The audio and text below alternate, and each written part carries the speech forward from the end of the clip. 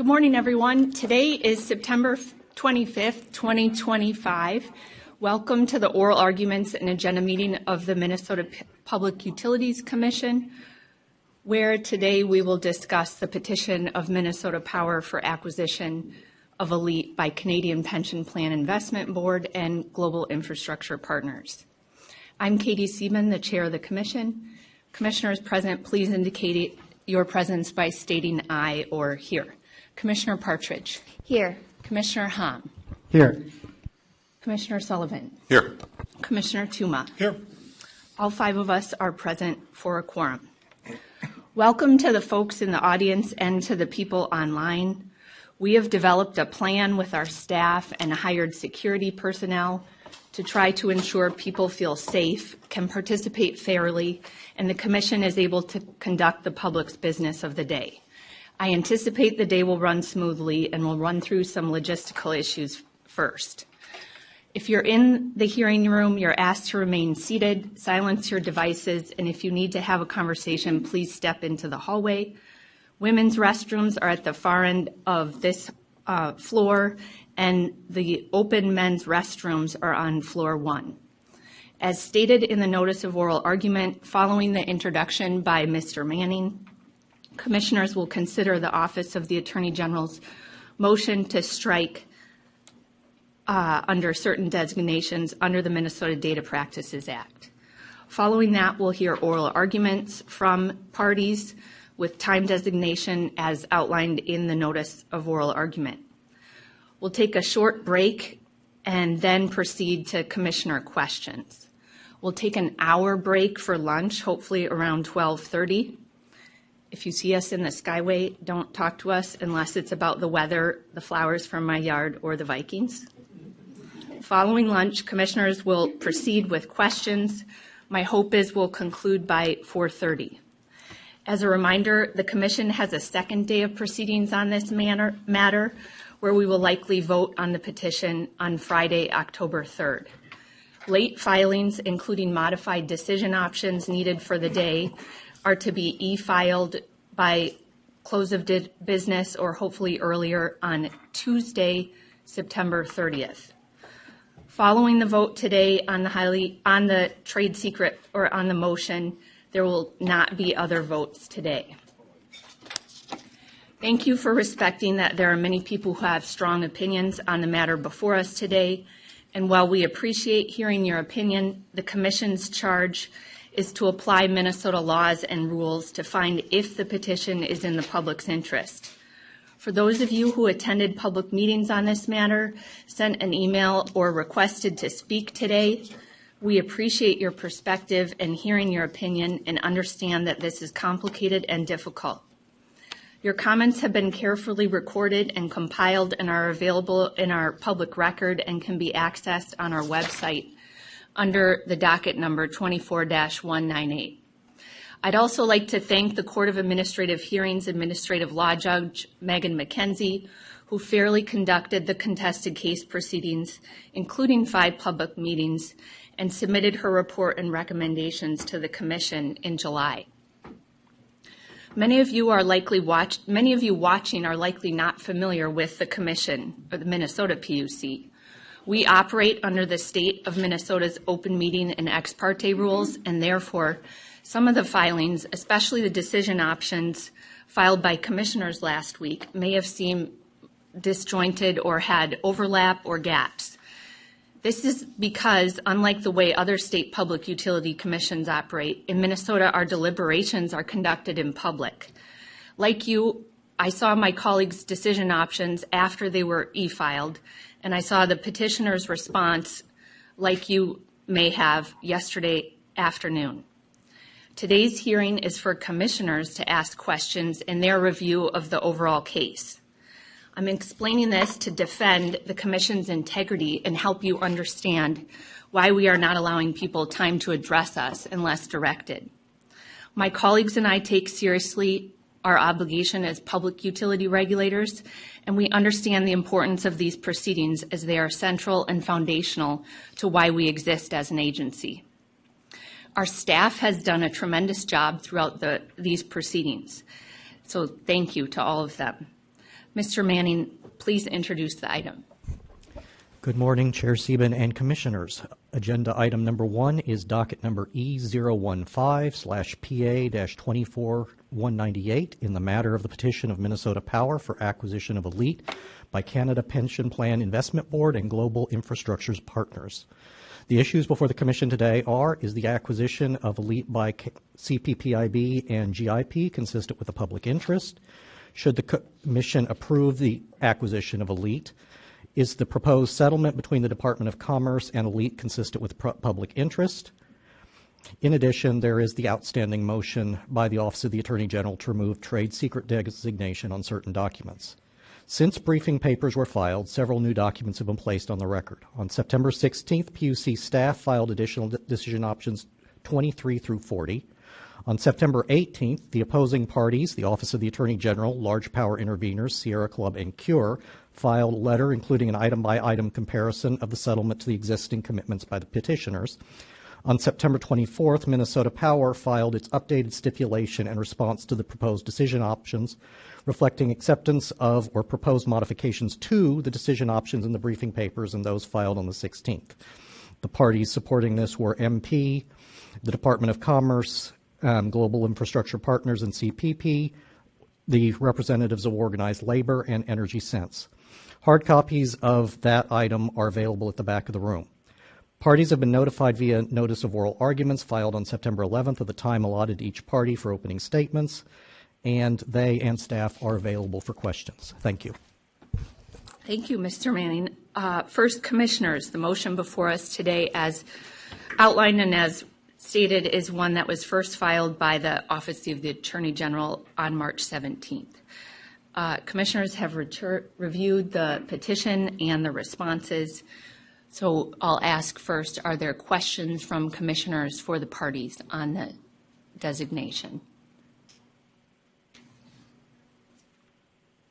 I don't hear any. Is there a motion on this matter? Commissioner Hom.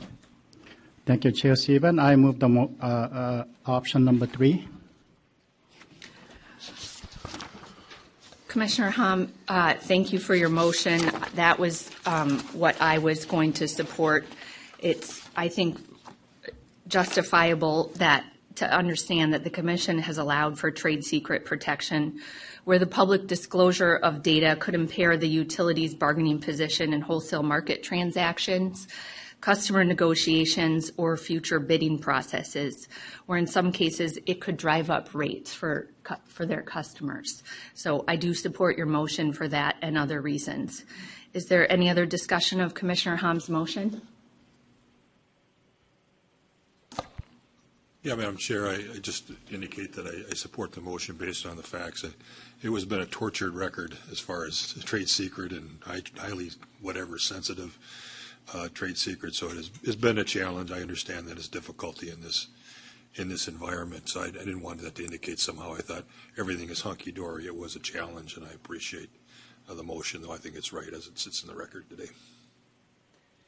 Any other discussion? Commissioner Partridge. Thank you, Chair Sieben. I just wanted to note that it is my understanding that the parties before us on both sides of this issue have seen the trade secret information.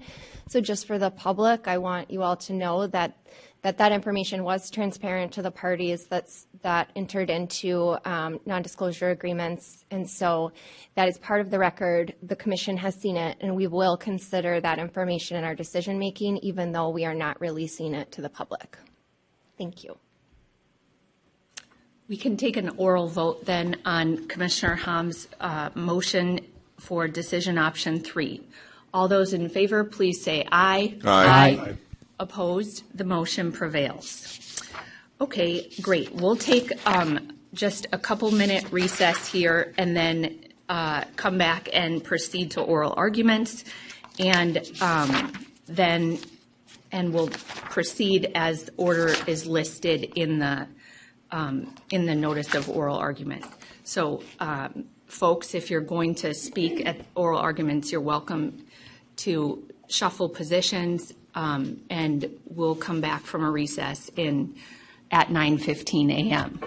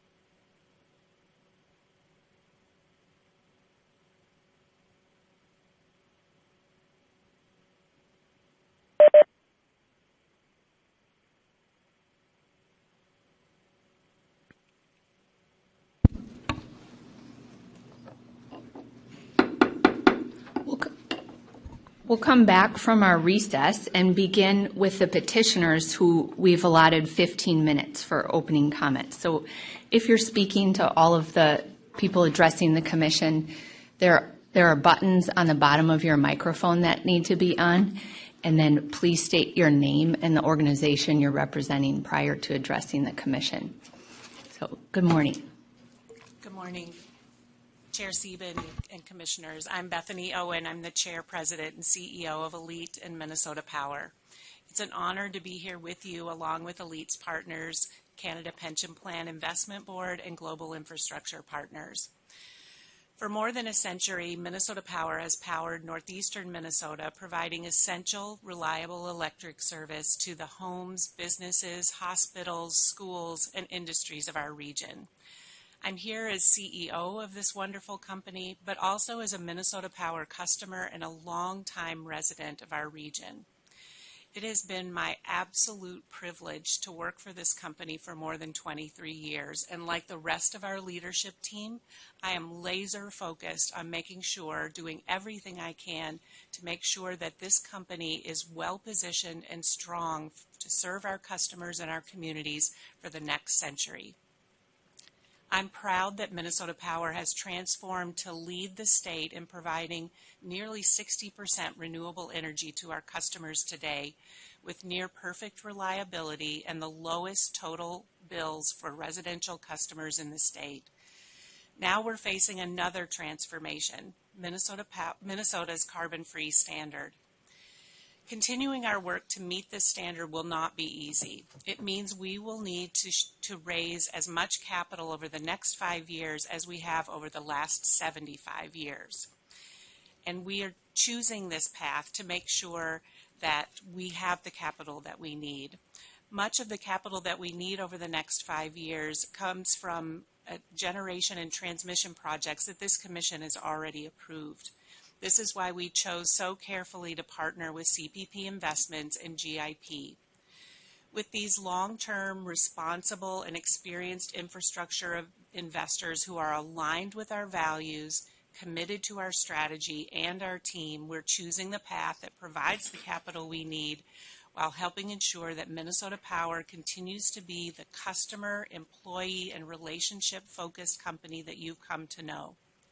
We know that is important to all of our stakeholders. As part of this Minnesota regulatory process, I attended the public hearings throughout our region, and it was clear to me that every person, whether speaking in favor or opposing this transaction, comes from a place of truly caring about the future of this company and the essential services that we provide. Throughout the 16 months since we have announced this proposed transaction, we, along with CPP and GIP, have listened very carefully to the concerns and worked very hard to address them. And our landmark settlement with the Minnesota Department of Commerce, as well as the joint filing we made in this docket yesterday, provide tremendous benefits to the public. Minnesota Power and our partners are making significant, meaningful, and even historic commitments benefiting our customers, our communities, and our employees, as well as commitments to transparency and earning the trust of our many stakeholders. Just a few of the dozen commitments include $50 million in customer rate credits, a one-year rate case stay-out that the company and partners currently value at nearly $100 million, a 5-year cap on return on equity and an immediate ROE reduction, $10 million for customer weatherization programs, forgiveness of residential customer arrears, $50 million to support emerging clean firm technology, the commitment to fund our 5-year capital plan, a majority independent board of directors with at least 4 directors from Minnesota, and much more. If approved, this transaction will provide benefits to our customers that exceed every other U.S. utility acquisition in at least the last 25 years. It is important to be clear that if this acquisition is approved by the Commission, Minnesota Power will remain headquartered in Duluth, led by the same team, with the same Minnesota focus and values-based commitment to serving our customers and communities. Minnesota Power will remain a public utility, fully regulated by this commission, having authority over our long-term plans, individual projects, as well as any changes to our customers' electric rates. I am so proud that this acquisition has the strong support of a strong and diverse coalition, including the State Department of Commerce, organized labor, business leaders, clean energy organizations, and low-income customer advocates. The acquisition has also been approved by the Federal Energy Regulatory Commission and the Public Service Commission of Wisconsin. And we're now nearing the end of Minnesota's robust regulatory process, and today we're before you asking for your regulatory approval. As you consider this next chapter for this company, I want you to hear directly from me that I am proud of the path that this company has chosen, and after working with them directly for more than 2 years, I am equally proud of the partners we've chosen in CPP Investments and Global Infrastructure Partners. This partnership is needed to ensure that Minnesota Power can achieve our collective energy goals for a bright and truly sustainable energy future, building on the strong legacy that has made our company so special to so many for more than a century. I'm now going to turn it to Andrew Alley. Thanks, Bethany, and good morning, Chair Sieben and Commissioners. I'm Andrew Alley, Head of Infrastructure for North America for CPP Investments, and I'm honored to have the opportunity to be here today to answer questions you have about CPP Investments' proposed investment in ALLETE alongside GIP. Like Minnesota Power, CPP Investments serves an important public purpose.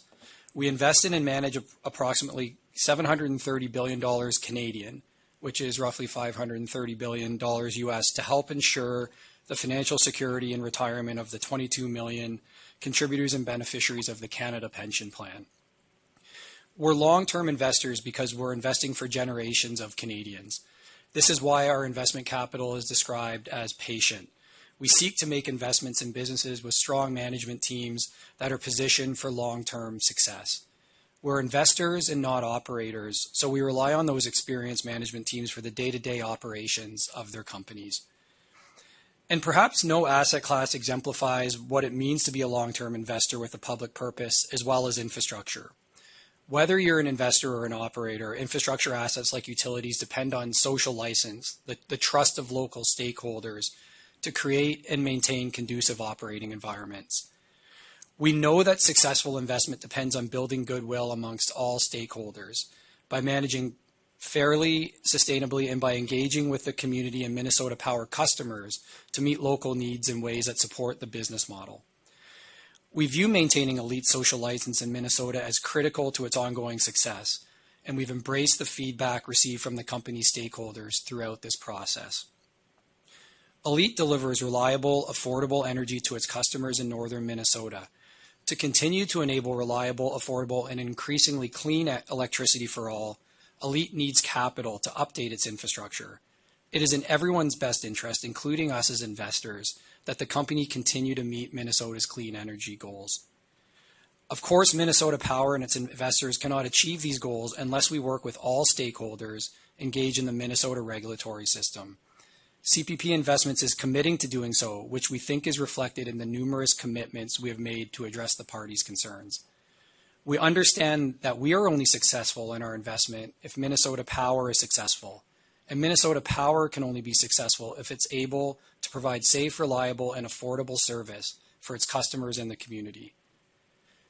CPP Investments has an extensive track record of good stewardship and stakeholder relations. This is why we're a partner of choice for companies, governments, and key stakeholders all over the world. Our successful investment in Puget Sound Energy, which is another U.S. utility in Washington State, is evidence of what can be built when CPP Investments backs a business undergoing a transition to clean energy. We have experience being good stewards of companies like this. And we envision a similar partnership with ALLETE. After spending over 2 years getting to know Bethany and her team, we have confidence in their ability to execute on their long-term goal for the benefit of their customers, stakeholders, and the community, and we're excited to build on that with them. In short, what we hope to achieve with this investment is to work with the company to meet its goals, satisfy its obligations, to Minnesota and build value for all stakeholders. We want to ensure we're here today to address your concerns and answer your questions you have in today's hearing so we can move forward in a way that best positions ALLETE, its employees, and its customers for the future. Now I'll turn to Mr. Bram.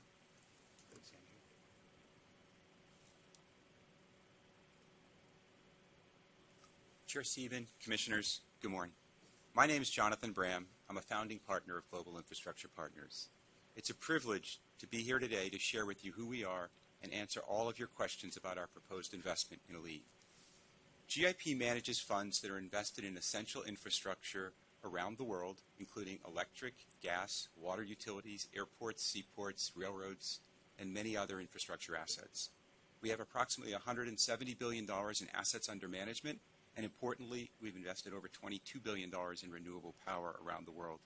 We are, in fact, one of the largest investors, both in the United States and globally, in clean energy. We know how important it is to be a trusted partner that works with stakeholders, regulators, and our track record demonstrates our commitment to this. A few examples. We're invested in Naturgy, a leading electric and gas utility in Spain that serves 16 million customers. We're invested in Suez, a water utility that provides 68 million people worldwide with drinking water. We've invested in more than 16,000 miles of critical gas pipelines, both here and in Europe. Last week, 16 years after our first investment, we secured approval from the UK government to expand Gatwick Airport, one of our earliest investments. We're invested in the Sydney Airport, which is the primary gateway to the country of Australia. Governments and regulators wouldn't trust us with these critical assets if they didn't think that we were trustworthy. Since 2006, over half the capital we've invested has been in a joint venture with large industrial companies. Many times these companies have chosen to partner with us more than once, and many times it's for the critical infrastructure for their businesses. We wouldn't be able to make these investments without our reputation and our track record and trustworthiness. We've earned this reputation by demonstrating we understand and respect the regulatory compact. We take seriously the unique obligations that come with investing in critical infrastructure. And simply put, our social license to operate and steward these assets is our most precious asset, and it's something that once lost would be very, very difficult to recover. GIP has been guided in these investments by core values that align completely with ALLETE's culture: integrity, transparent regulatory compliance, high-quality service, responsible labor practices, and a commitment to the energy transition. This alignment of values, an alignment between the needs of the company and the capabilities of the partners, makes this investment a win-win proposition for Minnesota Power, its customers, and the state. GIP brings to this opportunity a long-term investment thesis, one that is based on providing the investment and expertise necessary to help ALLETE deliver on Minnesota's carbon-free standard.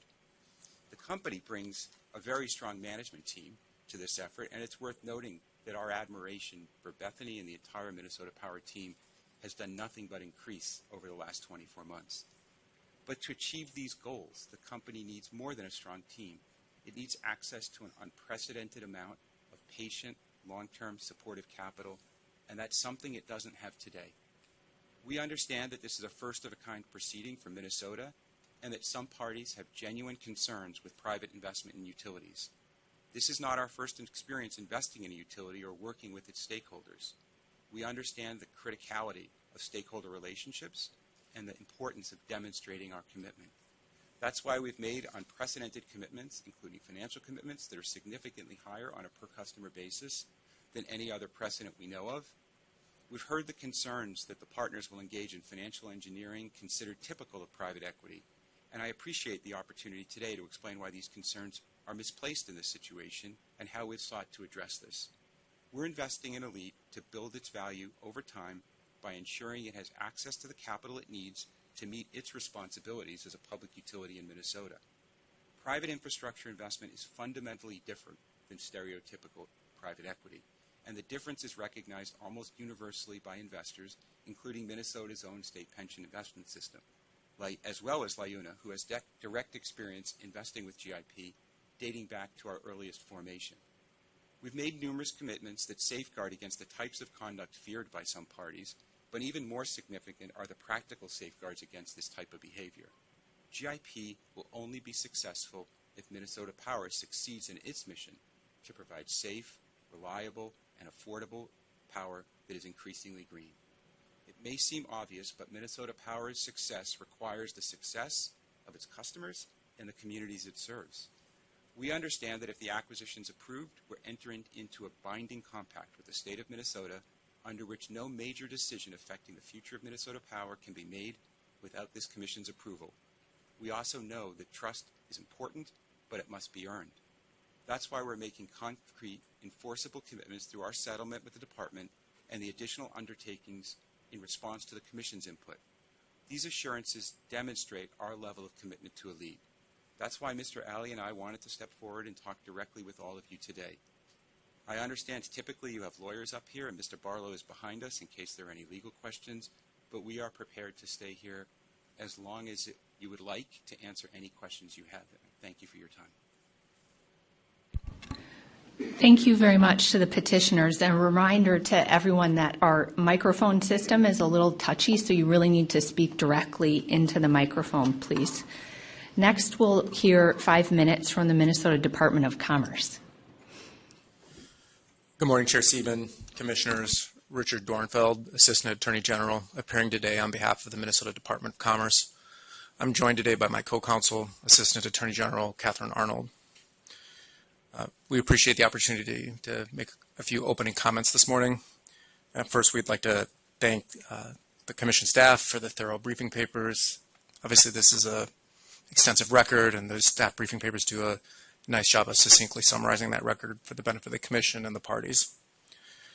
The Department also appreciates the additional decision options that were filed by Commissioners last week. In the Department's view, those provided valuable additional guidance for how the transaction should be shaped, and the amended settlement filed yesterday, I think, reflects much of the Commission's guidance and further enhances the benefits of the transaction while further mitigating the risks for ratepayers, workers, and the broader community. As we get started this morning, in our view, it's important or helpful to take a step back for a moment. And as I alluded to, this case does have a vast record that at some points has been somewhat contentious, at least for Minnesota standards. But I don't think anyone seriously disputes that the energy transition is a generational opportunity for ALLETE and for our state, and that in meeting this opportunity, ALLETE will need new financing, and that's true whether it remains publicly traded or if it's taken private as proposed in this matter. And because predictions about the future are inherently uncertain, the exact timing, amount, and source of that financing is up for reasonable debate. But regardless of where you fall in that debate, there is no free lunch. Minnesota Power will require additional financing to meet the moment. And it's not a surprise that there are challenges in meeting this opportunity because, like any great opportunity, there are bound to be challenges along the way. And so from the Department's perspective, both the public and private paths offer a different mix of risks and benefits. And from the start, the Department has been clear-eyed about this deal. The Department closely reviewed the partners' representations to regulators and investors, and it noted the differences.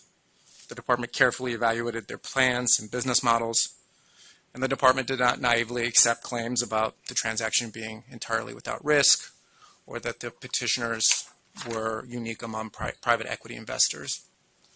And so through the contested case process, the Department concluded that the original deal was not a risk worth taking, even if it offered a viable pathway to meeting our energy transition goals.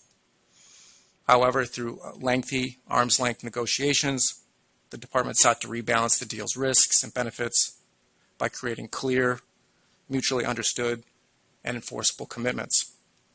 The settlement adds an enforceable capital commitment that the original deal lacked.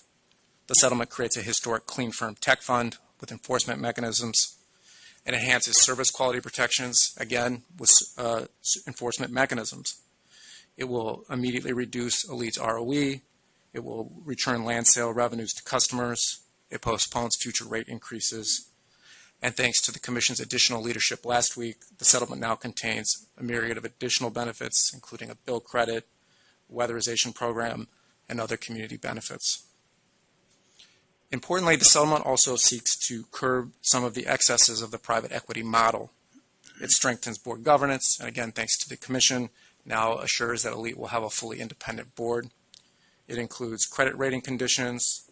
It places guardrails around dividend and distribution issuances, again, with enforcement mechanisms. It prohibits the use of ALLETE's assets as collateral, and it ensures continued book and record access for the Department, the Commission, and other regulatory entities. In the Department's view, the deal subject to the revised settlement presents a better mix of benefits and risks than either the original transaction or status quo alternatives. The transaction under the settlement provides the clearest pathway to seizing the generational opportunity before us, while also limiting the downside risk inherent to any transaction. That, in the Department's view, renders the transaction consistent with the public interest, and as a result, the Department recommends that the Commission approve it. Thank you. Thank you. Next, we'll hear from the Energy Sense Coalition. Thank you, Madam Chair and Commissioners. My name is George Chardlow, and I serve as Executive Director of the Energy Sense Coalition, or ECC. For over 30 years, ECC has advocated on behalf of low-income utility customers across the state. This has included intervening in multiple Minnesota Power rate cases and affordability dockets to advocate for equitable rate design and to advance the goal of ensuring MP's low-income customers could achieve a 3% electric energy burden or less so that they can afford their lives. As we noted in our petition to intervene, our participation in this docket was motivated by a desire to ensure that the acquisition was sound from the perspective of those low-income customers. There was cause for concern all across the economy, from mobile home parks to manufacturing facilities. There are examples of certain private equity acquisitions working against the interests of low-income people. Ultimately, I sit before you today and offer my support of the acquisition as amended by the settlement, not out of a belief in the benevolence of the partners, but out of a belief in the enduring authority and oversight of the Commission.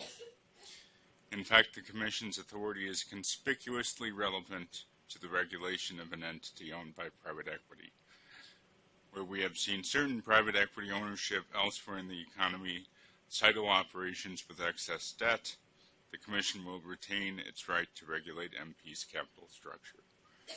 Whereas elsewhere we've seen rising prices and deteriorating quality, the Commission will retain its authority over rates and service quality. In fact, when the settlement terms are taken into account, advocates and MP customers will walk away from this transaction with more benefits than they currently have. Currently, affordability programs and arrearage forgiveness is funded by surcharges on customers and largely limited to those who are formerly income qualified. Here, the partners have pledged to inject their own funds to aid these efforts and to fund arrearage forgiveness for non-formally income qualified customers. Currently, MP service quality standards do not assess financial penalties for violations of their service quality standards. Here they do. The company has furthermore committed to maintain its practice of offering budget payment plans to all customers who self-report hardship, not just those who are formerly income qualified. ECC is under no delusions that the amended terms of the settlement render our work as a watchdog obsolete.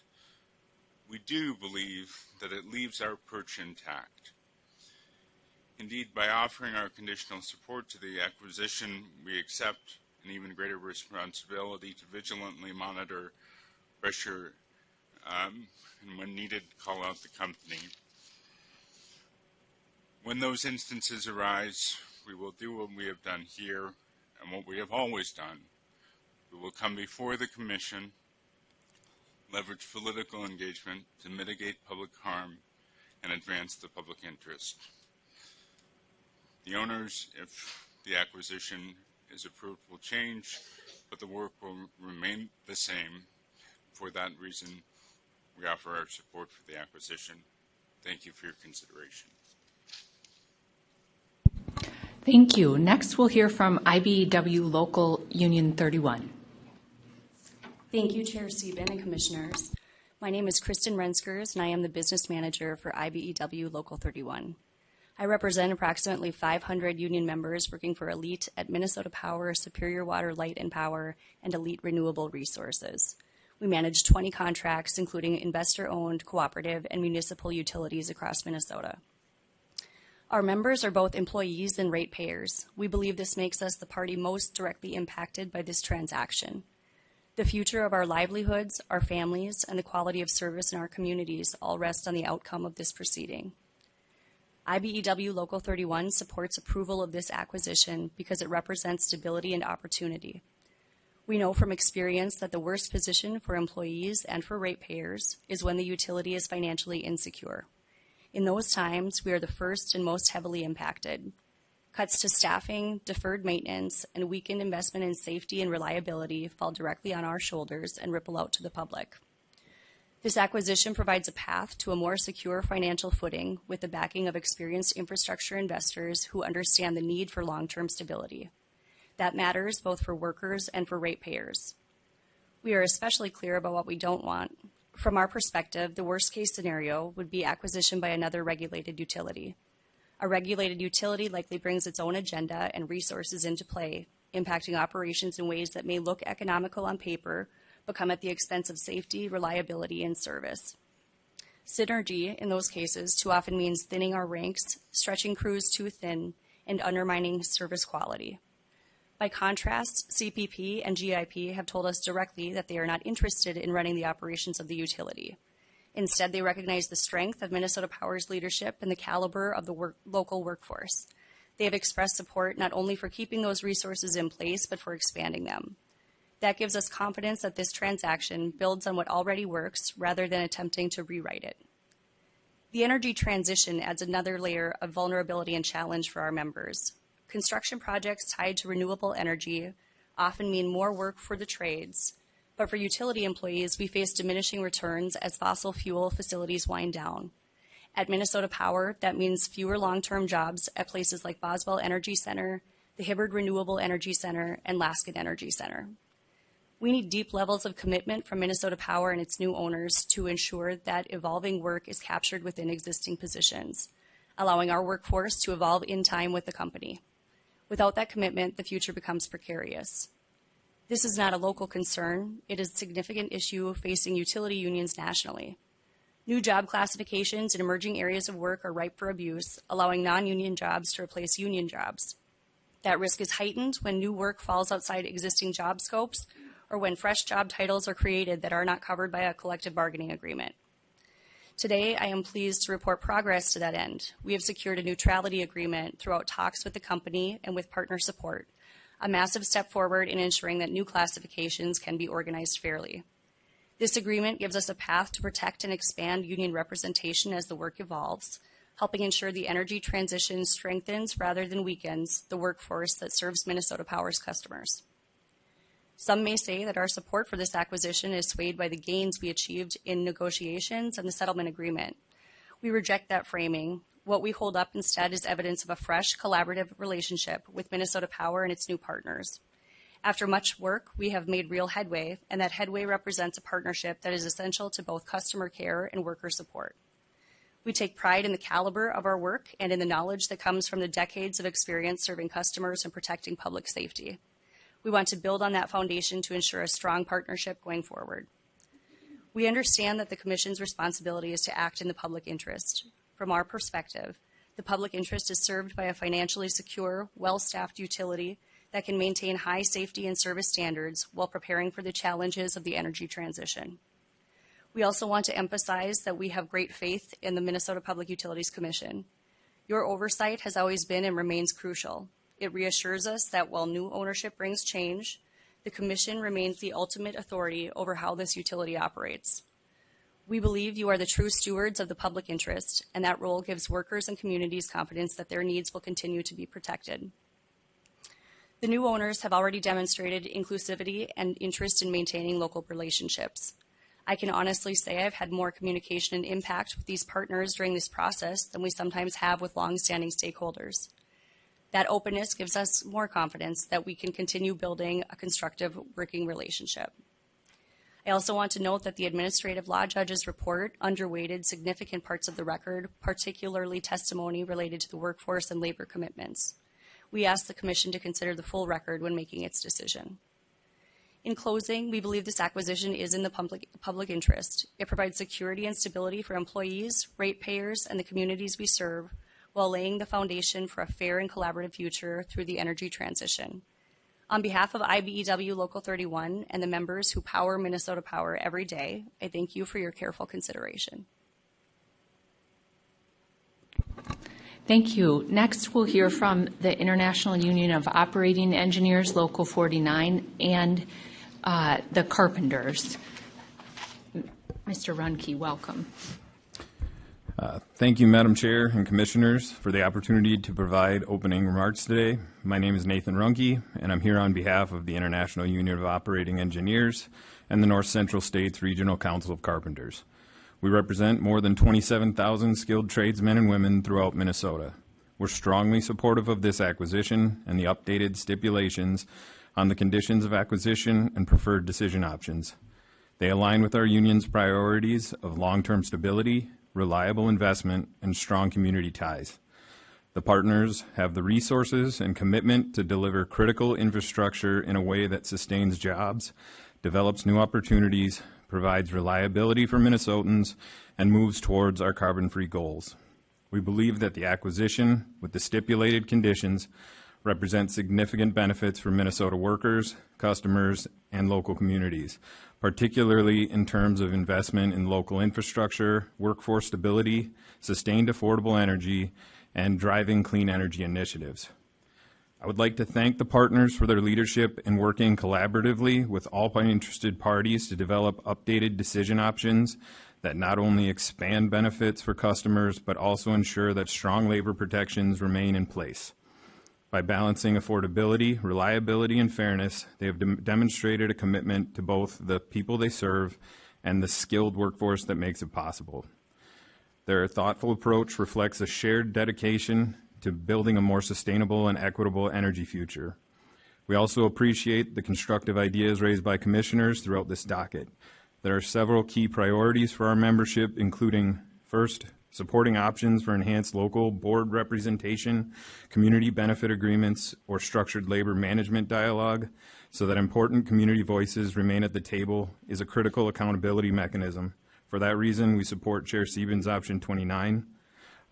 Second, ensuring that ALLETE's new ownership agrees to maintain and enhance apprenticeship and training partnerships with local unions. This supports both reliability in operations and career pathways for working people. For this reason, we support Commissioner Partridge's new options 34, 35, and 36. The partners' commitment to keeping ALLETE locally managed, maintaining high labor standards, while respecting workforce agreements is critical for our continued support. Third, requiring commitments to preserving existing jobs while expanding employment opportunities in the renewable area and infrastructure development. We believe this begins with Commissioner Tuma's proposed option 39, Parts C and D, which preserve and provide additional oversight prior to moving jobs or reducing the workforce.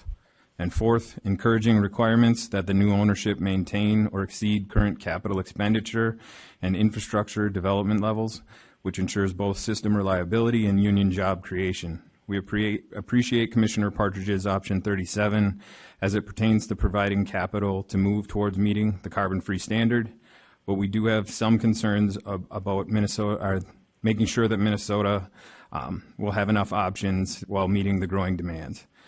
We believe that this acquisition will put ALLETE in a much stronger position to obtain the capital necessary to achieve its carbon-free obligations. Meeting Minnesota's clean energy goals will require significant long-term investments. The partners have both the financial capacity and investment discipline to help meet those challenges. However, we acknowledge new ownership must meet the expectations of Minnesota customers. Minnesotans have made it clear they want the clean energy transition to deliver not only affordable and reliable power, but also high-road jobs that build and sustain our communities. Meeting these expectations will determine our trust in this transition. I also want to emphasize to those who are opposed that changing ALLETE from a publicly traded to a privately held company does not change Minnesota Power's regulatory obligations. Minnesota Power remains a regulated utility under state law, and the Commission retains full authority to oversee and enforce all obligations related to rates, investments, and service reliability. Ratepayer protections, environmental standards, and commitments to the public good are written into statutes and rules. They do not disappear or weaken simply because of a shift in ownership structure. What changes is the source of capital. What does not is the utility's responsibility to provide safe, reliable, affordable, and increasingly clean power.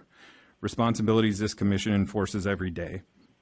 In conclusion, the 49ers and Carpenters support an ownership model that demonstrates long-term commitments to people and communities. We believe this proposed acquisition with appropriate conditions offers a clear path to balance economic growth, workforce opportunity, and clean energy goals. It strengthens ALLETE's financial position to meet Minnesota's carbon-free mandates while adding new layers of protection for ratepayers and accountability for workers. Thank you for this time to speak. Thank you. Next is Layuna. Thank you, Chair Sieben, Commissioners. Kevin Pranis on behalf of Layuna, Minnesota, North Dakota. I can just say that we're incredibly proud to be here today in this proceeding and with this coalition. I think one of the most important proceedings that we've ever been a part of in front of this Commission. Particularly appreciate the work by ALLETE's management and the partners working hard to earn Minnesotans' trust and digging deep to meet the moment. We have more than 20 years of experience working with Mr. Bram and global infrastructure partners, but everyone in Minnesota doesn't have that experience, and it's understandable that new things can be scary. And so there was a lot of work to be done to explain who are we, why are we here, and why could this be a good thing for Minnesota. The multi-party agreement that was filed yesterday, on top of the agreement that was filed previously, worked out with the department, sets a new high watermark for acquisition of regulated utilities by infrastructure funds nationally, or will if it's approved, which we appreciate because we're pushing infrastructure investors in other states, in other acquisitions that are being considered to meet this standard. Ms. Bryant, our witness, who's here today, is leading that effort for our union, making sure that hopefully this deal gets approved. That becomes the standard to which every other deal around the country could be held. We also appreciate the work of the Department of Commerce. I won't lie, there were days when I thought the legal team's fierce advocacy would take years off my life. However, it got a really good deal for ratepayers, and all's well that ends well, I guess. So, I mean, that is very much appreciated. There are more gray hairs. Finally, I think this an amazing coalition that's come together, and a special appreciation, I think, for both Energy Sense Coalition for working so hard on this, and clean energy organizations for stepping up when it was really important in a docket they had not been in, for doing the hard work of figuring out what was the right position to take for the issues that they advocate for. Folks we've partnered with all over the place and happy to have here. The stakes for us are incredibly high at this docket, I think for different reasons than we'll hear from opponents. With thousands of line members and tens of thousands of union members count on Minnesota Power for electricity, their livelihoods, or both. We're on the front lines of this if the Commission approves this transaction and if you reject it.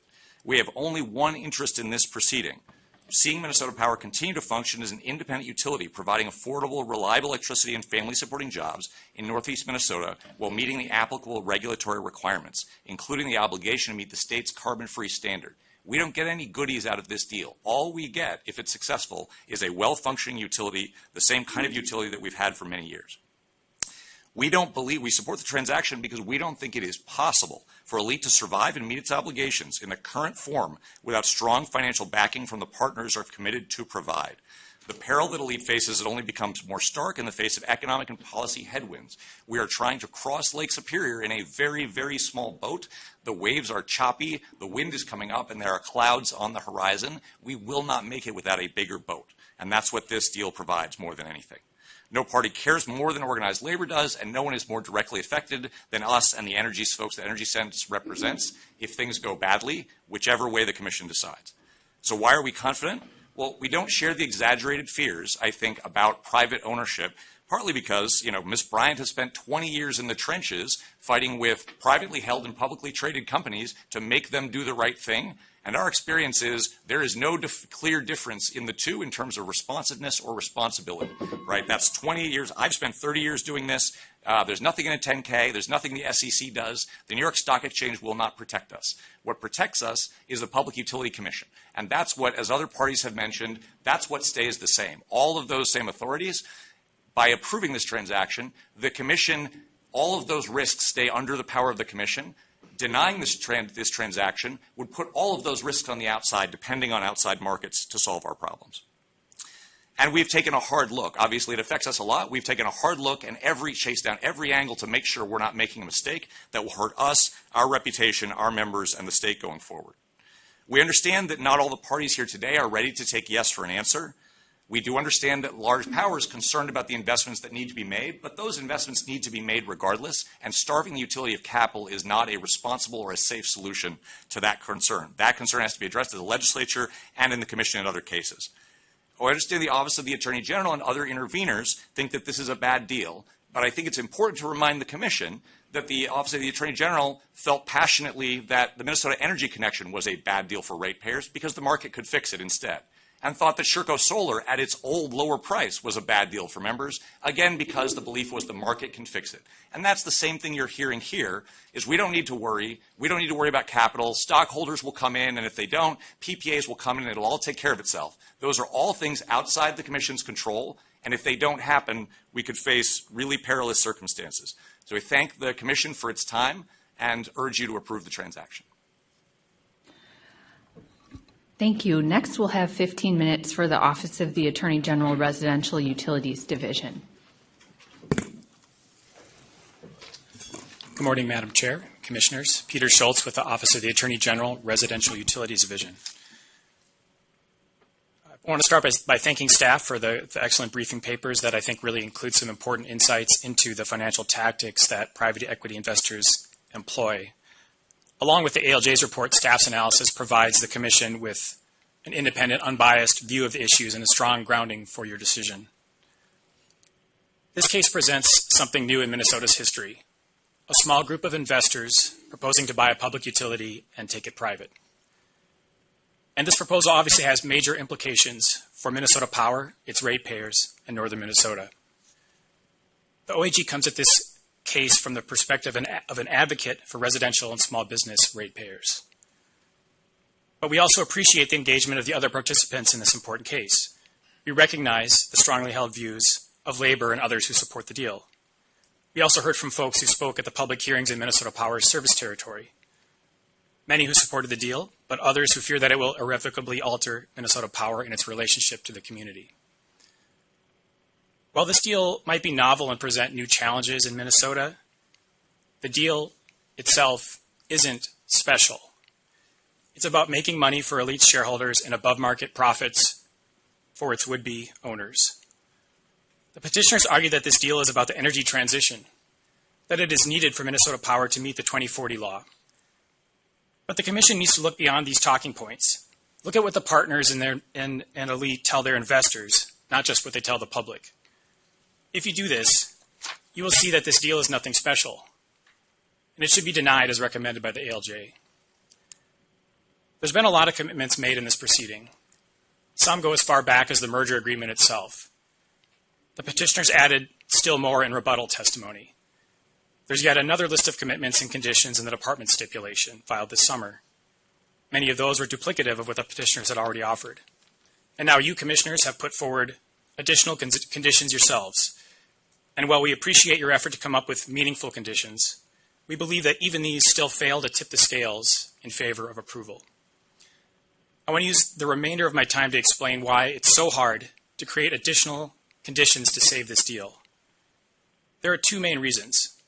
First, as I already said, it's not a special deal, and because the deal is unlikely to improve ALLETE's access to capital, there's essentially no public interest benefit. This makes it very hard to scrape together enough benefits to offset the significant risks. The second reason it's hard to create meaningful conditions is that for the petitioners, the most significant risks to the public interest are a feature of the deal, not a bug. This means that even if the Commission is able to come up with conditions that would mitigate these risks, it'll be a non-starter for the partners in the WAC. I'll talk a little bit more later on about why what the petitioners agreed to in yesterday's filing still doesn't address the deal's core risks. To think about this case correctly, the Commission needs to first understand what the deal is really about. It is not about ensuring that Minnesota Power has sufficient capital to execute the clean energy transition, a carefully crafted line you've heard repeated by the petitioners. For the partners and ALLETE shareholders, the real purpose of the deal is simple. It's about making money. That's something all businesses do. But in the context of a regulated utility, making the amount of money that the partners are banking on presents real risks. From the partners' perspective, the deal is about getting control of a well-run, financially healthy utility poised for significant growth. The record shows that their plans are broadly consistent with the private equity playbook. The partners plan to put in as little of their own money into ALLETE as possible following their acquisition and inject debt at higher levels in the corporate structure. They plan to streamline its operations, and they plan to sell it again for a profit. From ALLETE's perspective, the deal is about maximizing value for its current shareholders. It's the same sort of corporate M&A deal-making that ALLETE's board routinely considers year after year. In fact, according to the proxy statement describing the deal, the board has considered selling the company every single year since at least 2008. The proxy statement also recounts how J.P. Morgan presented the board with 6 interested buyers. But ALLETE insisted on such a high premium that it drove away all potential capital providers except the partners. ALLETE then continued bargaining with the partners for even more money at the risk of driving away its only remaining prospect. ALLETE's behavior demonstrates that better capital access was not the purpose of this deal, and it shows that the deal was not needed to meet Minnesota's climate goals. If ALLETE had a desperate need for capital, it would have taken the partners' first or second offer. Instead, the board wanted to get more money for shareholders and was fully prepared to continue relying on the public market if the deal did not work out. The ALJ saw through the petitioner's talking points. She found no proof that the deal would improve ALLETE's access to capital, or even that ALLETE needs better access to capital. And she rightly rejected petitioner's self-serving claim that access to the New York Stock Exchange with its vast pools of capital hampers ALLETE's ability to access capital. I want to move on now and talk about the second reason that saving this deal is challenging, and that is because the very reasons that the deal poses risks to the public interest are the same reasons that the deal is attractive to the partners. If the Commission is successful in mitigating these risks, the partners won't find value in the deal. To illustrate this, I'll talk about 2 risks. First, regulatory risks posed by the partners' control of ALLETE, and second, the risk of outsized rate increases. The petitioners claim the deal offers improved capital access with no downsides, no change in Minnesota Power's management, no changes to day-to-day operations, and no change in regulation. But as the old adage goes, if something seems too good to be true, it probably is. Under the deal, Minnesota Power's ownership would change in a material way. Instead of being owned by thousands of investors with no single owner exercising control, there would now be essentially 2 owners, GAP and CPP. And as the ALJ found, the partners should be expected to use that control to do what private equity does, pursue profit in excess of that available in public markets. The petitioner's control of ALLETE's board holds material risks for the regulatory compact. The partners seek to control ALLETE because they intend to exercise that control. It is essential to their investment thesis. This is why the partners have been so resistant to any real protections that would help ensure customer interests don't receive short shrift in favor of investor interests as the board makes its decisions. The petitioners are quick to point out that the Commission would retain regulatory authority over Minnesota Power if the deal is approved. And of course it would. But if this ended the analysis, every acquisition brought in front of you would be in the public interest. Instead, the Commission needs to consider any burden on regulation as a potential harm or risk in the public interest calculus. This includes not only the potential for less cooperation, but also the partners' vast web of affiliated interests that the Commission would have to police to prevent self-dealing. Finally, turning to rates, the ALJ found that the deal would create an unacceptable risk of rate increase and rate shock in a critical and economically vulnerable area of Minnesota. Part of this rate risk comes from the partners' financial strategies. Their plan to achieve outsized returns relies on a strategy called double leveraging. This entails taking out debt at the parent company level and investing it into ALLETE, or Minnesota Power, as equity. The increased debt load would make ALLETE more risky and drive up its borrowing costs, which are passed on to ratepayers. We also know there's a risk of rate shock because the petitioners are projecting enormous rate increases. The commissioners saw the projected rate increases that ALLETE shared with the partners in negotiating the deal, which was the subject of our motion. The partners' own projections are also in the record, and both sets of projections exceed expected rates of inflation. There is simply no universe in which these rate increases can be considered sustainable. The Commission would, of course, maintain its authority over Minnesota Power's rates. But if these projections are anywhere close to accurate, the Commission is going to have its work cut out for it keeping electricity affordable. At a time when the price of everything is going up for consumers, utility rates around the country are coming under increased scrutiny. The last thing the Commission needs right now is having to police the partners' attempts to gain above-market profits at the expense of Minnesota Power's ratepayers. And if the Commission successfully holds rates down, and the partners can't get the returns that their investors expect and that they've promised their investors, they may simply cease investing or pull up stakes and sell. Before I close, I want to talk to you about why a few of the conditions that the partners agreed to in their filing yesterday do not get at the deal's core risks. There's a lot in that filing, but it's worth noting what the petitioners did not agree to. I want to highlight three things. First, they weren't willing to engage with Commissioner Sullivan's decision option placing conditions on a potential future sale. Specifically, they weren't willing to commit to holding ALLETE for at least 12 years or to not selling to a financial buyer like a hedge fund. They don't want to give you any input on what a future sale might look like. So by approving this deal, you'll be placing ALLETE into a potentially endless cycle of resale over which you have no input.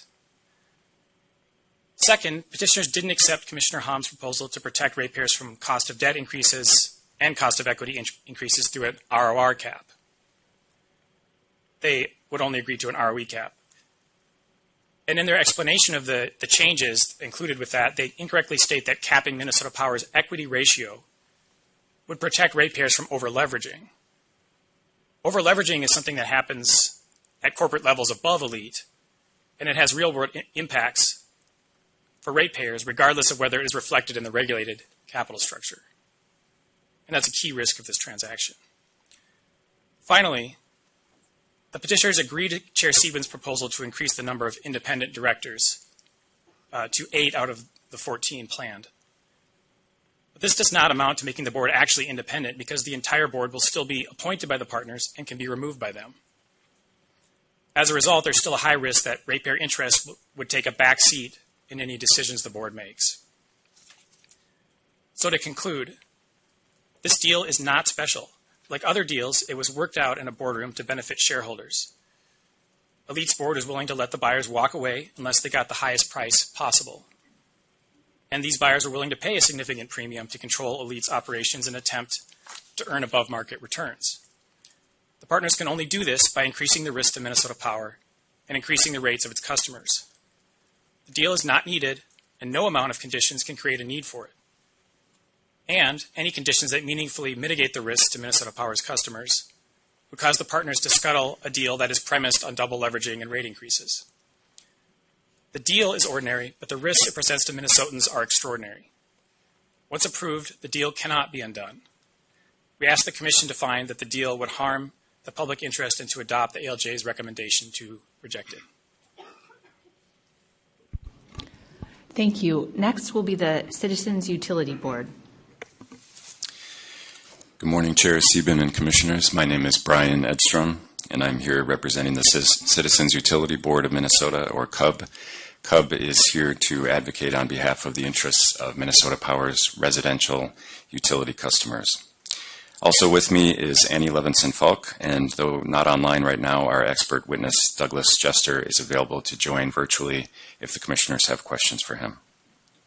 I'd like to join others in thanking the Commission staff for the excellent briefing papers, and also to thank all of the parties and participants in this docket for the long and difficult work in this challenging proceeding. CUB believes the Commission should deny the acquisition. As staff articulated in briefing papers, a key question in this case is not whether ALLETE needs to access large amounts of capital, but rather whether the acquisition improves that access.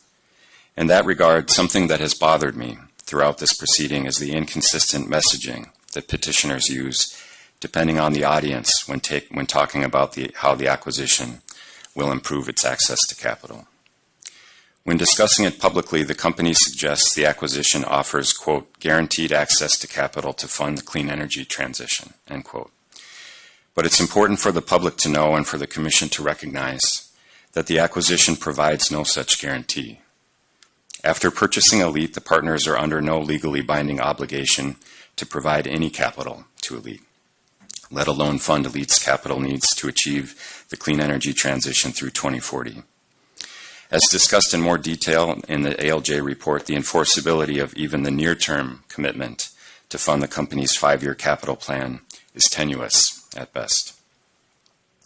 Of particular interest to me as a former securities attorney and securities regulator is the inconsistency between how ALLETE describes its access to capital in its annual reports or SEC Form 10-K versus the filings in this docket.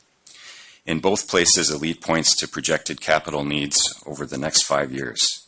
In this docket, ALLETE's witnesses claim that ALLETE is unable to meet those projected needs without the acquisition.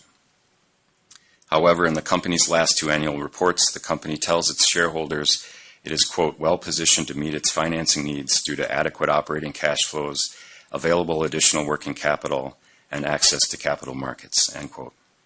This statement is made directly below the table outlining ALLETE's 5-year capital plan and refers specifically to those projections in that plan, the very same table and projections ALLETE cites in this proceeding when claiming the acquisition is needed. In briefs, the petitioners try to dismiss this language as just a single statement in a Form 10-K that has been superseded by the company's further analysis.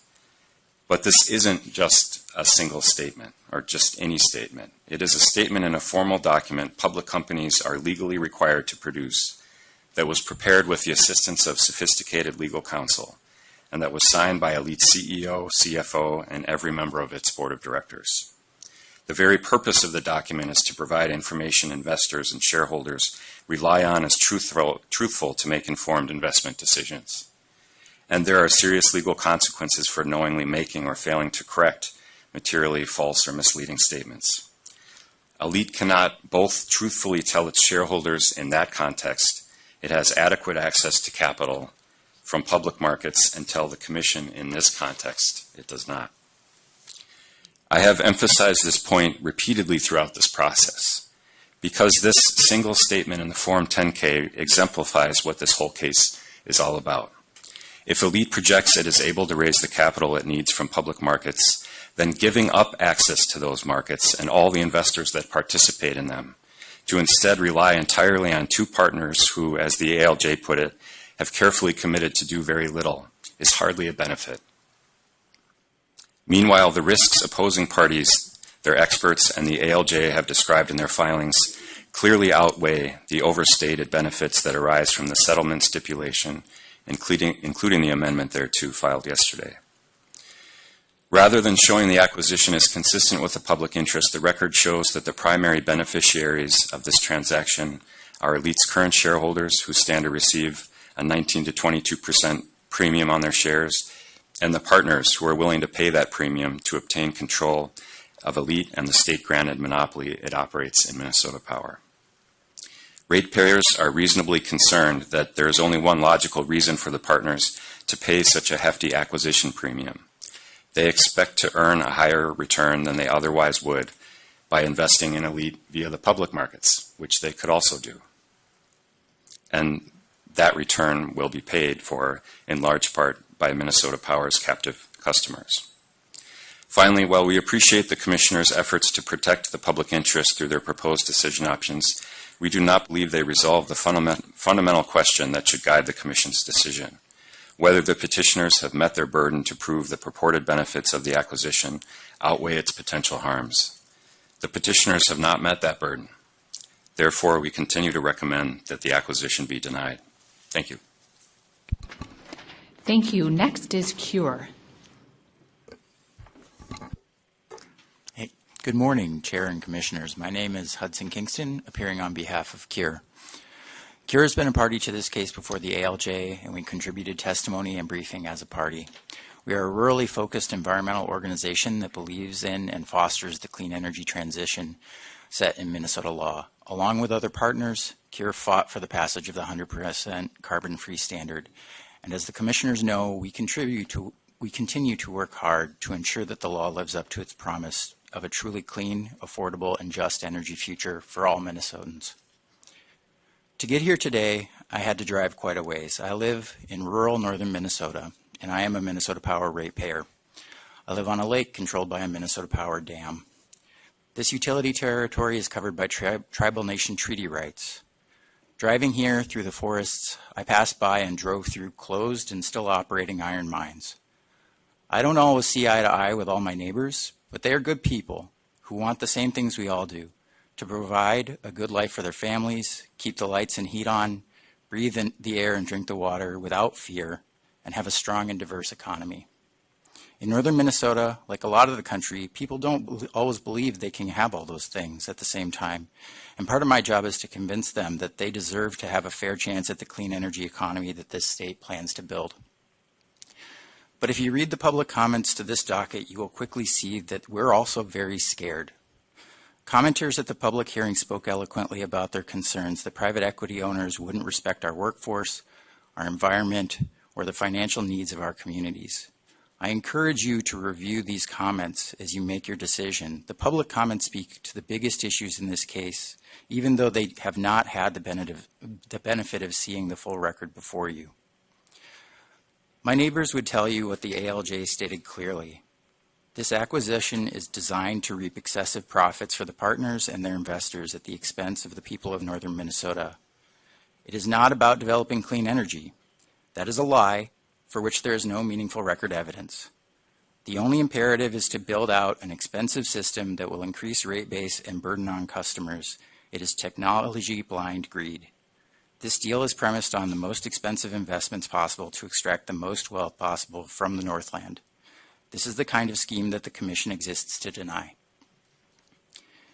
If you do approve this deal, be prepared for the ramifications. The Commission will own, fairly or not, the rate increases, debt loading, eroded service, and potentially even widespread economic damage and layoffs. This will be all in the name of clean energy. Opponents to the energy transition will gleefully wield these harms, and folks who are already skeptical of the carbon-free standard will turn against it and you en masse. We at CURE exist to work with community to protect the places they love, but we can't stop a tsunami of private equity-fueled economic harm, nor can we convince hurt people that it wasn't the clean energy mandate that caused this. You will also find that trust in your institution will have gone by the wayside. We strongly urge you to not let private equity label their excessive profit motive as the green transition. It is certain to end in disaster. Our experts in the ALJ report made clear that this deal is going to risk harm to employees, ratepayers, public transparency, tribal sovereignty, and the Commission's ability to serve its regulatory purpose. In a handful of years, these new owners will likely want to resell to another private equity business or dump Minnesota Power back on the public markets. When they do, the company will be fragile, loaded with debt, and generally despised by its remaining customers. Municipal and large industrial customers may leave for other wholesale providers, while low-income small customers will be stuck with spiraling costs. As the briefing paper said, this is a lose-lose for ratepayers, even if it goes to plan for the partners. Will that be the end of this, or will the Commission have to deal with repeated acquisitions and rate hikes every few years? Only those who have read the trade secret documents have any idea of what might come next, and even those documents can't fully predict the future risks. Our testimony covered the private equity playbook, excessive ROE, harms to labor and tribes, and the conflict of interest around BlackRock's data center build-out, among other topics you will likely weigh today. Mr. Ellis also testified on the deal, offering far deeper perspective on utility acquisitions than any other witness. We are happy to answer questions, and our experts will be available for questioning on WebEx as already communicated to Commission staff. Because of the proven harm to the public interest, this deal should be denied. Thank you. Thank you. Next, Sierra Club. Good Good morning, Chair and Commissioners. I'm Patrick Woolsey, appearing on behalf of Sierra Club. Thank you for the opportunity to speak today. CURE and Sierra Club are the only environmental groups that intervened and filed testimony in this docket. Sierra Club retained an experienced expert witness, Courtney Lane of Synapse Energy Economics, to carefully analyze the proposed acquisition of ALLETE by GIP and CPP. The evidence in this case, including Ms. Lane's testimony, demonstrates that the risks and harms of the proposed acquisition far outweigh any potential benefits. The ALJ report correctly recognized this. I'd like to highlight several risks related to the company's clean energy transition. Ms. Lane's expert testimony concludes that the acquisition may undermine the company's ability to comply with the carbon-free standard and would likely result in higher bills for ratepayers. Petitioners say the acquisition's purpose is to obtain capital for a clean energy transition, but there is no guarantee the partners would provide that capital.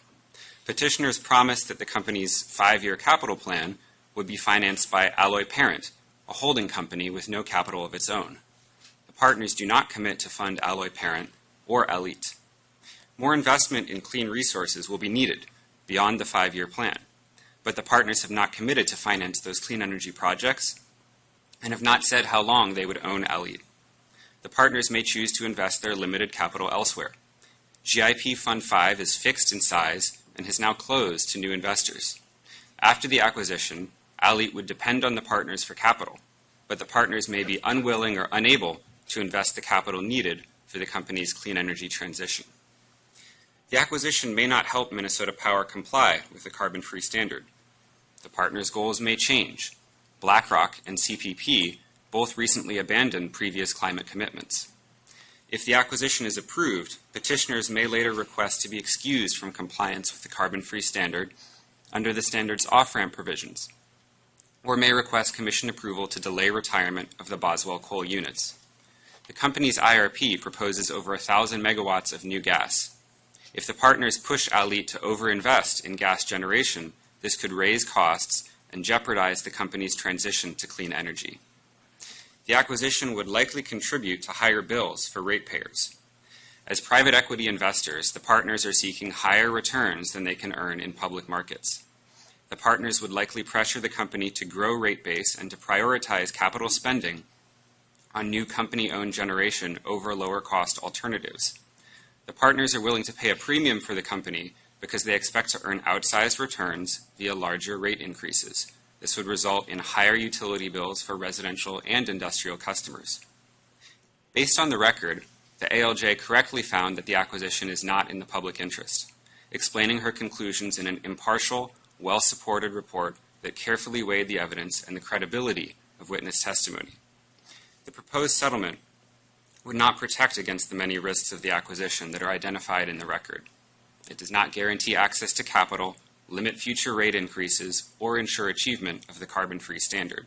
This is why 5 interveners that filed testimony, including consumer advocates, industrial customers, and environmental groups, opposed the settlement. Most of the proposed settlement conditions do not offer any affirmative benefits.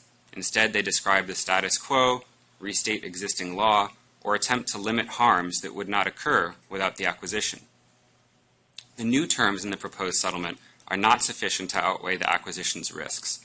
Delaying the company's next rate case by less than a year and temporarily capping return on equity will not stop the company from proposing larger rate increases in the future. And the proposed $50 million Clean Firm Technology Fund is an insubstantial amount, just 1% of the company's $5 billion capital plan. We appreciate the Commissioner's proposed decision options that would add more conditions on the acquisition, but incorporating some of those decision options into the updated settlement proposal does not resolve our concerns. None of the proposed decision options require the partners to provide capital to ALLETE after the acquisition, and the updated settlement would still not limit when the partners can sell the company. Even if the Commission adopted all of the proposed decision options, they would not be enough to mitigate the risks and harms of this acquisition. Petitioners have proposed a deal that does not benefit ratepayers, and the Commission cannot salvage the transaction with a patchwork of conditions. The proposed conditions are not enough to overcome the acquisition's fundamental flaws. Sierra Club respectfully asks the Commission to disapprove the acquisition, reject the settlement, and adopt the ALJ report. we recommend that the Commission adopt decision options 6, 13, and 21. Thank you for your consideration. Thank you. Next, the large power interveners.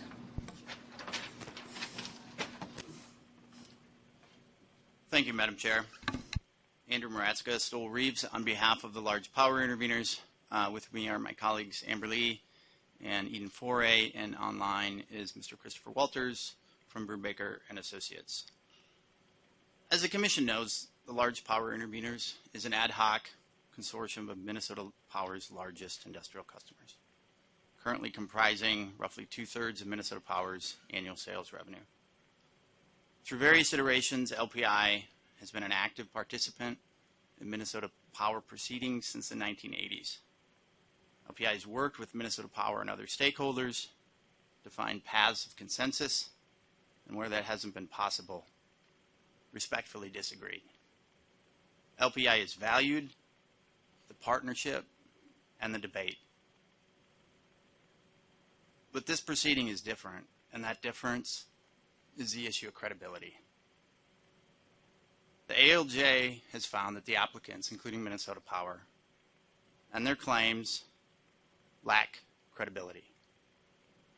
As LPI outlined on pages 8 to 10 of its comments on the ALJ report, the ALJ found significant credibility concerns regarding the applicants' claims that ALLETE has an inability to access capital via the public markets.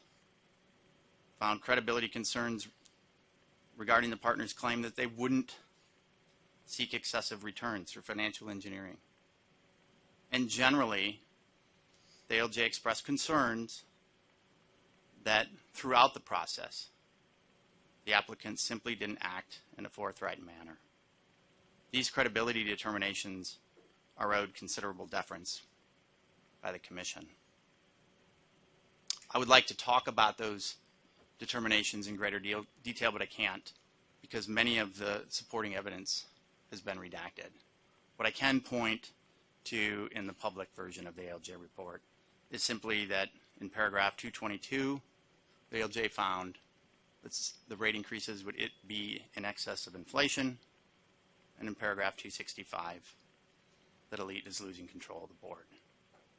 There simply is no benefit and only net harm as found by the ALJ. But LPI's concerns about credibility have actually increased since the filing of the ALJ report.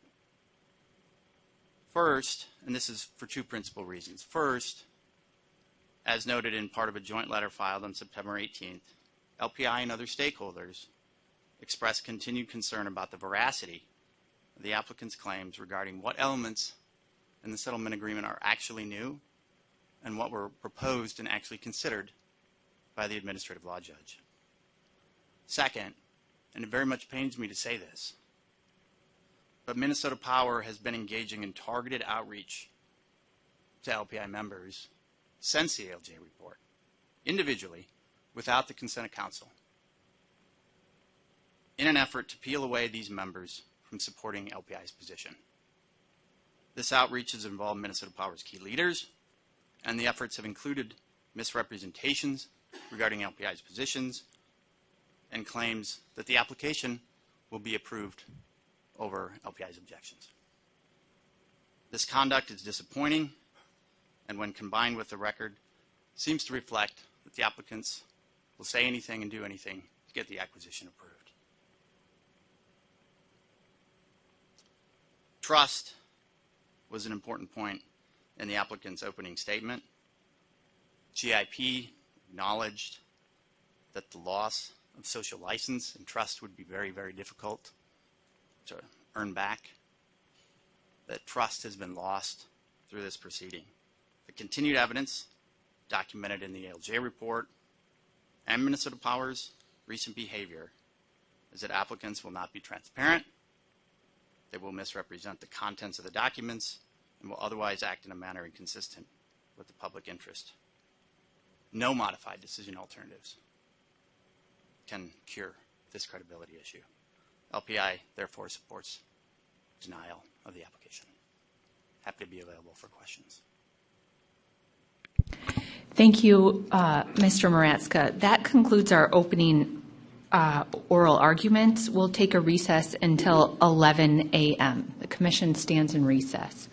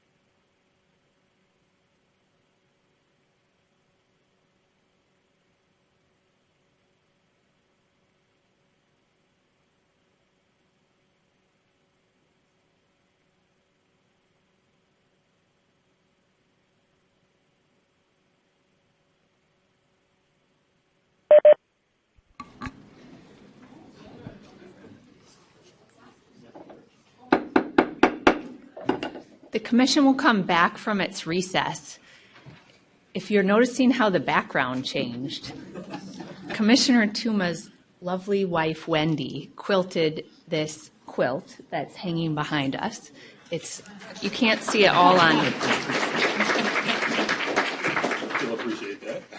And it was previously hanging in Commissioner Tuma's office, and we were just chatting about how the background is not that pretty, and so Commissioner Tooman kindly brought it in from his office, so you can all see it. So we'll begin this morning with commissioner questions, and I've explained to commissioners to take about roughly 15 to 20 minutes per commissioner, and then we'll just sequentially move through, and that should get us to our lunch break around 12:30.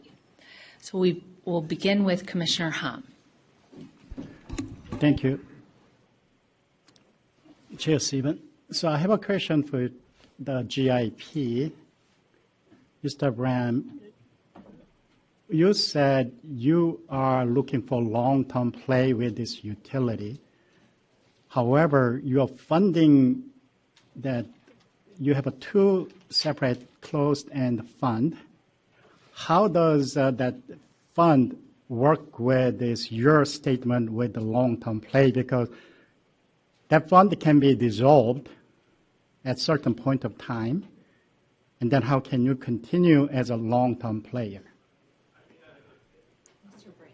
Chair Stephen, Commissioner Hom, first, it's a very good question. The first fund, the Tower Bridge Fund, is not closed-ended. Sorry? Can you hear me?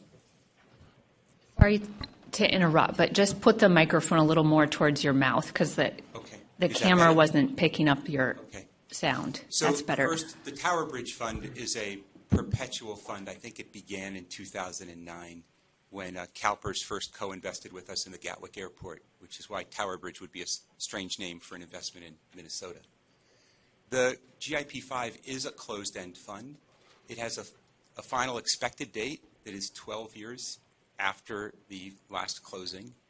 What we've done historically with some of the assets and the investments that we've desired to keep because of their growth prospects, things like Gatwick, which was in GIP-1, and we're still about to embark on a very large capital expenditure there, or our joint venture with MSC Shipping in global container terminals, is at a point we give the investors in the fund the opportunity to have liquidity, and we admit new investors, and we move our ownership of that business into a new fund. The term for them is a continuation fund.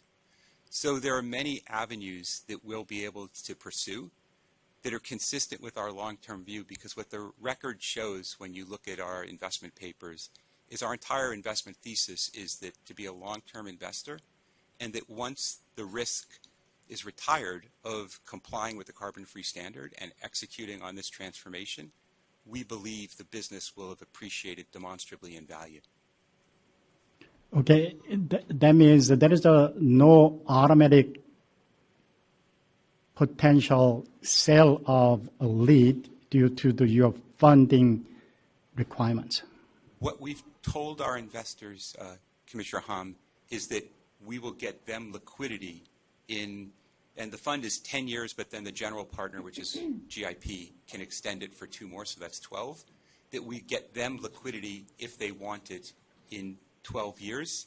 What we've been able to do in the case of Gatwick, in the large MSC joint venture, in the high-speed railroad that we have in Italy, and also with the Edinburgh Airport, is we give the investors who want to opt out because they have other investments or other constraints, they get liquidity and new investors replace them. So we've got many arrows in our quiver to optimize the value of the business over time and optimize our holding of the business. And I think to give you a sense of the size, those continuation vehicles that we've organized, they're close to $10 billion, but that's my sense off the top of my head, $9 or $10 billion of those type of vehicles. I think the other point that's a little bit related that has been raised at times is that because the funds are closed-end, meaning GIP-5, we raised $25 billion, and then we stopped raising money, what we do in all of our funds is we don't invest the full 25. We keep money committed from our investors to add. So in the case of GIP-4, which was $22 billion, we have $4.5 billion of uncommitted so that we're able to invest in the businesses that we own. Okay, thank you. So question to the CPP, Mr. ALLETE. So you're a pension fund. That means you need the cash flow. You have to pay out your pension every year, every month. How can you hold out the dividend from the ALLETE when you have to pay out your pension to your people? Chair Sieben, Commissioner Hom, thank you for the question. Our pension fund is a long-term fund. So while there is immediate cash flow for pensions being paid, we have more than enough to cover that from within the fund. So what we are very focused on is long-term returns to ensure pensions are there 25, 30, 40 years in the future. So we have more than enough to pay existing pensions, which means we don't require the near-term yield from these businesses.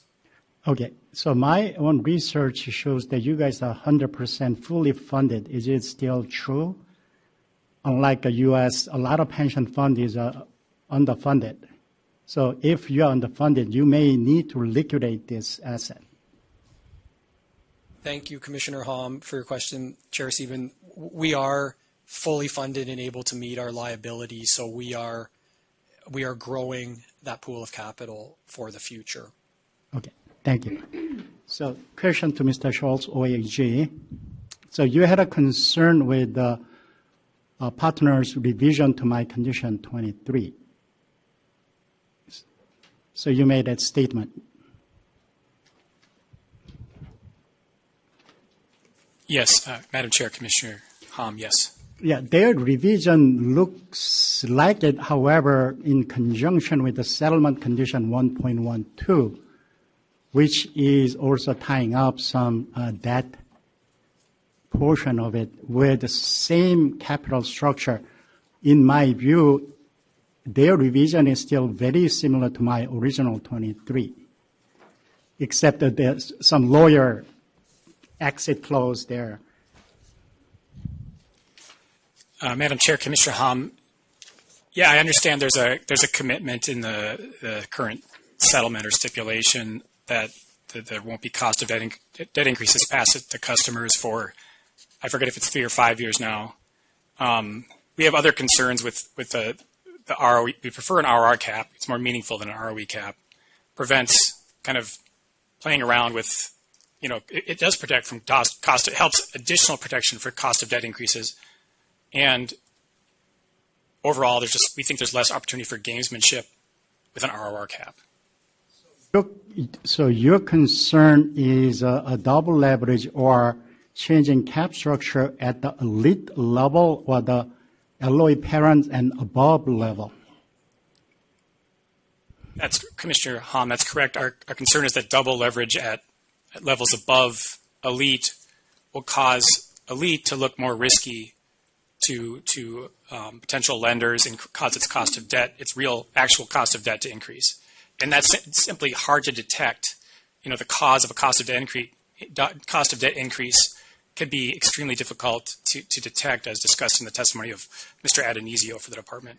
Yeah, but also partners commit to get the annual review from one of the credit rating agency, and then that rate is usually set by the credit rating agency's rating and the market level corresponding to that rates, right? I think I generally agree with that. I think that there can be cost of debt increases other than from a ratings downgrade. I think that there's evidence of that in the record. And then again, the penalty is, also I want to address one more thing, which is that the 100 basis point reduction you mentioned, 100 basis point reduction to ROR is a very different thing than 100 basis point reduction to ROE. So we again prefer that at the ROR level. I understand it's lesser penalty than original, but still, in your view, reduction of the 100 basis point of ROE, isn't it very significant material penalty potentially? Commissioner Hom, I think that would reduce the ROE from its current level to something like up to, I guess, in the high 8s. I think that's significant. It's just not as significant as a 100 basis point ROR reduction. Yeah, I agree with you, but still it's significant enough to company to pay attention. Sure. Yes, Commissioner. Okay, thank you. So question to Sierra Club, Mr. Woolsey. So you had a concern with the overinvestment in the natural gas power plant or the fossil fuel plants along your statement. Are you familiar with the Minnesota resource plan process? Yes, Commissioner. Thank you. So are you saying that company can overinvest during the ILP process? Well, Commissioner, certainly we understand that both the company's resource planning process and also its rate cases to recover investments are both subject to the Commission's authority, and that all of the company's resource planning decisions are ultimately reviewed by the Commission. But I think our concern is that if the acquisition is approved, the partners may put additional pressure on the company to make a higher level of investment in gas. And so we do think that is one risk of the acquisition. And while we absolutely understand and appreciate the Commission's ultimate authority to protect ratepayers, we do think that that job becomes more difficult if an owner like the partners is pushing for a certain level of investment. Yeah, thank you. So set aside the ILP process. Let's go into the more economic rationale in this discussion. So as everybody said, companies and the partners are looking for their profit. They are profit maximizer, right?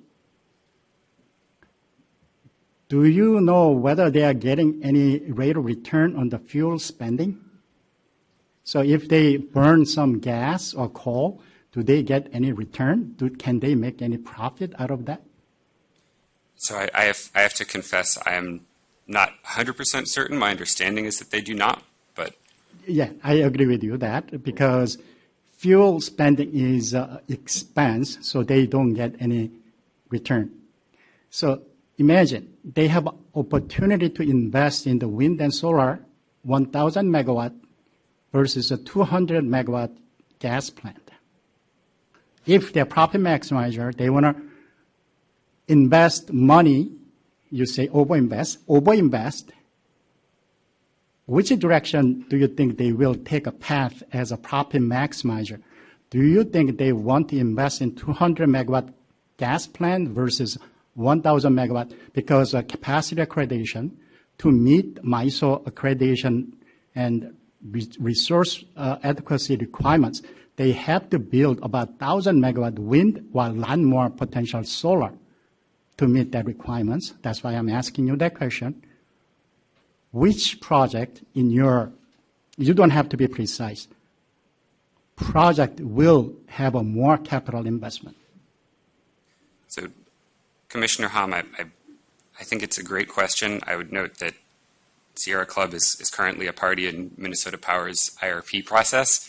And we have expert witnesses who are evaluating the company's proposed resource plans in the IRP. And I think I'd be getting a little bit, out of my depth if I were to try to answer your question here today.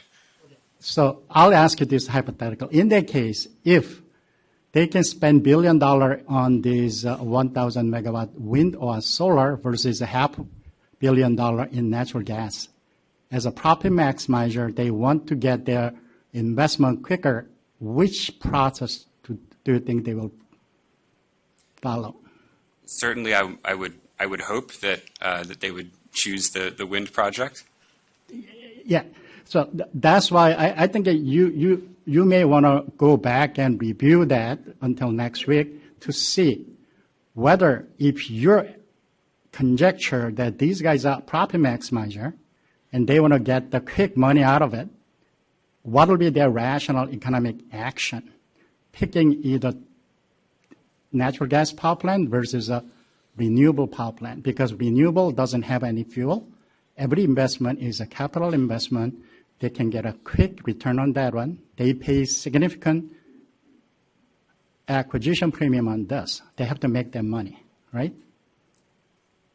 Yeah, Commissioner Hom, I understand your point, and I think, I guess from our perspective, the greater concern that we have about the impact of the acquisition on the company's resource mix is the risk that, a different risk, which is that the partners may not invest enough capital in clean resources. So I think that is, if you're considering different possible risks here, I think we view that as a greater risk than the risk of overinvestment in fossil resources. Yeah, I mean, that's why I'm trying to see whether they have an incentive to push management to go the path of fossil fuel. I think if my conjecture is right, I think they do not have an incentive to push management to go that direction. That means everything else has to pan out during the ILP process. Department and other parties will evaluate cost effectiveness and compliance to the carbon-free standard, and they have to show us which path will get there, right? So I hope you can give a thought on that one until next week, and we may be able to see more discussion next week. I don't know whether we will have a time to discuss, but I want you to have that perspective, whether this company has incentive to push fossil fuel. Thank you, Commissioner. Okay, thank you. So, Mr. Schultz, I'll go back to you one more time. And you mentioned, and then also others mentioned about companies trying to get the return above the market rates. How can they get the rate above market rate? Because their rate is set by commission during the rate case. Madam Chair, Commissioner Hom, that's right. The rate of return for rate-making purposes is set by the Commission. There's other methods to increase the actual return they're realizing, including dividends, which the Commission has control over, but also leveraging, and leveraging at levels above what the Commission has jurisdiction over. Okay, dividend flow issue is, I think, already set because a partner is going to use that as an investment capital rather than injecting potentially new capital. That was your concern, right? So I think we cannot have two arguments. Either dividend stay in the company or it has to go up. Then if it goes up, something has to come down if they want to meet the commitment to invest. And if they want to Commission approve 5-year resource plan and they have to carry that out. Madam Chair, Commissioner Hom, I don't know if I understood the question. I'm sorry. I mean, company need money to invest if certain action plan is approved in the ILP for next 5 years, right? Madam Chair, Commissioner Hom, correct, for 5 years only, Yep. Correct. Yeah. But for 5 years. Yes, Madam Chair, Commissioner Hom, yes. But beyond that, we have another cycle of the resource plan. Correct. Yeah, so it's a perpetual. It keep repeating.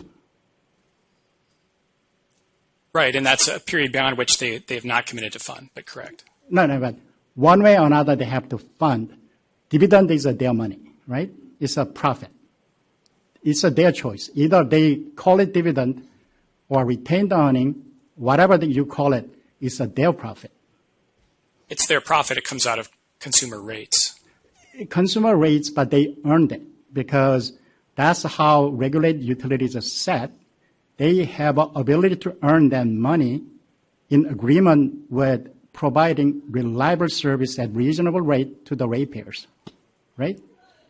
Correct. They have entitled to a reasonable opportunity to earn their rate of return. Yeah. And then after they earn it, it's their money. Yeah, I guess so, Commissioner. Yeah. So your concern with making money above the market rate is a potential double leveraging above ALLETE parent. Correct, Commissioner Hamid. The partners have plans to take out debt at ALLETE parent and to invest it into ALLETE as equity. Okay. So I'm seeing some contradicting argument here. Your concern is that they are not injecting any capital. Their plan is using retained earning or dividend. They are not taking dividend. How can they play that double leverage if they are not injecting capital? So what is your concern? Not injecting capital or double leverage? I think, Madam Chair, Commissioner Hom, I think our concern is that either could happen. That that the injecting debt as equity makes the company more risky, causes its cost of debt to increase, or they could draw money out of the utility. But you also raised the concern that they do not have a plan to inject new capital. Correct. There would be right. It seems like they are planning largely to use either borrow money, take out loans to fund it, or to use the retained earnings to fund additional investments. To make it clear, the borrowing is a natural process of a utility, right? It is not extra borrowing. As of today, they are allowed to borrow 47% and then equity 53%. When you say borrowing means that 47% of the new investment can be funded through the borrowing at the ALLETE level. It's nothing new. That's correct. The 47%, if that's the level of debt, that's what ALLETE is allowed to borrow directly. Your concern is a 53% as of today, and their plan is using retained earning to fulfill that 53%.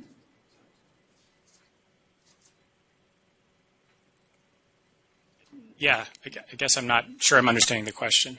No, I mean, your concern is that they do not have a plan to inject a new capital to the ALLETE, and their plan to mostly use existing dividend stream as a retained earning and reinvest. In that process, how can they inject new debt at the ALLETE parents above level debt? Okay, Madam Chair, Commissioner Hom, correct. If they were retaining earnings and reinvesting that would not involve double leverage. But we see evidence that they are planning double leverage. So either is a risk. I understand, but at least for the new capital portion, they cannot play that, right? Commissioner Hom, you have to clarify what you mean by new capital. So next year, they are investing new investment, and then their plan is using retained earning rather than directly injected by ALLETE parents, right? Yes. In that process, they cannot do double leverage. That process does not involve double leverage, correct? Then, what is your concern with the double leverage at this point then? We're concerned about it because there's evidence that they're going to use double leveraging. Yeah.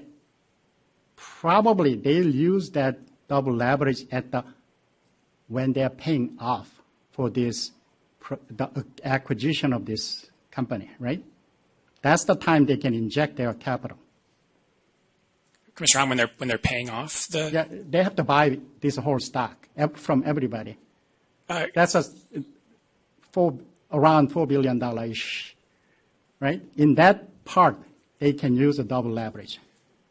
Madam Chair, Commissioner Hom, they are using some leverage for the purchase, if that's what you're talking about. Not a tremendous amount, but there's evidence that they are planning to continue to do so through the time they own ALLETE. Yeah, but how can they continuously doing it when they are not injecting the capital? That's why sure. I was confused because a lot of your concern is contradicting itself. We have to pick and choose. Sure, I understand the question, Commissioner Hom. I don't think those two concerns can happen at the same time.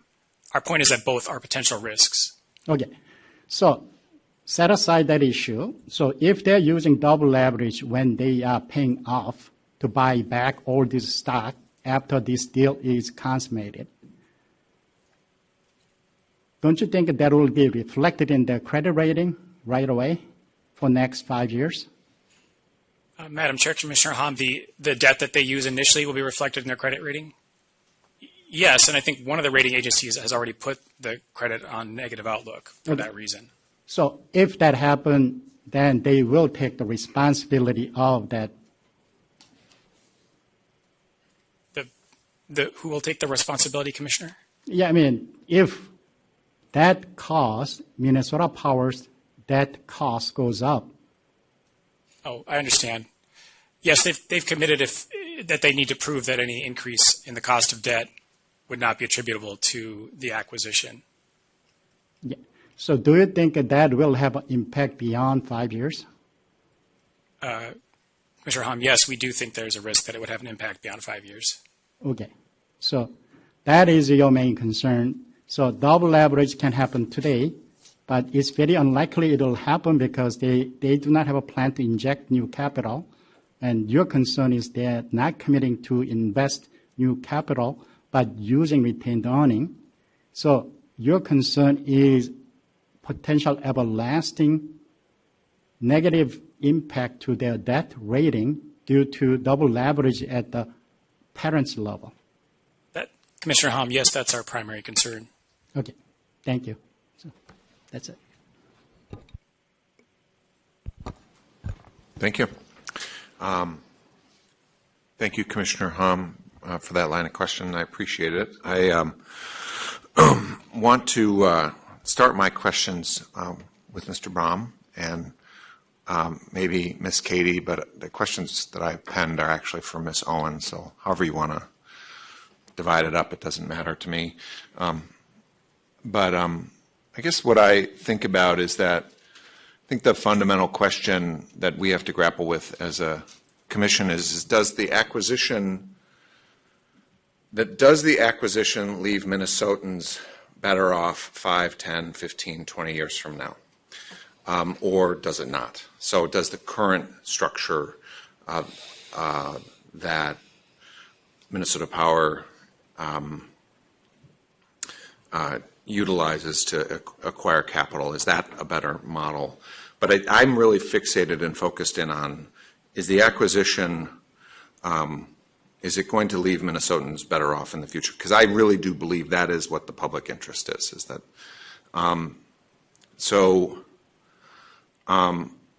I guess for me, that boils down to the question I need to answer is, have the partners and ALLETE made the case that over the long term it is in the public interest to move away from our more diffuse ownership structure to a consolidated ownership structure? And, I don't have any preconceived notions towards private equity. I look at it as a business model. I don't have any stereotypes towards it that are floating around in my head.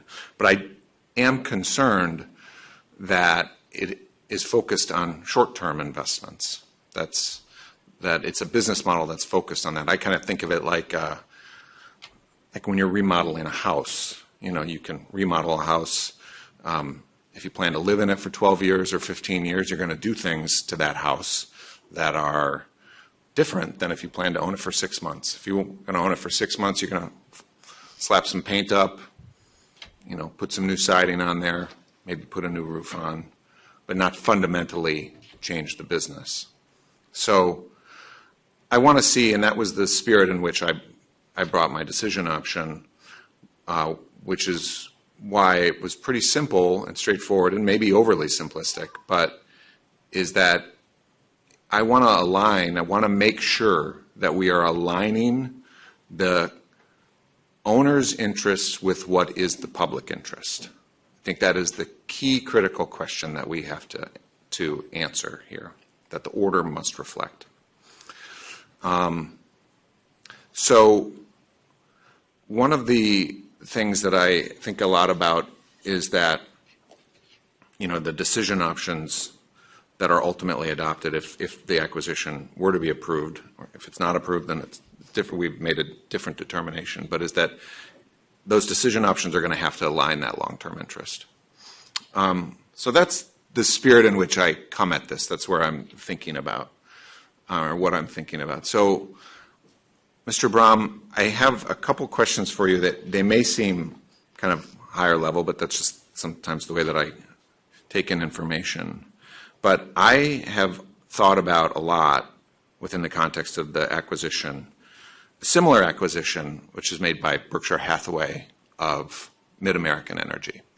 And in that case, and if you look at the press releases that they offered that are out, if you talk to people who work for Berkshire Hathaway today, they have a very clear vision of why Mid-America fits within their business, like why it fits, why they are long-term, why there's value creation for Berkshire Hathaway shareholders, that it gives them access to capital, that they then turn around, feed it into the business, but they let Mid-Am operate like a utility. And when I read the filings, one of the things that I, quite frankly, have missed a lot of is like, what's the vision? What is the why? And how, help me understand how you are that long-term player in a way that's similar to the Berkshire Hathaway acquisition of Mid-Am, which I think, I mean, I'm not an Iowa regulator, but I think it's been pretty good for Iowa. Chair Sieben, Commissioner Sullivan, I've tried to write down the many questions, but I think I understand all of them. I can start with Berkshire Hathaway and Mid-America. I think I actually testified in that. I worked on that deal. And for me, that transaction, which is somewhat different, the large insurance businesses of Berkshire create this perpetual float where they've consistently invested in utilities looking with this long-term vision. And I think when we did that transaction and we were meeting with the rating agencies, one of the things that Mr. Buffett had said is that utilities are good business. If you run them very well, they could be a very good business. But if you think it's going to be a great business, you're going to make a mistake. And that is exactly the type of vision that's informed the way we look at this. You can't, it's not a private equity business. And private equity is both a noun and an adjective. We all think of private equity and we think of, barbarians at the gate and takeover. But since around 2000, there's been infrastructure funds which are totally distinct, investors looking for different things, different motivations.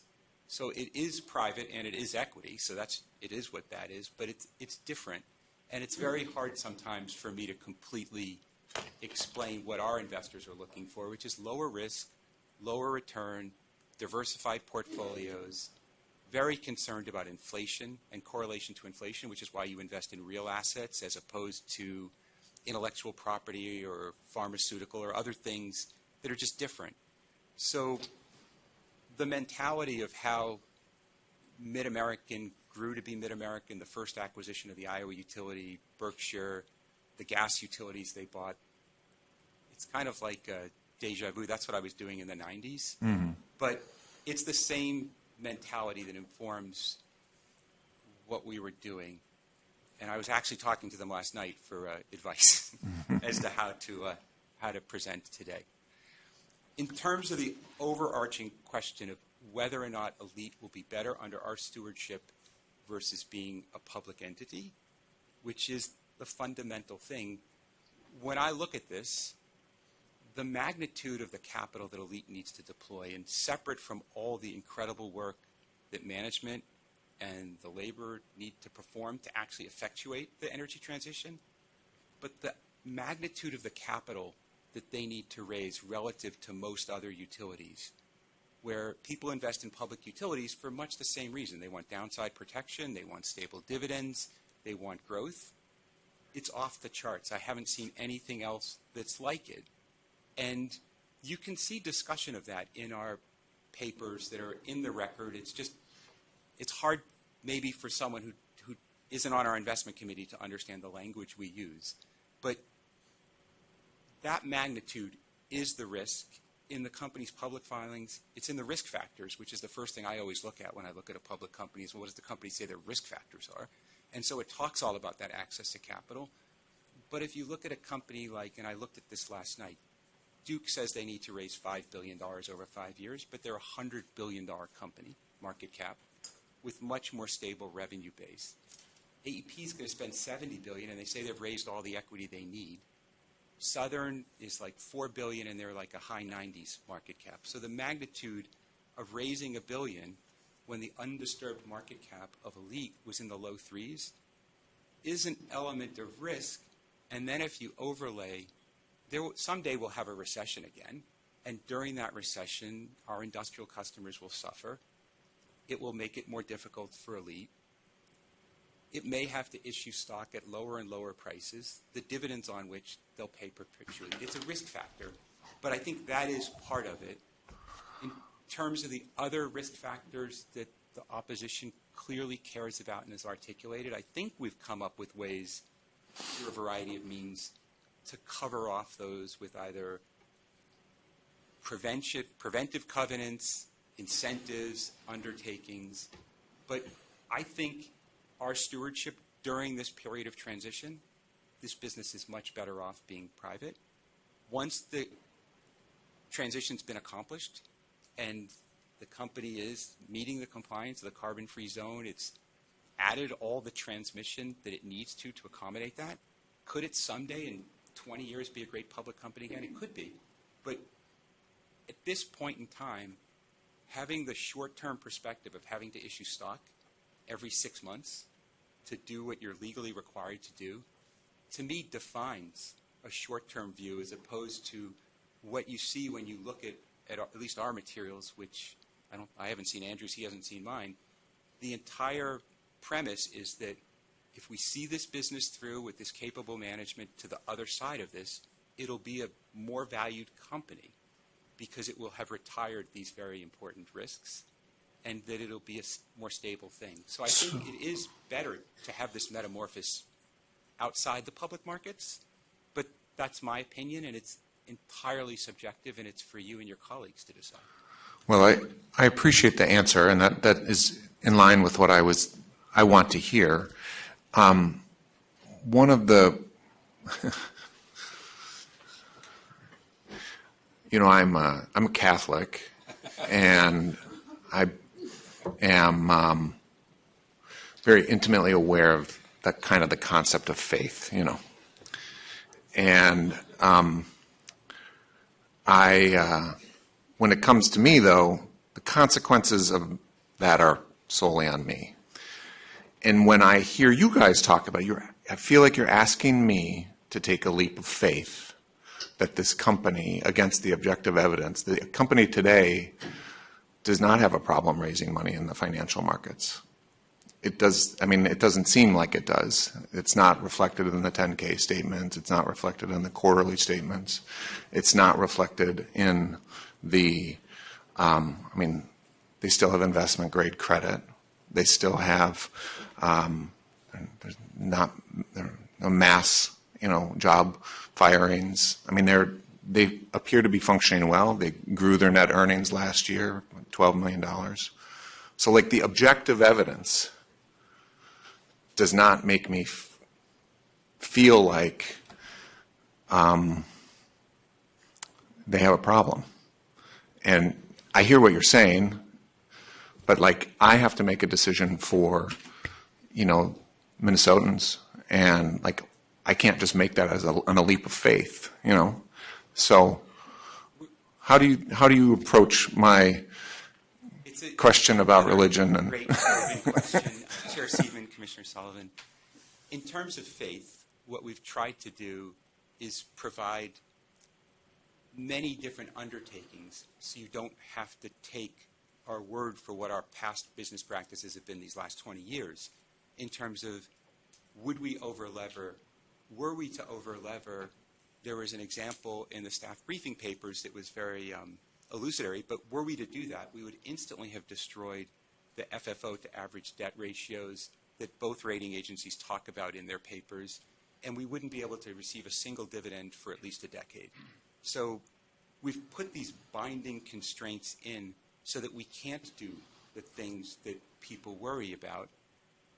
By the same token, the way I look at it is, it's not religious, but one of my favorite series of books are called What If? And these historians always look at, well, what if this had happened and what if that happened? Unfortunately, the decision you have to make, you don't get to see what would have happened in the other instance. But in the last years before our announcement, the company didn't have to issue enormous amounts of equity. But during those 5 years, it dramatically underperformed the S&P index. I'm going off the top of my head, but I think it was down maybe nearly 15, 20%. The index was up. I know its price was, I think, even 5 years ago, its share price was $85 or $90, and today it's... Look at how it performed versus other utilities during this moment of both energy transition and the need, because we're starting to see load growth all across the country, the stress that the utility will face in the future to meet its social obligations aren't really there aren't typical of what it had in the past. And that really is what is unfortunately what you have to do, which is look into the future. And the past isn't the guide, because for the last 20 years, nationally, power consumption's grown by 1.5%, but it's about to compound, and all over the country, people are talking about decades of underinvestment, the need to commit all this capital. And so it's going to be against that backdrop where ALLETE's going to have to compete for capital. And in fairness to the company, in the risk factors of their 10K, they do properly disclose this risk. It's a real risk, and they do properly disclose it, in my opinion. I'm not a former securities regulator, but I think it's there for all to see. Thank you, Mr. Brown. Do I have enough time for another question? Or, sure. I mean, I got a ton of them, but I will not. So my question now for Ms. Owen or for Ms. Katie, I can just ask it and then you can decide. Right now you have, both institutional and retail investors. They provide, the equity capital. And there's a balancing of interests. They're all, some are small, some are large. BlackRock is already, Vanguard, they're already involved as investors. But all of them are, I would just kind of, I'm not an expert in this world, but I would think of them as more passive. I would think that, they're investing in the vision of the board of the company, and they agree with the direction, but they don't have outsourced control over what you do. They have to, and they're kind of sailing. They have to go along for the ride. In this case, when you're consolidating control, you're not sailing anymore. You're in a powerboat. And what I want to hear from either you or Ms. Owen is how you think about that, how you think about, right now there's a balancing of interests that you have to make. There's different types of investors, and you have to, some investors are looking for dividends, others investors are looking for other things, and you have to balance that out. It gives you ultimately control. It actually empowers your decision making. Versus where you have consolidated control, and the phrase "the piper calls the tune" is what I worry about. Like they got the money, and now it removes your thinking or removes your judgment. So I want to hear from you how you think about that. I want to hear how will this change, or what your approach will be. Thank you, Chair Sieben, Commissioner Sullivan. For the record, Jennifer Katie on behalf of Minnesota Power. Ms. Brahma is here as our legal counsel, and as you noted, our CEO is here. Maybe just for ease of logistics, I can answer first, and then bring. Yeah. Does that work? Thank you so much. I assume if it's wrong, yeah, we'll see movement. Someone will come up from behind me, probably. Thank you for the thoughtful question. This is obviously the future of our company, and we are charting this path carefully and intentionally, but I think we see it a little bit different than you described. So while we are publicly traded on Wall Street today, and we do have a diffuse number and type of shareholders, as you noted, they're not intrinsically invested in who we are as a company, who we serve, or the communities that we live in. Public market investors are in and out of our stock, and you can look at our history, and the first moments that a taconite mine idles, they're out. They're not with us for better or for worse. They're with us when it's okay for them. And so as we look at the future, the status quo of where we've been is not where we're going. So because we've managed our business well for 100 years, doesn't mean that what it takes to be successful in this next phase is the same. And I think Mr. Kingston noted, driving down from northern Minnesota, we have 2 mines idled today, Hibbing Taconite and Minorca. And even just being, in this proceeding without this acquisition approved has stabilized our business. If we were not in this acquisition, we would be dealing with some other serious challenges. And so the sailboat versus jet boat analogy, Commissioner Sullivan, I said motorboat. Motorboat, sorry. Yeah, we want to get in a boat with people who know us and who understand our strategy and are not throwing us out the minute things get tough. And so that's what attracts us to this. This acquisition is with partners that we are choosing, that are long-term investors, as you've heard, who have already shown that they're not going to run the first time a taconite mine idles. And when we have to raise more capital in the next 75 years, or the next 5 years than we have in the last 75, we're not going to be successful with people who are in and out when it's convenient for them. So that's what excites us about this transaction. I think that's what's different. That's how we view the public markets a little bit differently. And that's kind of special and unique to Minnesota Power, right? We're the 8th smallest publicly traded utility in America. We have significant and unique risk, as you all know very well. And so for us to move forward, we are all in on the carbon-free standard, as you've seen by the projects that have come before you. And this is the path that allows us to execute that while remaining who we are. Thank you, Ms. Katie. I do have some more questions, but I'm going to hand it over to my colleagues, and we can get to them later. Thank you, Madam Chair. Mr. Brown, thank you for being here. And you've been very enlightening, but I actually want to make sure your attorney's earning his money. And so if I could talk to Mr. Barlow, I would appreciate that. Mr. Barlow, thank you for being here. I want to talk a little bit about enforcement. This is an unusual transaction. I think that's been highlighted in discussions. If this was Centerpoint or Montana, Dakota, or WEC, we'd be in this familiar territory. That's not what we're dealing with here.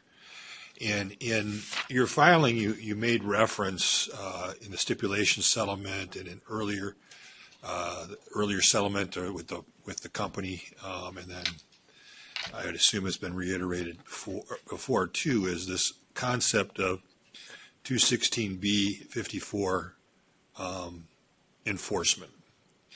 In other words, we're going to issue an order. The partners are here. They're somewhat consenting to this jurisdiction because they've committed to a settlement that's going to be part of our order. And so that's unusual. I don't usually traipse on down to Ramsey County Court and enforce my orders. Just being in this room with the statutory authority I have usually creates enforcement, okay, just because of the statutes. So I want to understand this because there are some things on the fringe, some of the labor stuff, community commitments, some of the things that I don't necessarily have direct authority over how they invest and who they invest. We just determine whether it was prudent, and we give them 50% recovery, for example, on community investments, things like that. And so this is a different animal to think about me walking down to the district court here about 5-6 blocks away and filing PUC versus JIP or PUC versus Alloy. And so I'm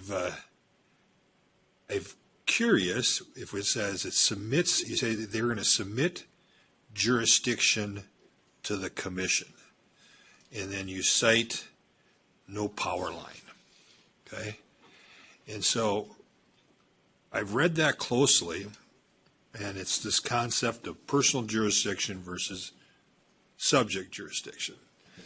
And typically I've always relied heavily on my subject authority, which emanates in this room without me needing to go anyplace. But this personal jurisdiction is new, and I'm trying to understand it. And so If you could, MJ, and just hand this around, Mr. Barlow, it's going to be easy for you. I put together, and you'll get it here in a second, some questions for you this afternoon, okay? And I give you my thinking on no power line, what it says, and the way I read it, it's coming around here in a second. So, and you'll get a chance to read it this afternoon. I don't want you to answer it now. You got your legion of attorneys, and you're pretty smart, and you've been my general counsel, and you've helped me out before. So, I trust that you'll be able to help. And there, for the public, it's over there on the side, over by Mr. Bull, the shiny-headed guy over there. So, but the way I read no power line is that they never got to the question of personal jurisdiction. And it also has some cases that you've probably cited to me over the years, the Hubbard case, the Otter Tail, and the Peoples case around our jurisdiction subject matter. So I want you to look at those, and we'll talk through them this afternoon a little bit in more detail, just so I can get a better understanding of what this personal jurisdiction, whether it's worth anything. So you're willing to do that for me, Mr. Barlow?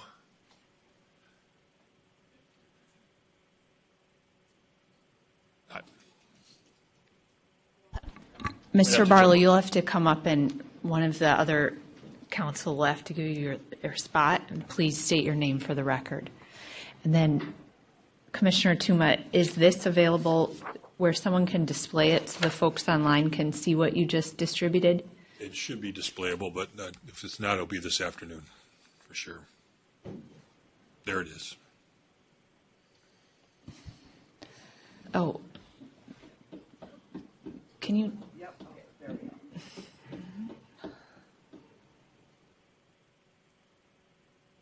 So, Mr. Barlow, I want to be tracking so you see where I'm going. I just want to understand this enforceability stuff. You'll be able to give me some answers this afternoon?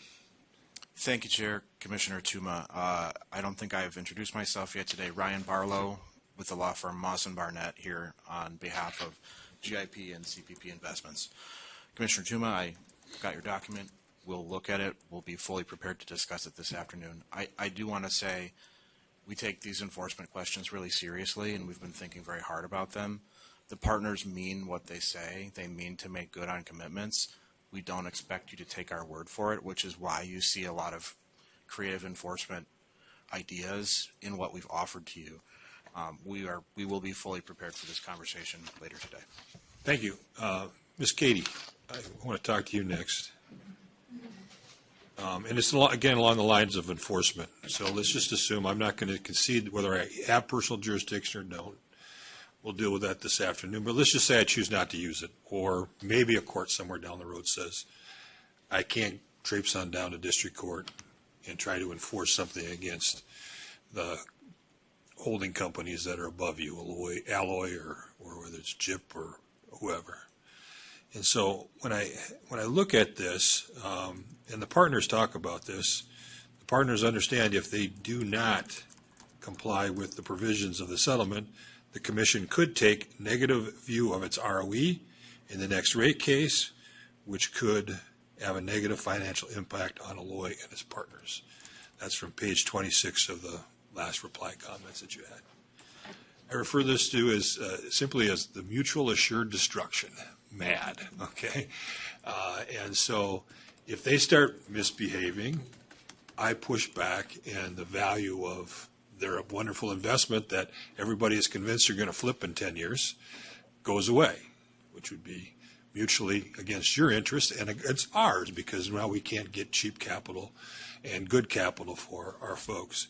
But I want to walk through, just make sure I understand how you envision this working on some of the key provisions. And the first key provision I want to focus in on is the $50 million for not the investment to rate. Well, it's actually kind of the same, but I wanted to focus on the $50 million for the Clean Tech Fund.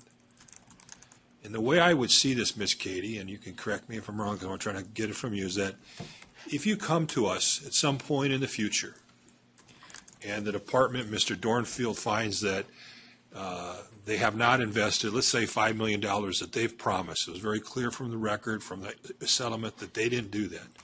Mr. Dornfield comes to me and says, when you're coming to me and say, I want $20 million in a rider, okay, for this investment for a battery. We'll assume batteries are covered. I think we can all agree that's probably going to be a firm, renewable, cheap asset or whatever fits within that definition.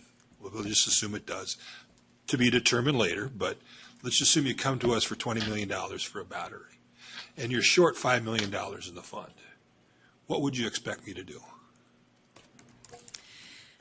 Thank you, Chair Sieben, Commissioner Tuma. I think just practically speaking, if you had approved, let's say you approved a clean tech project, and as part of that approval, you know, we were going to take $5 million from the clean tech fund, for example. Can't have it, but it's not there now. Well, I think that would get set on the project, the resource acquisition, the front end, that commitment that we're going to take money from this fund, and that I would envision when we come back to you for cost recovery, and let's say it's $20 million, and we had promised to take 5 from the fund. If that 5 isn't there, I would assume you would deny cost recovery of that $5 million. And probably a compliance filing to see if I'm going to cover. And probably more. And probably whether other I'm going to bad cover your things attorney's too. fees. Yes. Yep. Yeah. And so what I'm doing at that stage, I'm still in this room. I haven't left, but I'm saying to you, you better enforce your agreement with JIP and CPP and Alloy or whoever it is, and you understand that that's probably what would happen in that situation. Chair Sieben, Commissioner Tuma, that's what I would expect to happen in that I situation. think it's pretty similar on the Commissioner Sieben's $50 million rate thing. It would be probably come for interim rates or some sort of rate filing.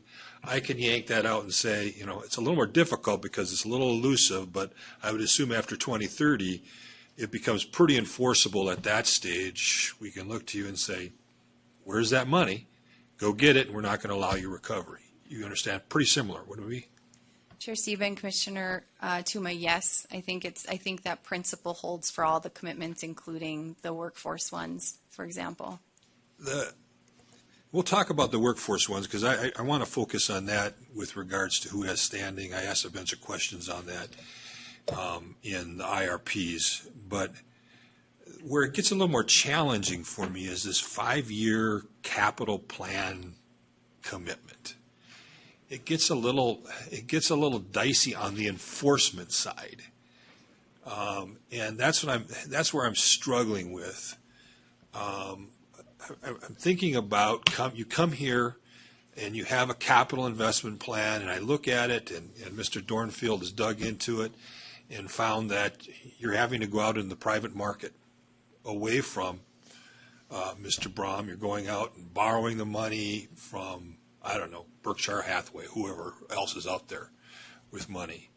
And we're going, wait a minute, I thought you were going to get it from, you know, Alloy's multiple different closed funds or whatever open funds that they have. And what is my ramifications there? Because you might get from Berkshire Hathaway better than what they were offering you. That may be why you did it. How does that work in that 5 years? I mean, I get their statement to me is that if we don't keep our promises, we have other issues up the road. Again, that mutual assured destruction on their part. But what power would I have to say, you must borrow from Alloy? I might not even want to, right? So what do I have there other than this is, man, back to Commissioner Sullivan, this is a faith thing going on here. Chair Sieben, Commissioner Tuma, I don't, while I want to say you should trust us, it is not a faith issue. So as we worked with the Department of Commerce, there was a lot of work put into enforceability, and I just remind the Commission that the partners can't take a dividend if they don't fully fund the capital plan. So there's that piece first. There's also commitments on credit ratings, on debt, but I think at the highest level, you, as the Commission, get to review all of our financials through the cap structure petition, through rate cases. I think if there's ever a practical question on what we're doing and if we should be doing something different, I think there are multiple venues where the Commission has oversight to direct us differently. And I appreciate that commitment to fund the 5-year plan. I think it's in their best interest, as Commissioner Hom was pointing out. The whole goal of this company, or whole goal of this partnership, is to raise your value, turn you from a small utility into a bigger utility as fast as possible, as efficient as possible, and hopefully as cost effective and providing good customer service as possible, which we have to oversee. That's the goal of this company, and so that's why they're committed to the 5-year plan. So I mean, I get that, and that's what we have to keep an eye on, but I don't know how I enforce that term. I mean, so when it comes from enforceability on the 5-year plan, I don't put a lot of high value. That's just our normal work we got to do normally, whether you're getting money from them or you're getting money from Berkshire Hathaway or whoever else out there wants to invest in you. I just don't see that being a huge click. It's a nice promise. I like that. We'll hold them to as much as we can, but compared to the 50 million, 250 millions, that's probably not I don't have that hammer over them as much as I would like. I think that's a fair assessment. Would you agree? Chair Sieben, Commissioner Tuma, I feel like you have the hammer over Minnesota Power for whatever you'd like.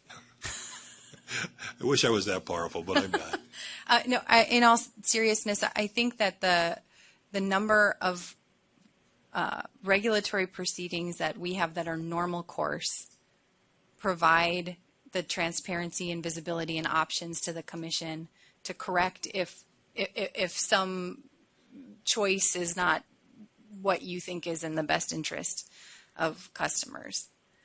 Mr. Edstrom, this is similar with Commissioner Hom. I'm a little confused because it seems like you're going a couple ways on this capital investment. You kind of say you don't have a real commitment from these guys. They're not really going to commit anything to you over those 5 years or any time for that matter. And I get that. It'd be nice to have a commitment.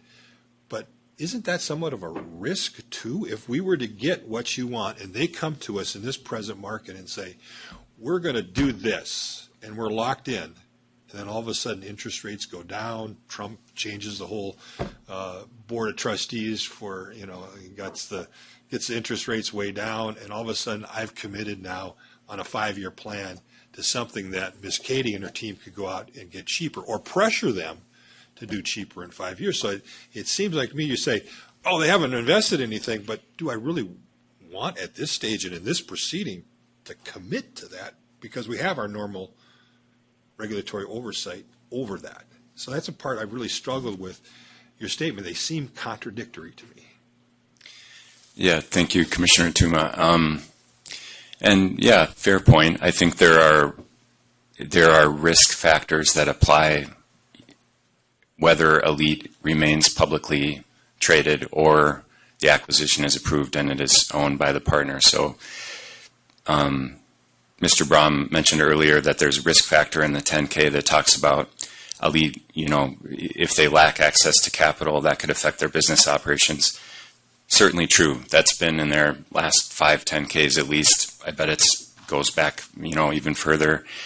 It's in Excel's 10K, it's in Otter Tail's 10K, and really probably any utility that depends on occasional capital raises.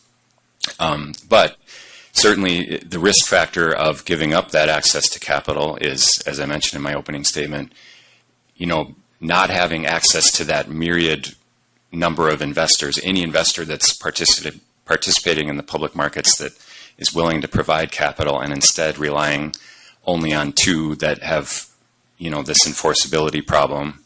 That is a risk factor. If the partners themselves presumably are subject to their own risks, and if they become unable or unwilling to provide that capital for any reason, that's a risk factor to ALLETE. And your point is well taken too. I guess if you lock them in, and I mean that would be another risk factor. It's a balancing of all that. But I think the public markets afford more flexibility in there are more investors available to provide capital at different times under different circumstances, and giving up that access seems problematic to me. Yeah, this is where I agree with you. I mean, where I don't give it is we're sitting there looking for that balancing test. I'm not putting a lot of weight in that 5-year commitment, okay, but as a regulator. But I also, it's the same thing I had. I mean, it's no different. If I don't approve this, I still have authority over those decisions. I maybe make their job harder. They feel that as a business, okay, and I don't want to run their business. I really disagreed with your first expert. We will not mention his name. As if somehow I was supposed to know all the board members of ALLETE. I hate to tell you, I don't know any board members of any of my utilities. I mean, it seemed like I was supposed to be running their utility. I don't know that. I usually look at what happens afterwards, okay? And I let them run the business. So let Ms. Owen and her team run their business, and then I look at it, and Mr. Dornfield will come in and say, doggone it, Mr. Addonizio proved to me that they could have done better if they would have gotten this investment or this credit rating or this credit agency, okay? And I have to look at it and make it a judgment if it's a fair return. That's no different. Whether I do this settlement or not is no different. All I have is a promise by a pretty big group of investors, okay, that they want to be the exclusive people helping them get their money, okay? Now, Ms. Katie, let's say they come to you and they say to you, here's your money, okay, but we're going to charge you 2% more than what Mr. Addonizio is convinced you could have got in the marketplace, and you come to me for a rate case. What would you expect me to do in that situation? Chair Sieben, Commissioner Tuma, we are well aware that the utility bears the burden of proof to demonstrate prudency on all of our costs in any future proceedings. So we're aware that we would have to prove to you that that was the best choice for customers. On the enforceability stuff, I appreciate Commissioner Ham's 100-point provision that he put in there, but I want and I want to see if you're okay with this, because the only concern I have is so that we don't misunderstand it, and that I would like to add to it at the end of his 23, new 23, this phrase, and you tell me if this is okay. In addition to all other authority granted in this agreement or within the Commission's statutory authority.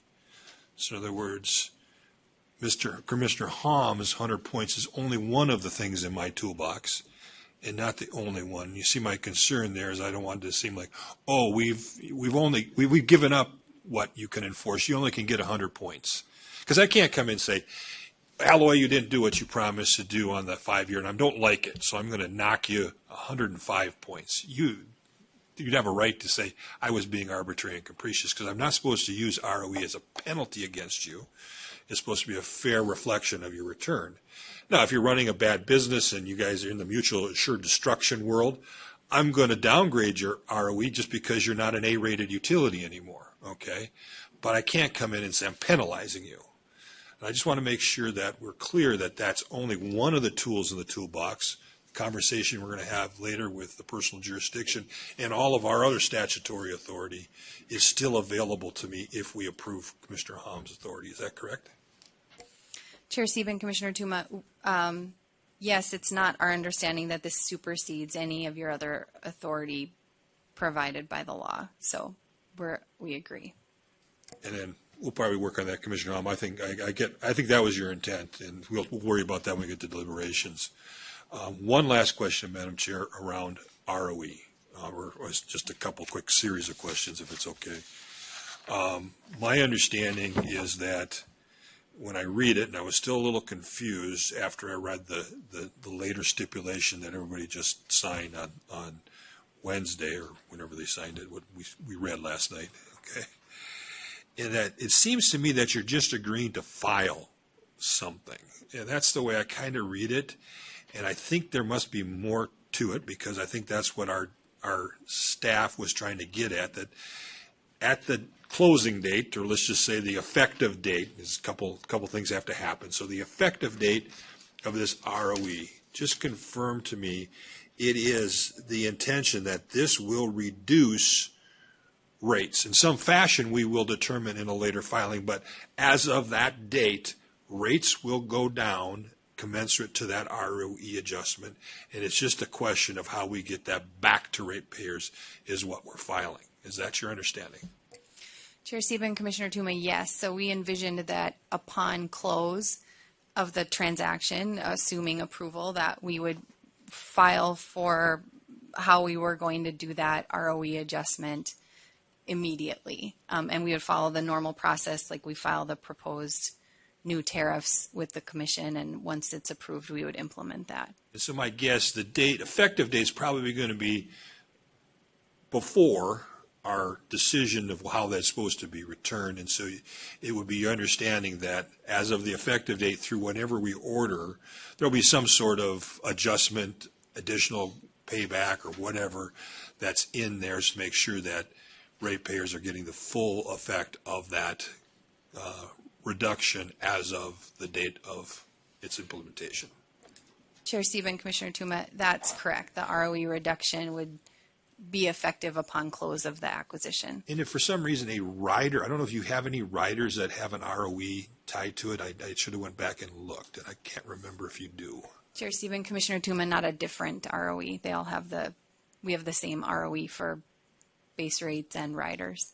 And so the rider, so if a rider would come in before we make an approval, it would be the understanding that the rider would be adjusted downward for that ROE adjustment. That's right. So anything moving forward would be adjusted to that.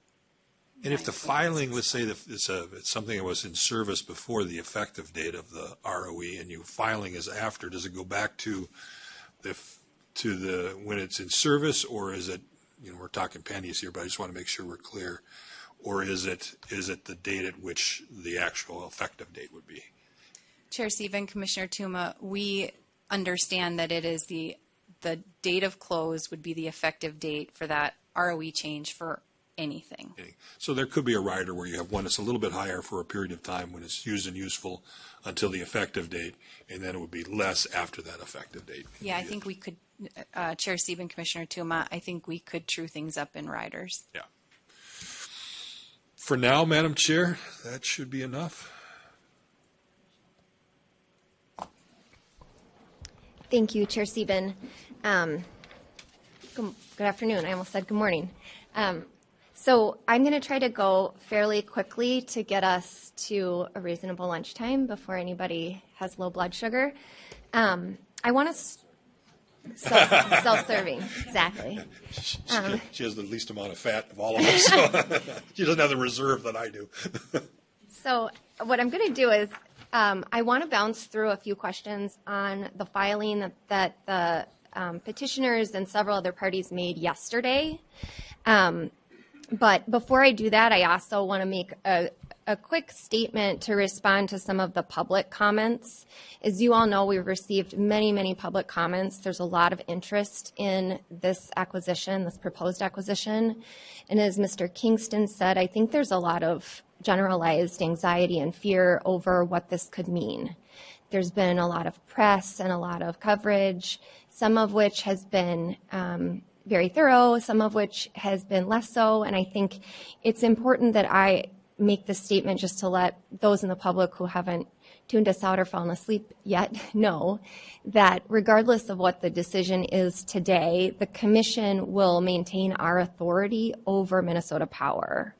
I think that that's just an important thing to know. Minnesota Power is an investor-owned utility. It is not cooperative. It's not locally owned.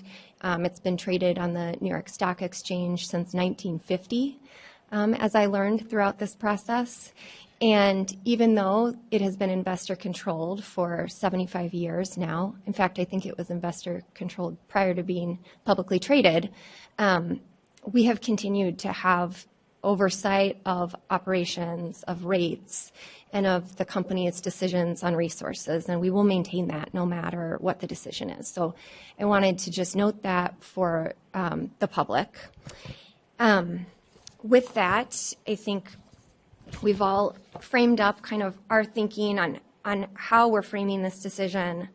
I think Mr. Dornfeld did a nice job of saying, in his opinion, this is about whether the status quo or the acquisition would be, whether the acquisition would be an improvement over the status quo, which is an investor-owned, publicly traded model.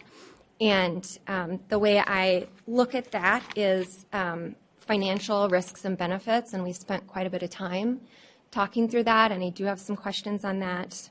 but also on utility operations and performance. Again, the Commission has a great deal of oversight on that piece. And then also on customer, worker, and community impacts. So as you all saw, we all put in a number of proposed decision options for consideration by all the parties to this docket. And I focused many of mine on the latter, which are the community, worker, and worker and customer benefits. So I want to just tick through some questions so I know that I fully understand the filing that was provided yesterday. So I have so much paper. I apologize. Okay, so I'm going to just start with mine, again, self-serving. So I understand the changes to Partridge New 30, and those seem reasonable and perhaps an improvement on my own. I did have a question on New 31. The change in New 31, I do understand the idea here is to provide oversight of a new weatherization fund that would not be ratepayer funded, but would be fully funded by the partners with no cost recovery, just to tee that up. It would be a $10 million investment in moderate and low income people's homes to reduce their utility bills going forward through long-lived, deep energy savings measures. The proposed change was to provide oversight of this fund to the department, and I understand the idea that the department does oversee our energy conservation and optimization programs. But it would be my preference if the Commission had oversight and insight into this program so that we could continue to see the benefits if we do approve this acquisition, that we could see the benefits of that investment and continue to monitor that. So I don't need parties to necessarily answer that right now, but perhaps over lunch, if you all could talk amongst each other about whether it would be acceptable for you to put the oversight, for the Commission to continue to have oversight in that fund if it were to be approved. Ms. Katie, could you manage that or coordinate that? Chair Stephen, Commissioner Partridge, yes, we will consult with our resolving parties. Okay, thank you so much. I think number 33, this is that I proposed, this is a question for Ms. Renskers. So I had looked through the record and didn't see whether the call center staff were unionized, and I think I may have made the wrong assumption. Could you just let me know, are they unionized and are they part of IBEW? Thank you for the question, Commissioner Partridge. Yes, they are part of the union. So the CCSRs that answer the phone and speak with the customers are union members. There are a couple of other positions that I believe are included in those staffing numbers, probably 2 supervisors and a quality assurance person. But the other figure would be all unionized employees. Great. Thank you, Ms. Renskers, and I apologize for not knowing that, and I would never want to step on the toes of your collective bargaining process, so thank you. And then, yeah, I don't think I have any additional questions on the filing yesterday, so thank you for getting that in and to everybody who collaborated on that. I know it was a very quick turnaround. I have one question that I do want to go back to the financial risks and benefits, and I'm just going to tee it up by saying that there was certainly a theme in the record about whether or not the partners themselves had made real commitments, and instead folks felt like they were making commitments through ALLETE parent company, which I think is true in many cases. So that was one running theme, and another was that the partners may be investing in a utility, in Minnesota Power specifically, in order to extract cash. And those continued on. The answers that I found within the record, I'm just going to note, and then I'd like to ask parties who are both opposed and in favor of this acquisition, whether and why they think this is either insufficient or sufficient. So in weighing this, I thought through our regulatory authority. I thought through the commitments within the stipulation, and I also, as Commissioner Hom brings up, thought through the economics and the incentives that the partners would have. The things I found in the record, of course, is first, the Commission will continue to have authority and oversight on rates, resource decisions, performance, and resource investments in operations, sorry.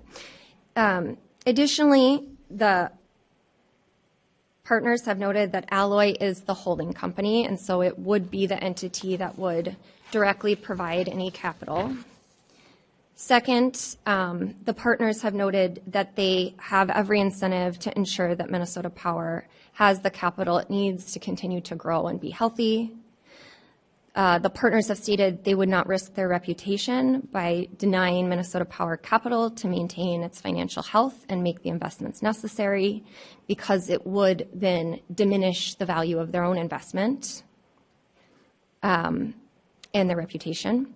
The partners have agreed that they cannot access dividends if Minnesota Power does not have the capital it needs to fund its 5-year capital plan.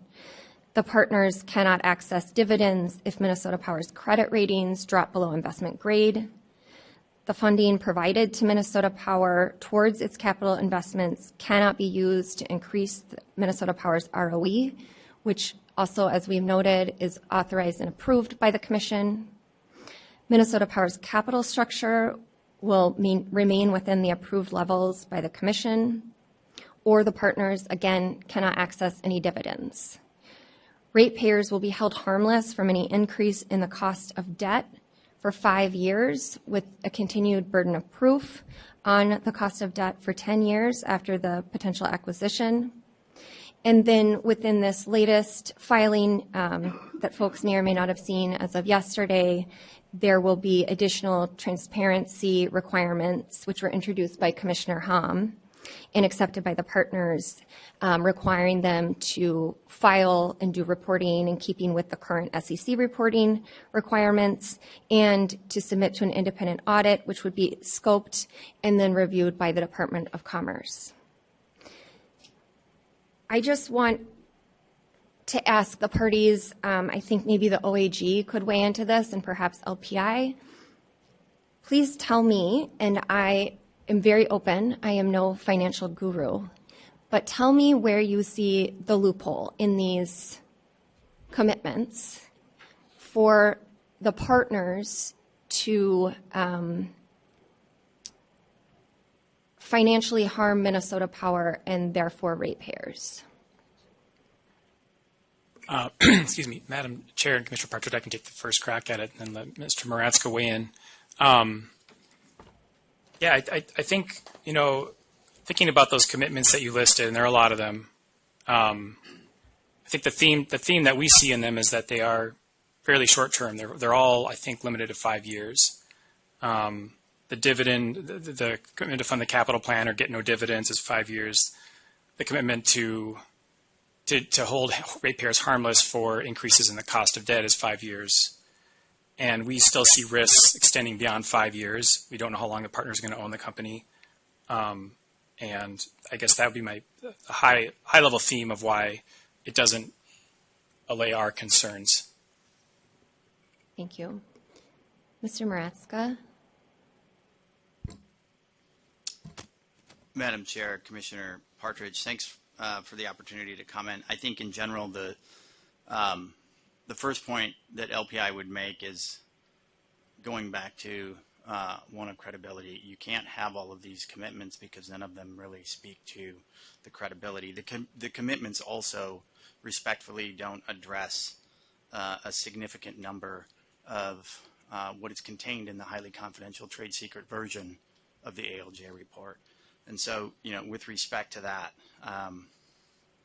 and the concern on rate growth, I'd refer you to paragraphs 105 and 106 of the ALJ report. With respect to unbridled debt growth, I'd refer you to paragraphs 193, 194, 199 of the ALJ report. With respect to the length of time in which the company will be likely held, I'd refer you to paragraph 206 of the ALJ report. With respect to who's going to run the company, I would refer you to paragraph 253 of the ALJ report, and I would really, really appreciate it if the Commission could look at paragraphs 262 and 263 of the ALJ's report. That's all the highly confidential trade secret information, so I can't talk about it, but those are the paragraphs that I would really appreciate the Commission looking at and seeing, do the list of commitments that you just provided, which is extensive, do they even touch on any of those concerns raised by the ALJ? And LPI's position is the answer is no. Thank you, Mr. Maratska, and I will re-refer to those. I have read the full trade secret version of the ALJ's report, and so I am very familiar with the data.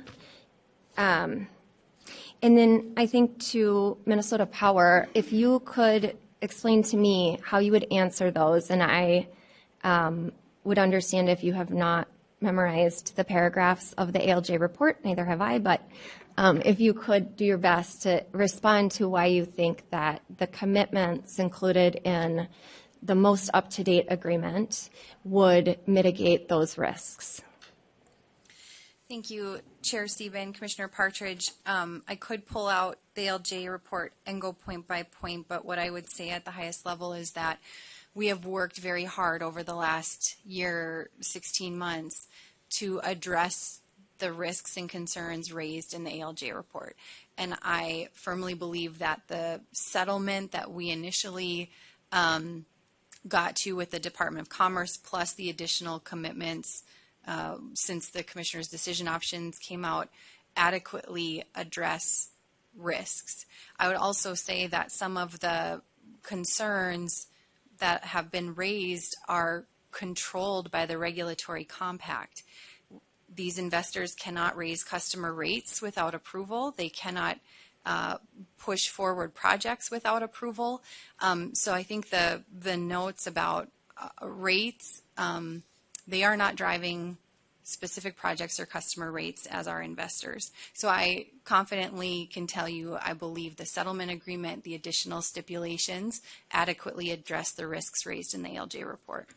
Okay, thank you. And I will just note that as I kind of teed up initially, of course, you are an investor-owned utility, you're publicly traded. We've noted and mentioned that today your shareholders typically receive dividends on a very regular and short-term basis. And so I don't think I have a question, but I would just say that I think it is a notable difference in the status quo versus the stipulation that we've received that the investors would be willing to forego dividends, for a number of different metrics to ensure the health and well-being of the utility, including its full funding of its capital plan. I do think that's a difference. Mr. Schultz, do you have any comment on that? I shouldn't just make a statement without allowing you to respond. Madam Chair, Commissioner Partridge, I don't think it's necessarily correct to say, based on what I know of the record, that the partners are going to forego dividends. They're saying that the Commission could tell them they can't have dividends in certain circumstances for up to 5 years. But I think the record reflects that they do intend to pull dividends out of the company, and part of that would be through, dividend recapitalization of putting debt into the company as equity.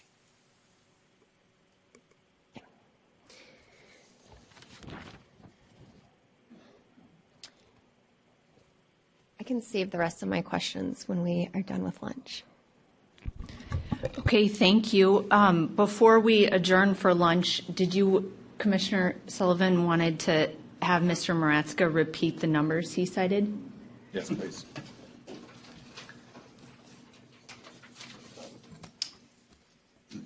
Madam Chair, Commissioner Sullivan, happy to do so. The highly confidential trade secret paragraphs that I believe I went through, looking at my notes, are paragraph 95, paragraph 105,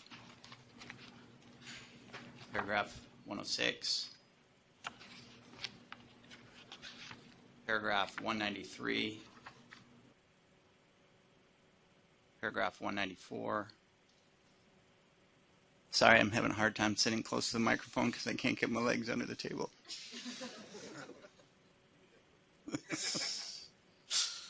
All right, 193 and 194, paragraph 199, paragraph 206,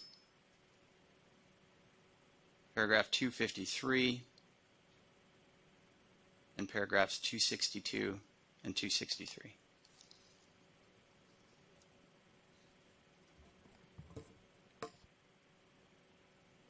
Okay, we'll recess until 1:30 and then come back and proceed with questions. The commission stands in recess.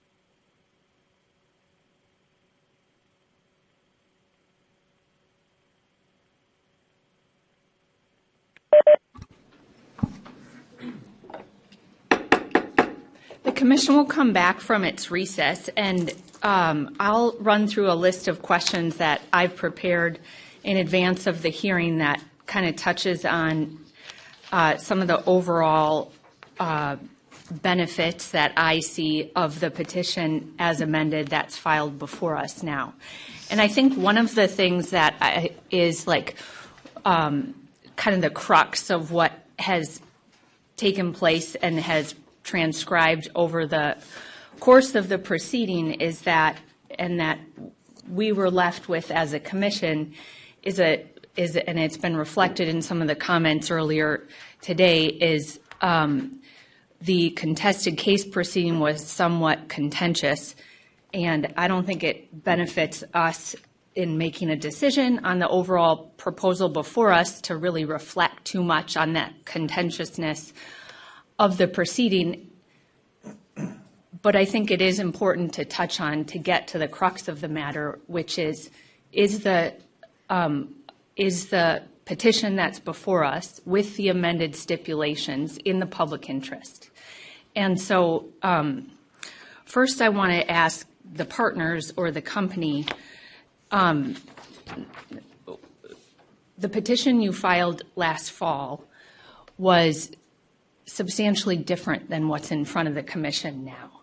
And that's part of the regulatory process, and that is because this commission and my colleagues, and we really value the input of parties in proceedings. And I appreciate all of the work that parties, the public, has put into getting the petition that's in front of us now to a better place than when it was filed. And it was reflected in some of the opening statements by the partners and the company. So I guess, Ms. Katie, and I know from regulating Minnesota Power that your customers and the people, Minnesotans who are served by Minnesota Power, do have a lot of trust in Minnesota Power. That is reflected in your high reliability metrics. It's reflected in the support you have from your workforce. It's reflected in some of the lowest rates in the region or in the country for residential customers and for large industrial customers, which make up a big share of your overall customer base. So,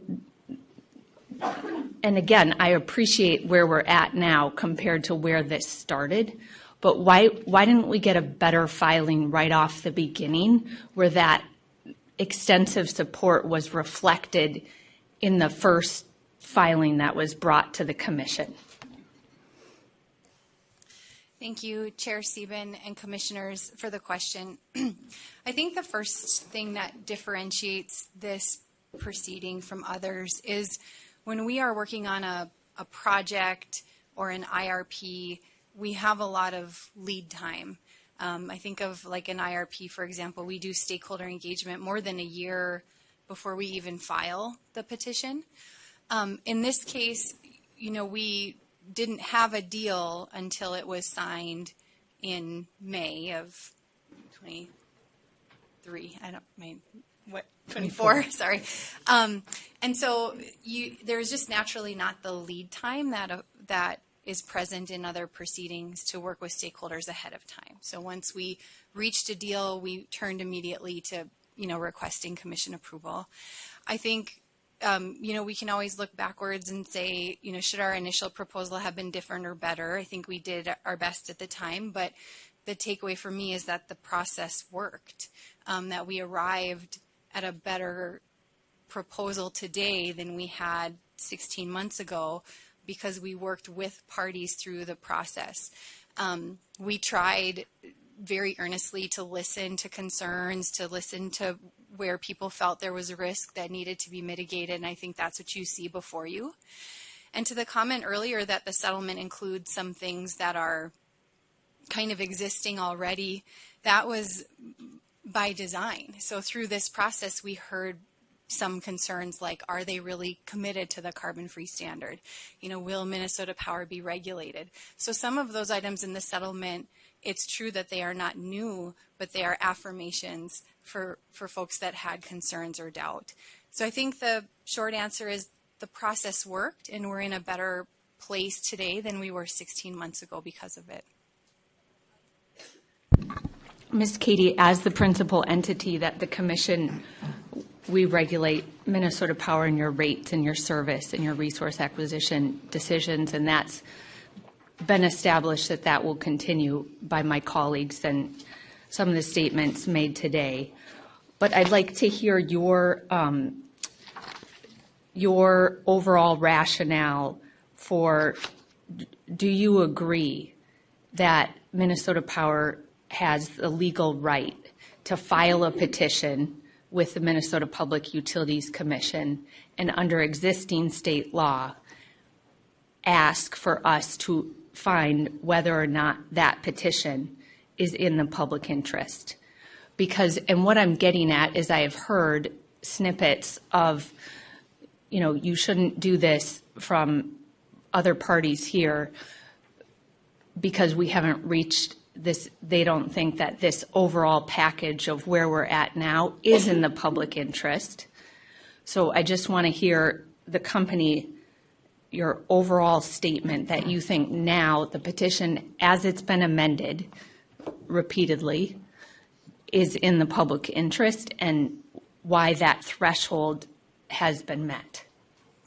Thank you, Chair Sieben. I think that the proposal before you today with the settlement, with the amendment, is in the public interest for many reasons. And at the most basic level, why we are here today is really assuring our company's financial future as we navigate ups and downs of the economy and do this incredible task before us to transform and decarbonize our system. So at the basic level, moving to this partnership that provides us access to capital is in the public interest. But beyond that, the settlement agreement, the additional addendum provide, I think, more benefits to customers than any other utility acquisition in America. You know, we're talking about significant rate credits, support for emerging clean technology, arrears forgiveness, governance commitments. None of these commitments are available from public market investors today. So they are benefits that our customers would receive because of this transaction and because of this transaction alone. And I think that demonstrates that it's in the public interest and provides benefits in those ways. I submitted a decision option that parties may know asked for $75 million in bill credits. And I picked that number of $75 million based on the filings and the some of the examples that were in the record. And I understand that now the response that was filed last night has modified that down to $50 million. And you know, that's for the commission and parties to give input about that change in dollar value.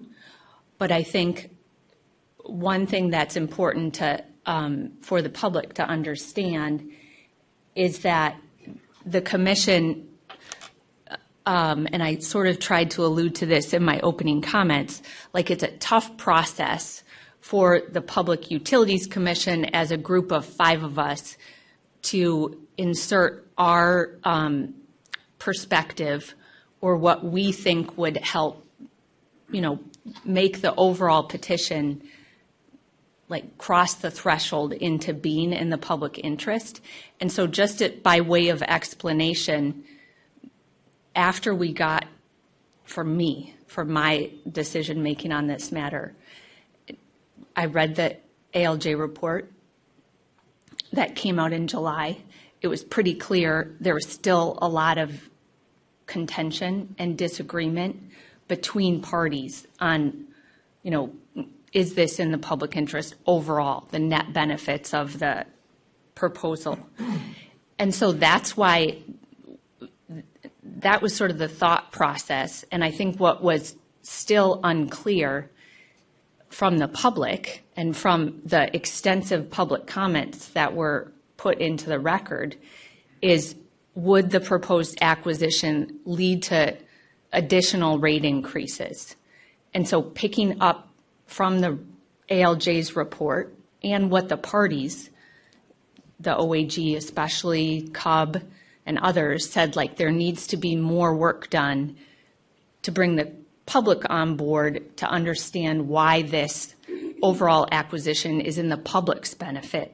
That's where I came up with the decision option for the bill credits.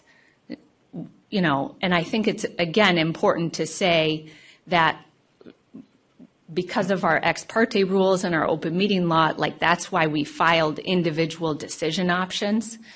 And it was my attempt, at least, again, just speaking for me, to like try to pull some of the opposing parties into the like real clear discussion of what would help us make a better decision.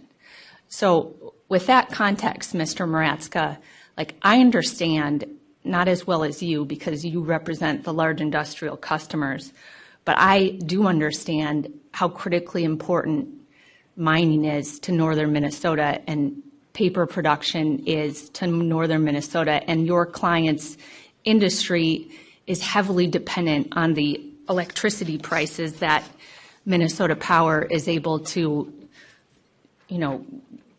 provide to those customers. We share your deep desire, not just desire. We know it's a legislatively directed, like we have to try to keep rates as low as possible because the clients you represent are so important to Minnesota's overall economy. So, like with that being said, and reflecting on why I pulled out the bill credit thing too, my bill credit thing that has now been incorporated into the partners, they're taking on that cost, $50 million in bill credits. I purposefully kept it open, not just to be directed at residential customers, but to be litigated in a future rate proceeding, because I think it's important that your clients have a voice in saying how that money, if we approve the acquisition, should be distributed.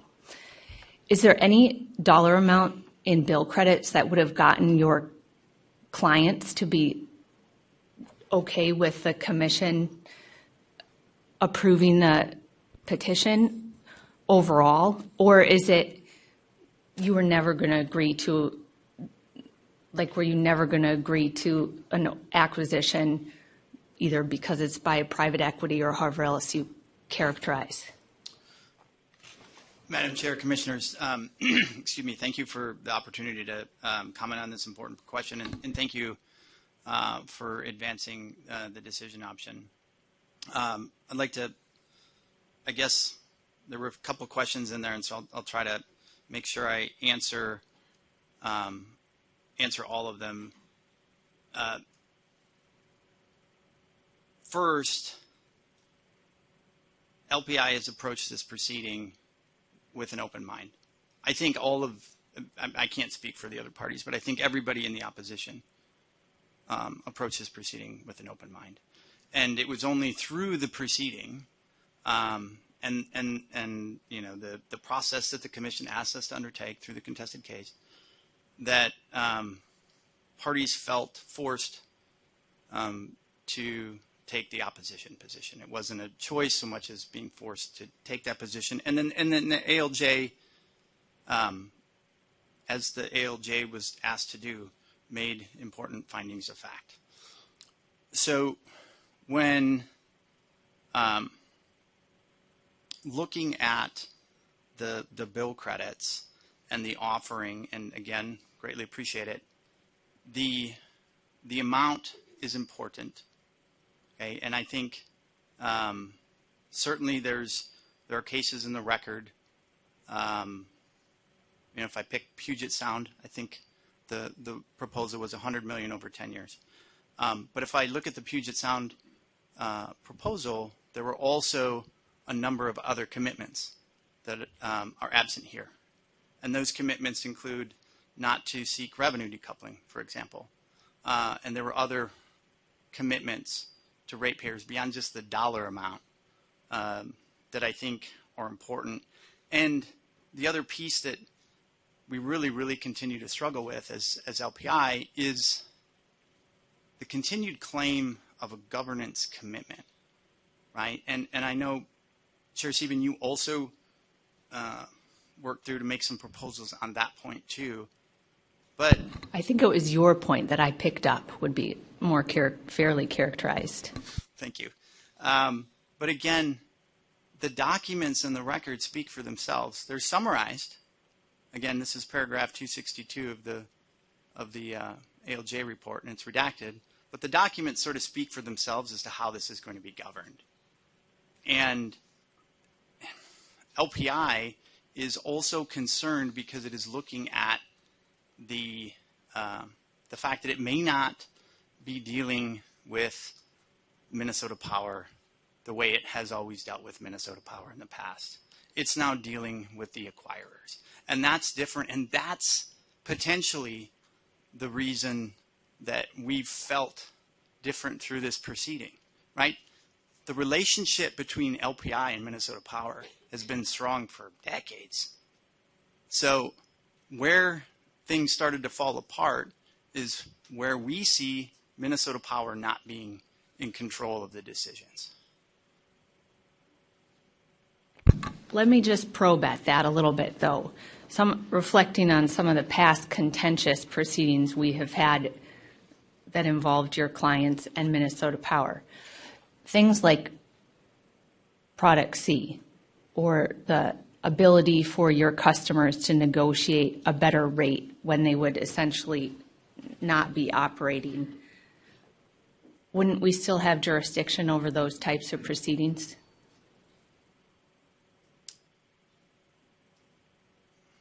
The answer is yes.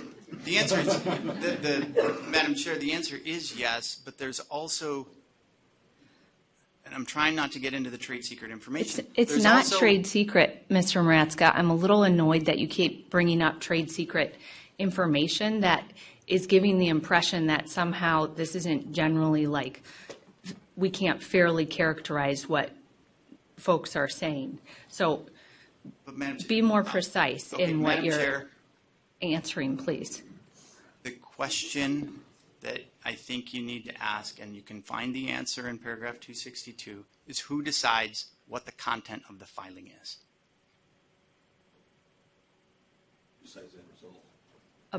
Okay, I'll look at finding 262. And Madam Chair, just, when the commission was considering, for example, when the commission was considering the resource plan, in the initial filing, and the rest of us were in here talking about this case, the representation was that the resource plan was submitted to the partners before it was filed. okay, I'll look at that, and then we'll come back on. It's generally about like the structure of the ALLETE board, and that is not redacted portion of 262, the finding by the ALJ.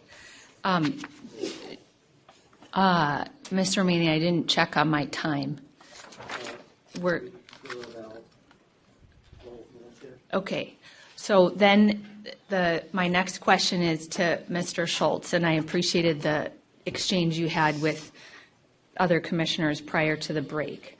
But I take seriously that you are the other significant public agency that is appearing in front of the commission and making recommendations about whether the commission should ultimately approve the amended stipulation agreement and the underlying petition or not.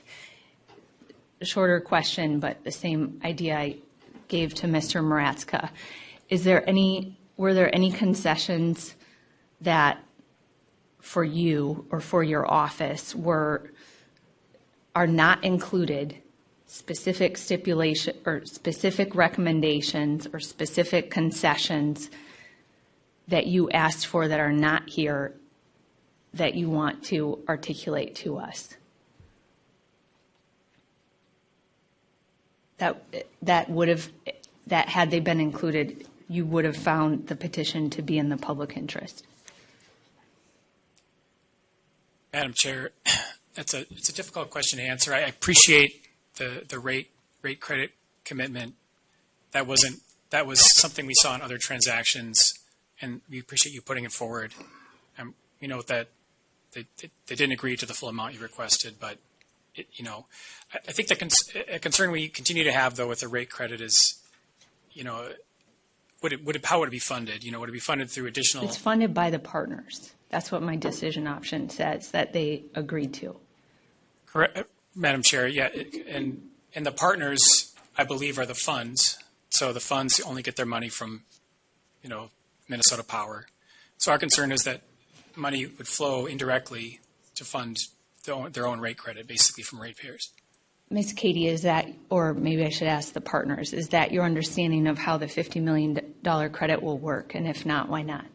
Chair Steven, no, that's not how it would work. The dollars come from these two investors. They don't come from Minnesota Power ratepayers. And they're not recoverable by Minnesota Power ratepayers? Recoverable. Okay. I'll stop my questions there. And then Commissioner Sullivan, why don't you proceed, please? Okay, thank you. That was a helpful line of question, Commissioner Sieben. I appreciate it. I wanted to go back to, I want to ask the question to the partners, probably to Mr. Brahm or Mr. Alley, and then I have another question that I'm going to ask to the department. On Mr. Brahm, I'm going to read the ALJ's 222 to you, and it is referring to the, it's not trade secret, but it refers to the trade secret, and I want to hear your response to it. And just for a little context, we talk about what is in the public interest, and that is a nebulous concept. It has legal meaning, but it is can be interpreted to be in the eye of the beholder. I think that's fair to say. In reviewing when we've made previous decisions around utilities being acquired by other entities, one of the things that frequently comes up is the ratepayer impact. And it's frequently to the benefit of the ratepayer why we would allow the acquisition. And most people define that as rates are going to go down or will be held at the rate of inflation. And so 222 from the ALJ's report, the partners' private memoranda, modeling, and communications with potential investors establish that the partners are planning on significant rate increases that will likely exceed the long-run rate of inflation. These increases, if permitted by the Commission, would likely be detrimental to the economic competitiveness of ALLETE's largest mining and industrial customers and would cause electricity costs to increase as a percentage of residential customer incomes. The acquisition creates an unacceptable risk of rate increase and rate shock in a critical and economically vulnerable area of Minnesota. So I'd like to hear your response to that. I don't want to, I understand that there's trade secret that it's based on, but I'd like to hear what's your full frontal response to that? Chair Steven, Commissioner Sullivan, thank you for the question. I'm happy to respond first to that question. The first thing I would say is the partners are not planning rate increases. The partners are entering into a process with this commission that the company will be working through and overseeing. So we have forecasts for investments, some of which have been already approved by the commission, others which would be forecast to be approved by the commission, and any reference to rates in those memoranda come out of that. The other thing I would say is some of those, not all of those investments directly relate to rate increases. There could be other investments that are from transmission spread across. So when you say, sorry to interrupt, but I just want to, when you say planning, is your definition of that, like our expectation is that we'll see rate increase, not that we are actively seeking it? Is that a way? We are not actively seeking it. We are entering into a process that investments will be determined with the company working with the commission, investments that would be determined to be in the public interest. And then rates would fall out of that in some parts of the investments, and there's other investments that obviously don't have that same impact. Can I add something to this? I think some of this point may have come from our own investment committee memo. The investment committee of GIP understands that customers pay rates, they don't pay ROE. And one of the sensitivities, and Mr. Ali has never seen my memo and I've never seen his, but one of the sensitivities that our investment committee was having or would have in any regulated business is if the company does what's in their plans, what will the impact be on customers? So the fact that we had scenarios that show the results of the carbon-free standard as we understood this going back 2 years shows actually a sensitivity on the part of our investment committee to want to be sure that as we progress on that path, what would the escalation be in these scenarios? And we did lots of scenarios. I think in some of them, there's scenarios of different facilities closing or not closing, but we really wanted to sensitize that, mostly because we have awareness that there's a limit as to how much people can pay. And if a business plan was going to result in an enormous increase to rates, that would be something you wouldn't want to get involved with because you know how that's going to have to end at some point. And so that's your sensitivity to rate. Another question I have protection. You know, it's the rates. Sorry to interrupt. No, that's okay.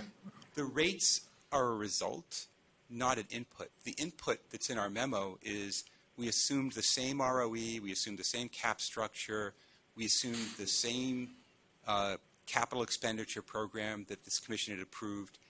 What would come out of that was really what it was doing because we didn't have the benefit of the more recently filed IRP that has some scenario planning on that. And if you ever want to see that we have no intention of managing the business, you can look at the sophistication in their IRP and how my colleagues and I try to backwards engineer it afterwards. But the reason it's in there, first and foremost, is because we understand the regulatory compact, and we wouldn't want to be involved if the result of these things was going to be an extraordinary level of rate shock. So from your perspective, then, and I'm not trying to lead you, but I'm really trying to understand what you are thinking about. Is from your perspective, then, you don't want to? Are you saying you don't want to see? I mean, if you make money off of high rates, you want high rates. But you're saying that's. We're perfectly aware that there's a limit, and what we want to do, on the one hand, everyone understands that growing the utility, making it more stable, will make it more valuable. At the same time, if that growth becomes burdensome on the residential customers and the industrial customers who are very price sensitive, it becomes untenable. And so you almost want to check and see. Otherwise, you know that the proposition that you're stepping into isn't viable. Got it. Ms. Katie. Chair Stephen, Commissioner Sullivan, thank you for the opportunity to weigh in here. I think it's really important that I note that today, regardless of who our investors are, whether they are these two partners or the public market, Minnesota Power has a significant and severe revenue deficiency. We have two large industrial customers that are offline, and even though this acquisition is not approved, it has stabilized us in a way from filing a rate case immediately to try to rectify that. And so I think there's been a lot of talk about how new investors impact rates. Rates are not driven by who our investors are. They're driven by projects, investments into the grid. And I think I just want to note for the public that right now we have customers offline, and that is a normal trigger for a rate case, and that has nothing to do with who our investors are. And that's why that rate case stay out in the settlement agreement is so valuable. Thank you. I would like to hear from Mr. Maratska and Mr. Schultz. 222 is the decision or in the ALJ that you pointed me to. So I want to hear your response to Mr. Brahm, Mr. Ali, and I'd like to hear what you're thinking. Madam Chair, Commissioner Sullivan, I think there's a difference of opinion based on the investor reports as to whether or not this is just an input or a result. But I'll take it face value for purposes of our discussion that what Mr. Brahm said is accurate, that this is reflecting a forecast of what's going to happen in front of you over the next 5, 7, 10 years. If that's true, then the returns on investment seem very solid. And we can go back to what Mr. Edstrom stated earlier, which is Minnesota Power will have plenty of access to capital because the returns are going to be good. We don't need to be here. There'll be plenty of investors if the returns are good based on the modeling that they set. LPI disagrees with that interpretation, but I think that's the logical conclusion of what Mr. Braum just said. Mr. Schultz.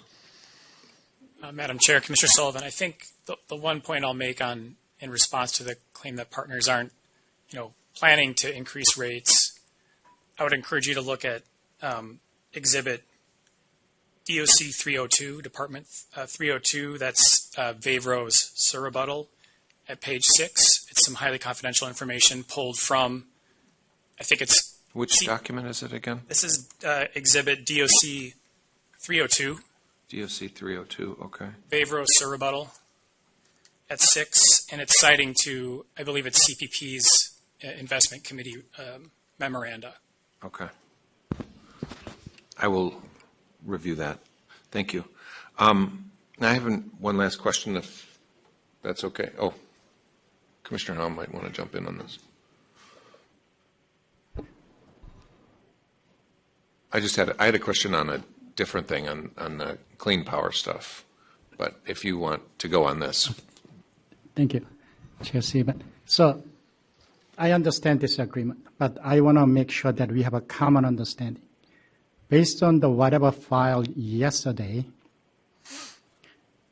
will there be any rate increase due to this partners' acquisition of the MP, Minnesota Power? Chair Sieben, Commissioner Hom, no. Okay. How about department?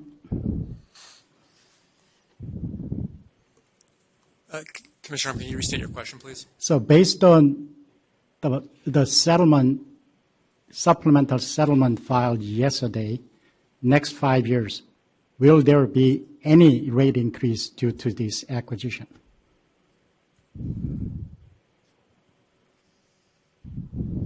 Chair Sieben, Commissioner Hom, the petitioners have represented that there will not be.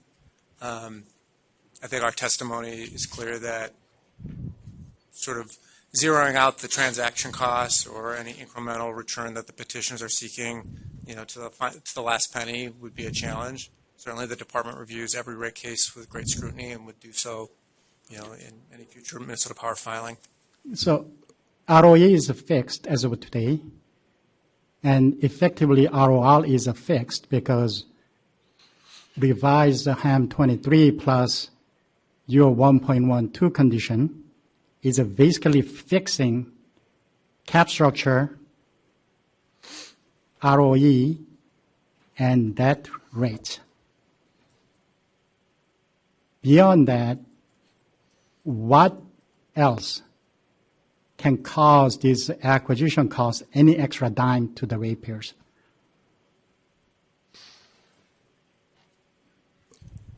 Commissioner Hom, I don't think I have anything further to add to your question. Okay. And then Mr. Schultz. Madam Chair, Commissioner Hom, I think, during the period to which their commitments apply, which is 5 years or less, that there's some protection. I think the challenge is enforcement and detecting. I understand your concern beyond 5 years. My question is, we need to have a common understanding. Next 5 years, based on condition, the settlement party agreed, will there be any penny increase for the ratepayers due to this acquisition? Madam Chair, Commissioner Hom, yes, I think there's a risk that there could be because it depends on regulators detecting, we're all resource constrained and enforcing this even within the 5 years, it's going to depend on detecting and then being able to enforce the commitments that they're agreeing to. No, ROE is fixed, and effectively ROL is fixed with the two combination of revised HAM 23 plus settlement 1.12. Commissioner Hom, with respect to the cost of debt, they simply have the burden to show that it's not there could be an increasing cost of debt if we can't, if they can convince the commission that it's not caused by the acquisition, that, then they can recover it. So there could be an increase as a result of this acquisition. It's not because they have to prove, they have a burden of proof. It is not their acquisition is increasing that rate. I guess, and Commissioner Hom, there are other risks, like the risk associated with affiliated interests. That takes a lot of work to detect above market rates being charged to ratepayers for their affiliates. Would be another example. Okay, so you are saying that affiliate rates will have an impact to the MP ratepayers? Yes, sorry, I wasn't very clear. If the Minnesota Power contracts as a result of this acquisition, Minnesota Power is sort of nudged towards contracting with other affiliates of the partners because it benefits sort of their broader overall portfolio. The commission would have to then know about and detect any above market costs that Minnesota Power is paying that they wouldn't pay in a more competitive situation that could be passed to ratepayers from ratepayers to those affiliates. So can you give me an example of such transaction? Well, I don't have a specific example, but there is an example in the record of a firm called Octopus Energy that's owned by, or Canada Pension Plan has an interest in, that they've already talked about being excited to bring in and do business with Minnesota Power. So what is the nature of business and what can they sell it to Minnesota Power? And I believe, I don't want to get into trade secret details, but I believe it's some kind of consulting. I don't unfortunately have the details, but I can get you more information about that. Okay. Can the Minnesota Power charge that ratepayers without rate case? Minnesota Power could attempt to charge if it's related to regulated business. It certainly could. No, between rate case, can they charge ratepayers the consulting expense? If the consulting expense relates to regulated operations, I would think so. So they have to have that in their test year, and they have to go through the rate case.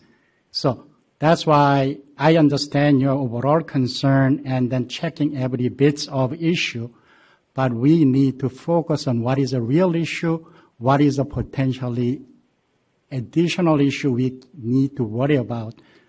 But however, and then you have a full ability to vet that contract during the rate case, even if they forgot to file affiliate interest, right?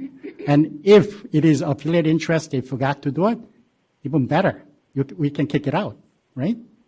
Sure. Commissioner Hom, I should also clarify, I think it's not even clear that this Octopus Energy would meet the strict statutory definition of an affiliated interest, but it could still harm ratepayers. And I think...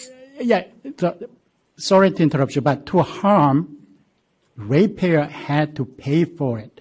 As you agree, we have to go through the rate case to allow that recovery of that cost. Mr. Hom, I agree with that, and that's an additional burden on regulation to have to police these kinds of things as a result of the transaction. Okay, so your concern is during the rate case, you have to vet those extra work. Okay. Correct, even if we even know what they are, if we can identify them, yes. Okay. So any other opposition party who had a concern for the next 5 years, whether there will be any ratepayer impact based on the settlement agreement filed yesterday?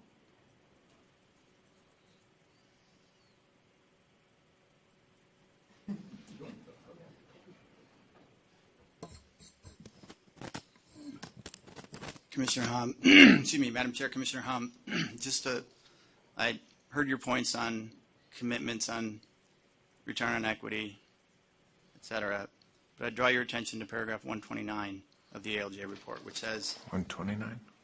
Similarly, the proposed acquisition will likely increase incentives for ALLETE to pursue more capital-intensive investments because the partners will likely pressure ALLETE to grow rate base to maximize results. So the fact that the rate of return is held constant, there's still a rate impact if the rate base is larger than it would have otherwise been. And there's potential for influence for that because, as it says on paragraph 265, The promised governance changes will facilitate ALLETE's loss of control over operations. And we've already talked about paragraph 262 and exhibit LPI 1005. So there is a chance, and I think this is what the OAG was trying to touch on, which is the proposals that come before you. If there's an incentive to make them bigger than they would have otherwise been, that's very difficult for ratepayers to track. They can, of course, track through the proceeding for what the proposal is in front of them, but they'll never know what the proposal could have otherwise been if it could have been less capital intensive. Okay. Thank you for that point. That's what I explained to Sierra Club, that if MP has a choice between fossil fuel investment versus a renewable investment, they'll be biased toward the renewable investment because it's a higher capital intensive. So I agree on that part. But once again, everybody's speculating over investment. Are we allowing over investment at the ILP process? Madam Chair, Commissioner Hom, just to be clear, we, the opposition, aren't speculating. The administrative law judge made a finding of fact after reviewing all of the evidence that that was true.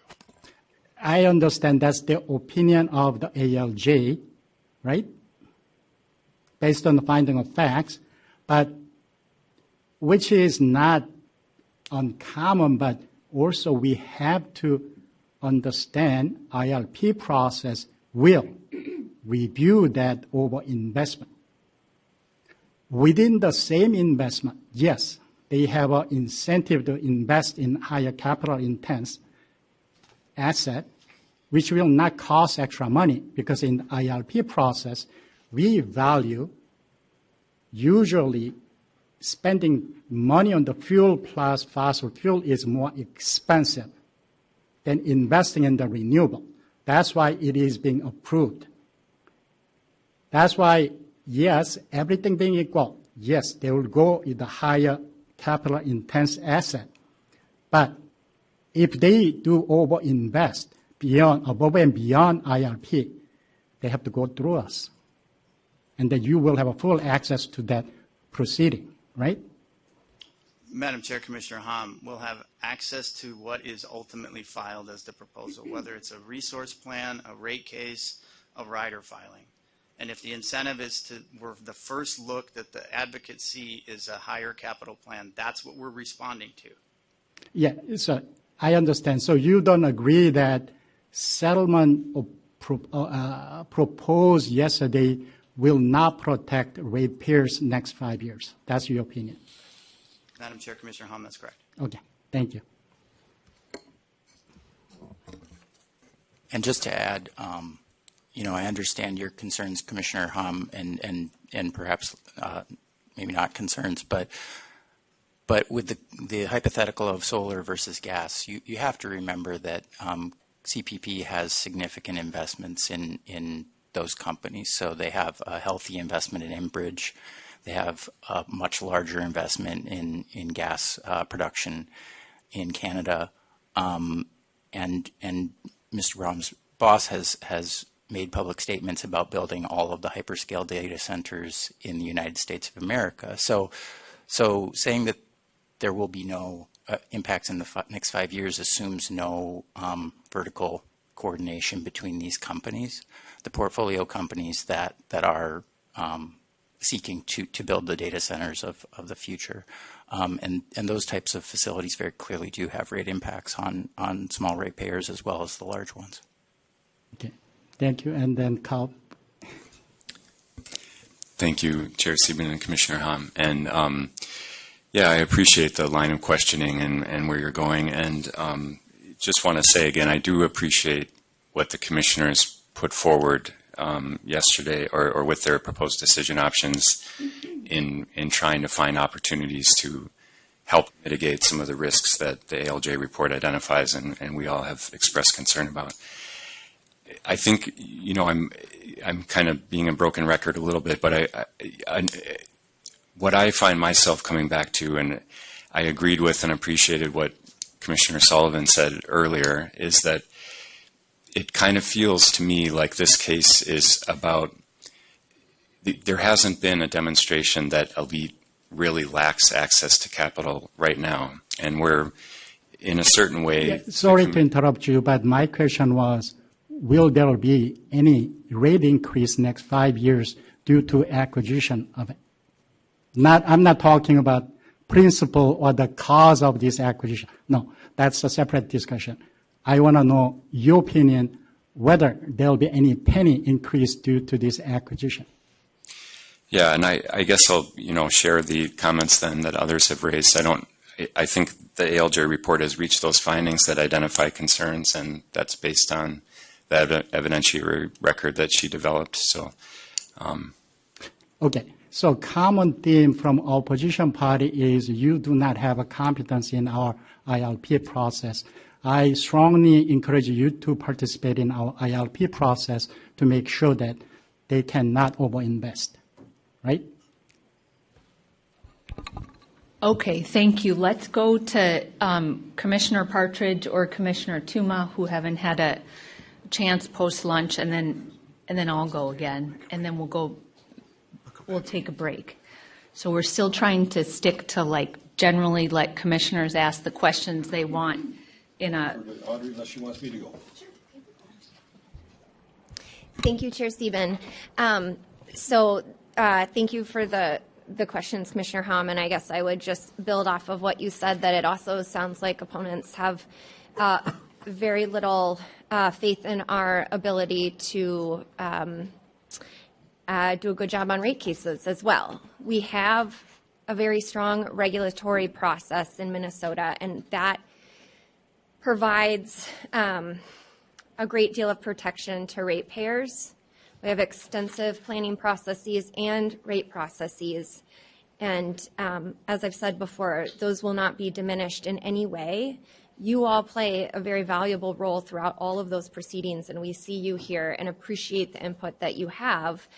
But it does seem like we are going down kind of a speculative spiral throughout which there lacks regulatory oversight and transparency through our processes. And I just want to clarify that that is not the case, in my opinion. I asked a question of Ms. Katie prior to going to lunch about my decision option, new Partridge 31. And I was wondering if you had a chance, I know you have a lot of other questions that you dealt with at lunch, if you'd had a chance to get to the bottom of that. Yes, thank you, Chair Steben, Commissioner Partridge. We did confer with the settling parties. I think just to make it clear, the reason that the language was changed on your decision option 31 was to mimic kind of the existing ECO programs. Since the department administers them, I'd be happy to defer to them on their perspective, but we didn't come back with any specific alternative proposals. Okay.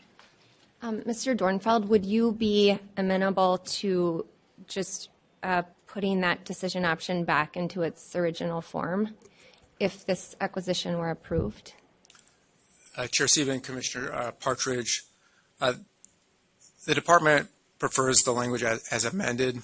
I think the department greatly appreciates that you proffered this additional decision option and the additional funding. The department shares, I think, your interest and the Commission's interest in really maximizing these dollars and making sure they help as many low-income customers as possible.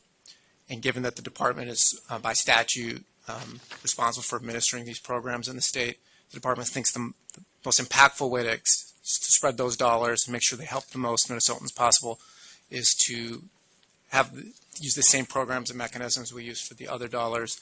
And I think that tracks, for example, the CARE program provisions that are in the settlement, where we're not creating a new program, we're reusing the existing program so that we're not creating duplicative systems or inefficiencies. We haven't discussed this with all the other selling parties, but I imagine the company and others would be amenable to, for example, an informational filing, so that certainly the Commission is apprised of what's happening with this, making sure that the Commission is aware and can consider that information. But we think it's important for the department, consistent with its statutory mandate, to administer these funds. Thank you. Well, Mr. Dornfeld, it's the Commission's authority to approve this acquisition and to determine that whatever the terms of the acquisition are results in public benefit. And I certainly did refer to the low-income definition within the ECO statute, but also frame this out as being very different from an ECO program. There's additional flexibility. There are savings and benefits across multiple fuels, which is not typically as flexible under the ECO statute, even with fuel switching. I will just say to you that it is important to me that it remain with the Commission so that we can ensure that the benefits of this comprehensive, if we do approve the acquisition, that the comprehensive package is in the public benefit and that we are able to ensure that those programs are being administered in a way that maximizes benefits within that comprehensive package of requirements around this potential acquisition. So if you don't have to answer now, but if you could just consider those thoughts as you go into the next week before the next hearing. I would appreciate that. I certainly would appreciate the department providing insight and oversight into the filings that come in, as you regularly do provide such valuable insight, and also context with the existing ECO programs. But I see this as a part of this docket and a part of a larger package of public benefits and protections, and so I'd like to keep it here.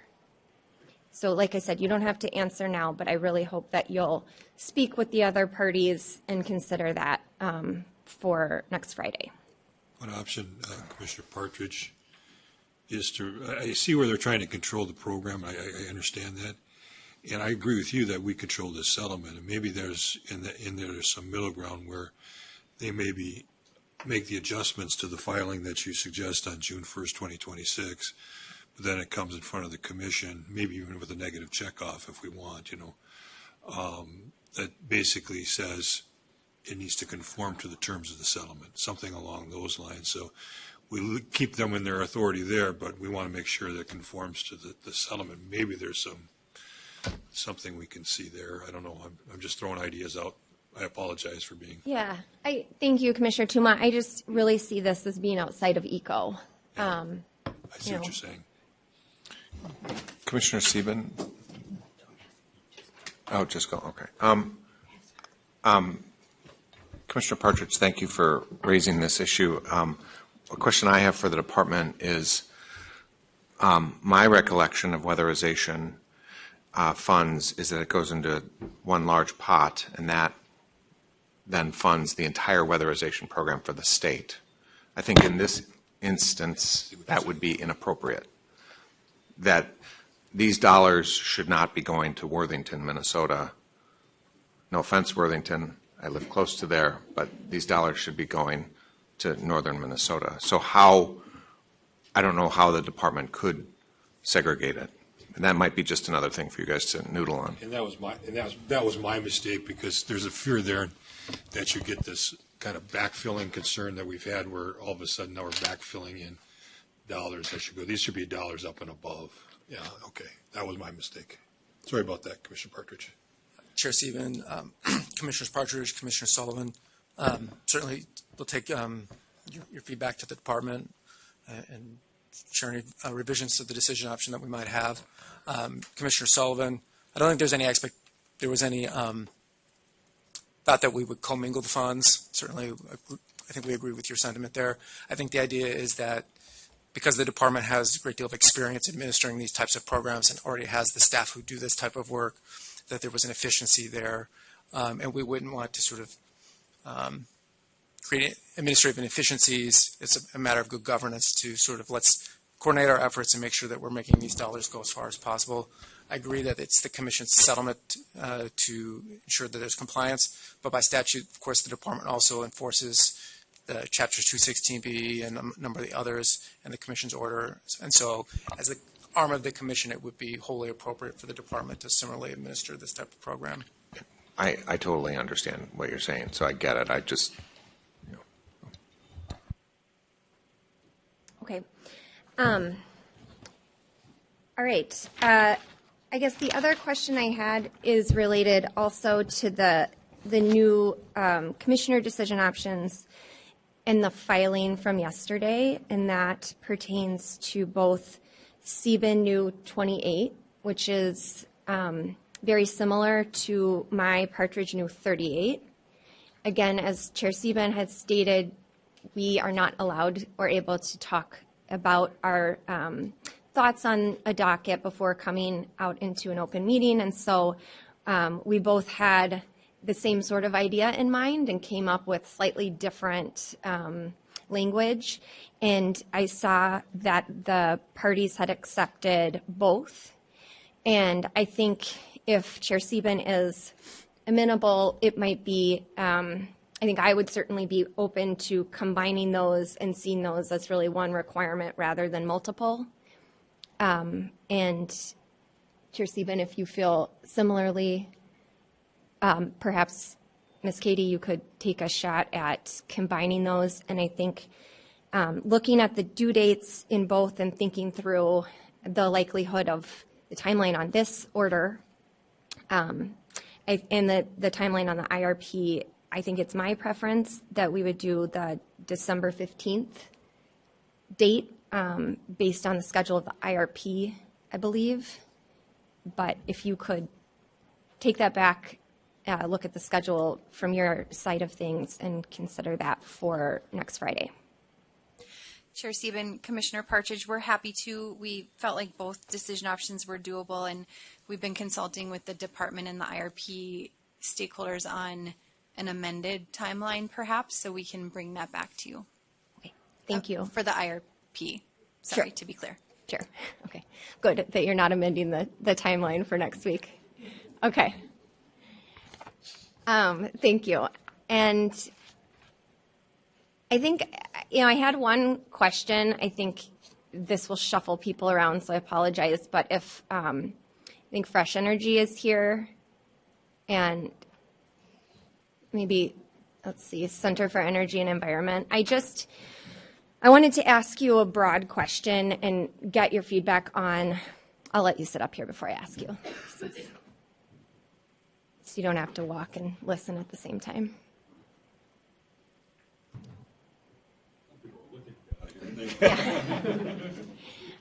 If you can state your names for the record, please. Good morning, Madam Chair, Commissioner Partridge. Alan Gleckner with Fresh Energy. Good afternoon, Commissioners. Will Nissen with Center for Energy and Environment. Thank you. And I will just frame this for those who haven't been as steeped in the docket, that there were several parties that initially intervened in this docket, and then there was the ALJ report, the settlement, and after the fact, there were additional parties, including Fresh Energy and Center for Energy and Environment, that joined the docket to support the settlement, and then again signed on to the filing yesterday to the amendment to the settlement, which included many of the decision options proposed by commissioners. What I wanted to ask the two of you is, could you tell us and explain why you decided to get into this docket at the point that you did, and what made you feel like, one, it was important for you to speak through this docket, and two, that you felt that this acquisition is in the public interest? I can go first if that's all right. Madam Chair, Commissioner Partridge, thank you. So we are a clean energy organization. Carbon emissions reduction is core to our mission. And when we looked at this case, the ability to have the capital necessary to undertake the clean energy investments that are planned for Minnesota Power. We've been involved in Minnesota Power resource plans over the last 10 years. Have been involved in the MISO planning process, which has major clean energy transmission lines in Minnesota Power service territory. So we know the investments that this company has to make well. We've been involved in those processes and know that they're largely either replacing aging infrastructure or new clean energy technologies. We know that's a large amount of investment, and that you have to have investment to make those technologies to effectuate the transition and bring emissions down that is core to our mission. And so at the point when the settlement was signed, we felt like it was important that there was a clean energy voice from our perspective that really was taking the capital question seriously, and that was really concerned that that was going to be there. So that was what was core to us getting involved and looking in the docket. And so we read as much of the docket as we could, chased down concerns. We saw what concerns were brought forward, both on the ratepayer side and on the clean energy side, and really looked into each of those and just felt persuaded that the protections from the settlement, and then even more so now, when combined with the natural incentives here, sort of an Occam's razor of like, why are we here? Why are we doing this? Yeah, you can start to speculate on a bunch of risks, but when we started to look at those risks and see how likely are they, how much are they aligned with the buyer's interests and their natural incentives, how much does that differ from the status quo? And then we took the risk of the status quo from the other side, from our interest of, is there going to be money available to make these clean energy investments? And we weighed those two risks and really felt that the capital story was far more risky under the status quo. And I think the facts that were persuasive to us were in the testimony around Mr. Quackenbush's testimony and others that really highlighted the market cap, the size of this utility versus the amount of investment they have to make, and we know they're going to have to make ongoing. And that was just sort of a stepping back to first principles here, and then weighed that against, certainly there's other risks, but we just didn't find them as core and more speculative, and felt like conditions, both in the settlement and since then, address them to the maximum extent that they could. And now, we're just weighing risks, and that, again, the status quo is far more risky than this deal, and therefore, to us, that's in the public interest. Thank you, Chair Sieben, Commissioner Partridge. We came in a lot of reasons Mr. Gleckner highlighted. We just see the unprecedented level of investment needed to meet the carbon-free standard by Minnesota Power, and pertinent to CE's mission to identify and deploy effective energy solutions to move towards a carbon-free economy, to decarbonize our building stock in the state, which includes electrifying our buildings while we go carbon-free. So to achieve those goals, we need Minnesota Power to be a well-resourced utility that can put priority and resource into those activities. At the end of the day, we came to the conclusion you've heard a lot today, which is, while there are risks, nothing in this acquisition changes the Commission's authority over Minnesota Power, which are set in statute and rules. That gave us comfort as we assess the risk and look at the record and talk to different parties. And again, we came to the conclusion that the risks of not approving this outweighed the risk associated with approving the acquisition with the settlement, and even more so now with the stipulation filed yesterday. Thank you. That's all I have. Commissioner Tuma. Mr. Barlow.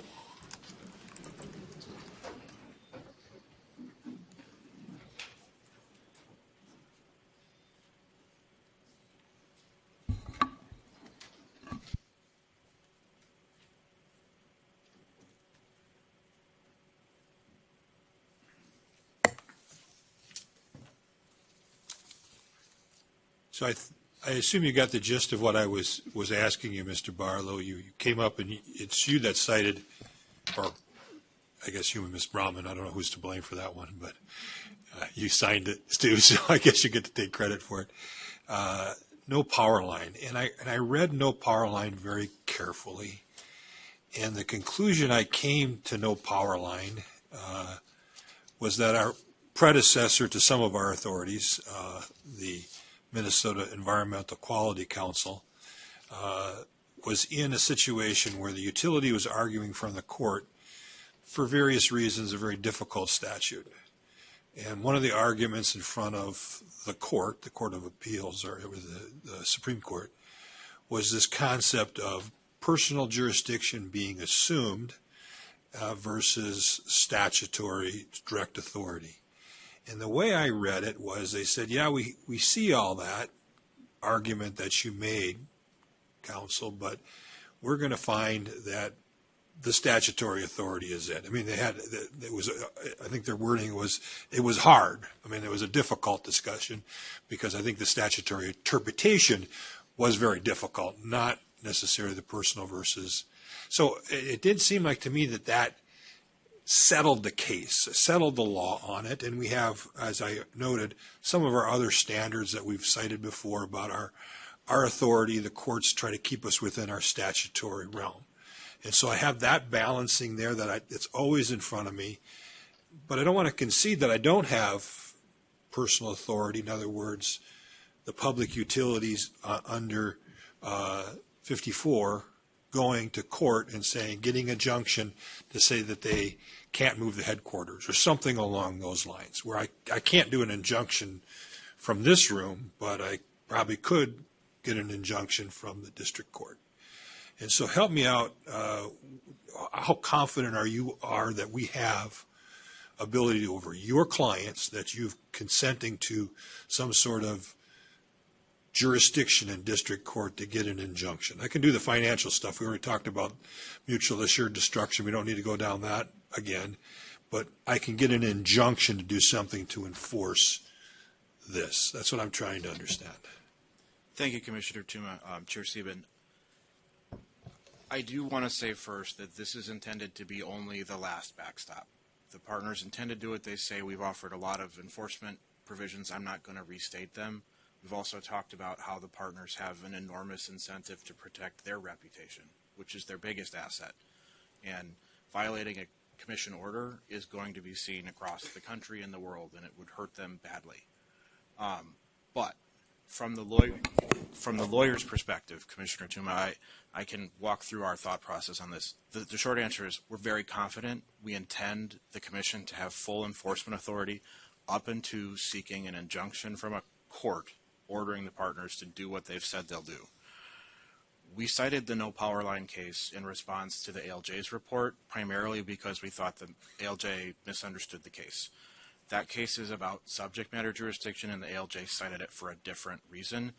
I think the most relevant point in that case is slightly before the quotation you've provided, where it really does make clear that parties can submit, you can agree to personal jurisdiction. We are doing that here. The partners are submitting to the personal jurisdiction of the commission, the state of Minnesota, and Ramsey County, which means that you can bring them here and take action against them. The commission would also need to have subject matter jurisdiction, and we don't think that is in doubt at all. The no power line case is very complex. It's about something that happened in between the end and beginning of an agency. It's not directly on point here.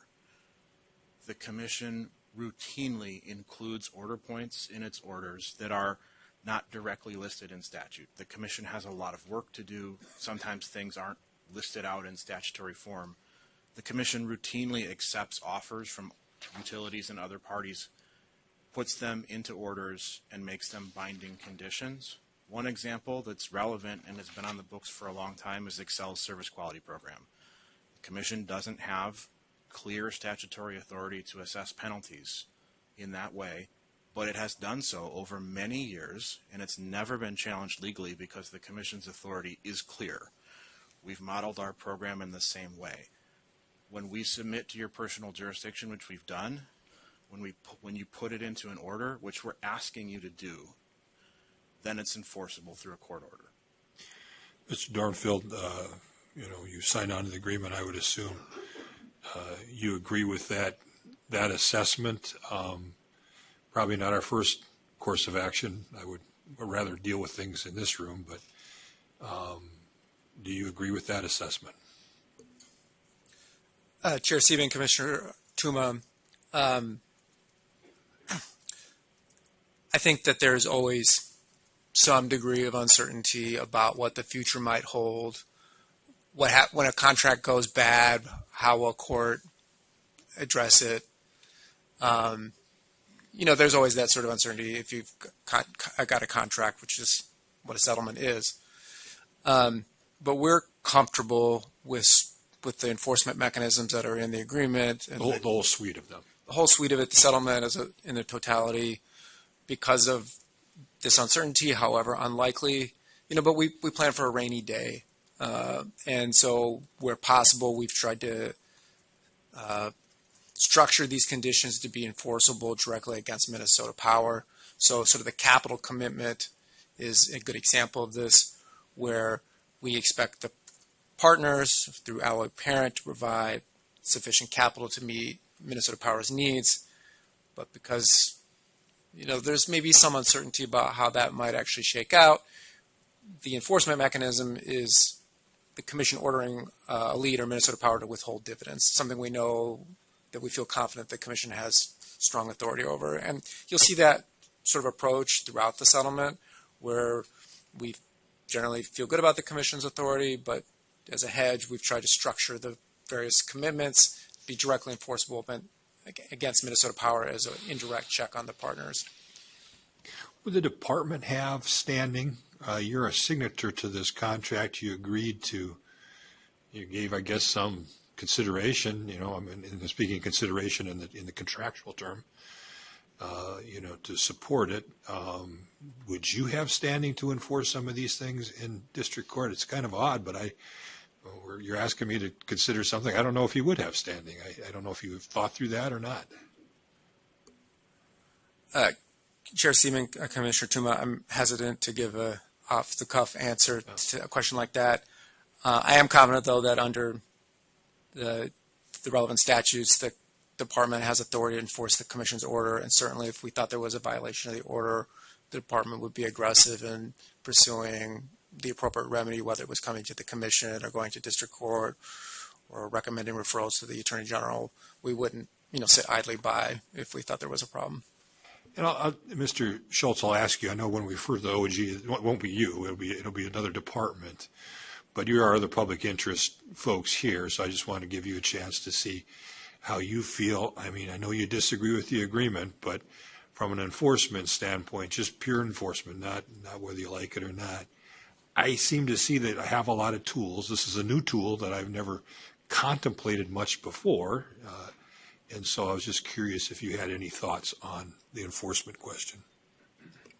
Madam Chair, Commissioner Tuma, of course, the OAG stands ready to take referrals from the commission. I think, as you sort of alluded to with the cases you cited, a court action requires both personal and subject matter jurisdiction. Just because the commission puts something in an order doesn't mean it has subject jurisdiction over that. That depends on the statute, which I think we all understand.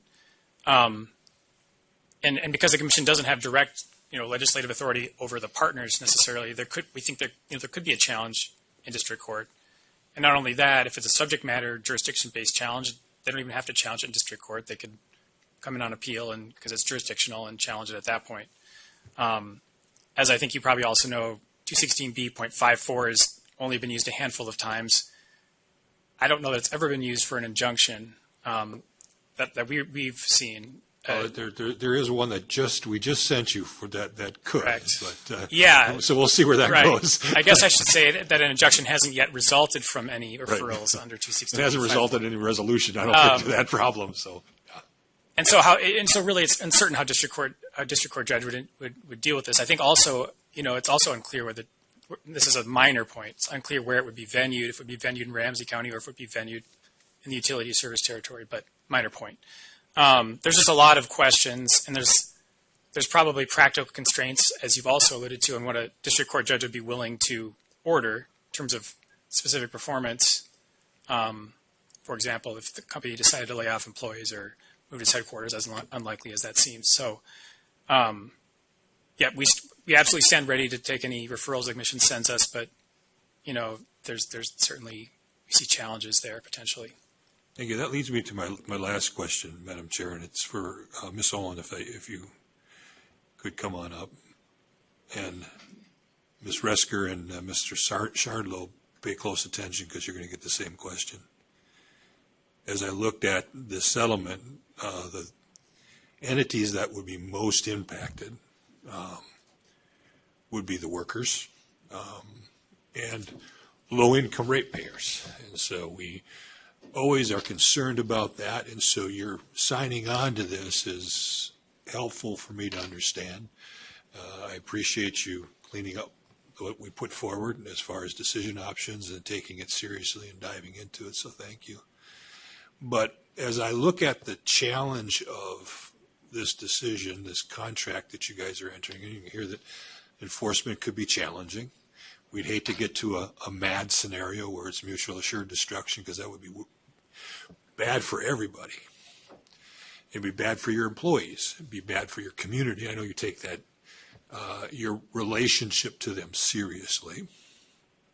I know as an old plaintiff's attorney and didn't have a contract near this big, okay, but one of the things I learned from my old partners was make sure you make it clear to your clients when you say you're going into a settlement or a contract that the contract is only as good as the people signing the contract.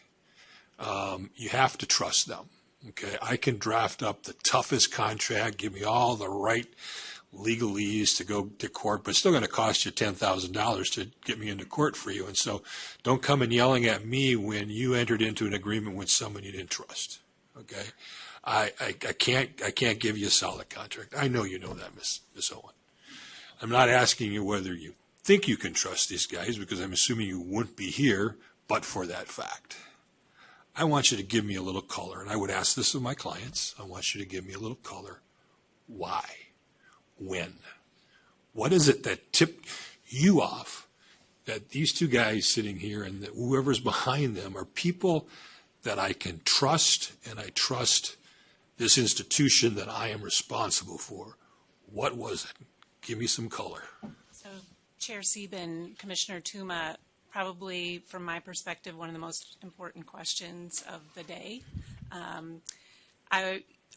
I know that John and Andrew and their teams will recall that our very first meeting with them, long before the contract was signed, I talked with them about the critical importance of integrity and trust and transparency in relationships.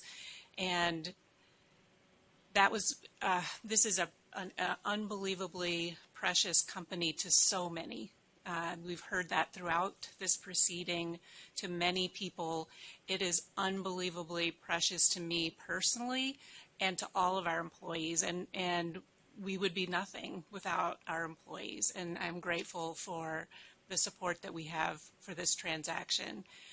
I would never do, I've worked for this company for more than 23 years. I've been a customer of Minnesota Power for longer than that. I've lived in the community for longer than that. And all of that is critically important to me personally. But also in my role as CEO, I have an obligation. I'm also on the board of ALLETE, and a fiduciary obligation, both as an officer and on the board, to do what's absolutely best for this company, the communities, our customers, our employees. I love that the Minnesota statute regarding fiduciary obligations is broader than just investors for board of directors. It's one of the things I'm most proud about in Minnesota in terms of corporate law. And we take all of those responsibilities critically seriously. I've spent more than 2 years in regular conversation. So I, even before this transaction was consummated, spent a lot of time with them talking about kind of how we do business and how critically important. We're small. You've heard Ms. Katie explain that we're the 8th smallest investor-owned utility in the country. But we're trying to do important, big things. And because of that, we can't go alone. We have to have strong relationships with many of the parties that are represented in this room, and to the right of me and to the left of me. We have to have relationships of integrity and trust. And so anyone that we would align ourselves with in the way that we're proposing to align ourselves with GIP and CPPIB, their reputation will bear upon our reputation. And so it's not just me, but I will say our senior team has spent a lot of time with GIP and CPP. I've brought to them challenging things like mine closures. I've brought to them some good things as well. And at every turn, they've been supportive of what is our perspective and what do we believe is the right thing to do. They're not here to manage our business. They're here to be supportive, provide expertise where we request it, but most importantly to provide the access to the capital that we need in order to effectuate our commitment to the carbon-free standard. So it's been over a period of 2 years. I meet now, ever since we signed the agreement, I meet with John and Andrew every 2 weeks myself. Our teams meet both in terms of pacing regarding items that are in the merger agreement that, again, are not running our company, but we've had an opportunity to see how that engagement will be. And I think even more importantly, you saw in what was filed yesterday that they are stepping up in really meaningful ways, commitments to our customers, our employees, and our communities. And I think the proof is in the pudding. But you've also heard a lot about recognizing that you know Minnesota Power, but you don't know them, and that they acknowledge that they're working to earn that trust of all of our stakeholders, including, obviously, the Commission. That's good. Funny, the things that stick with you. Do not go where the path may lead you. Go instead where there is no path. And leave a trail.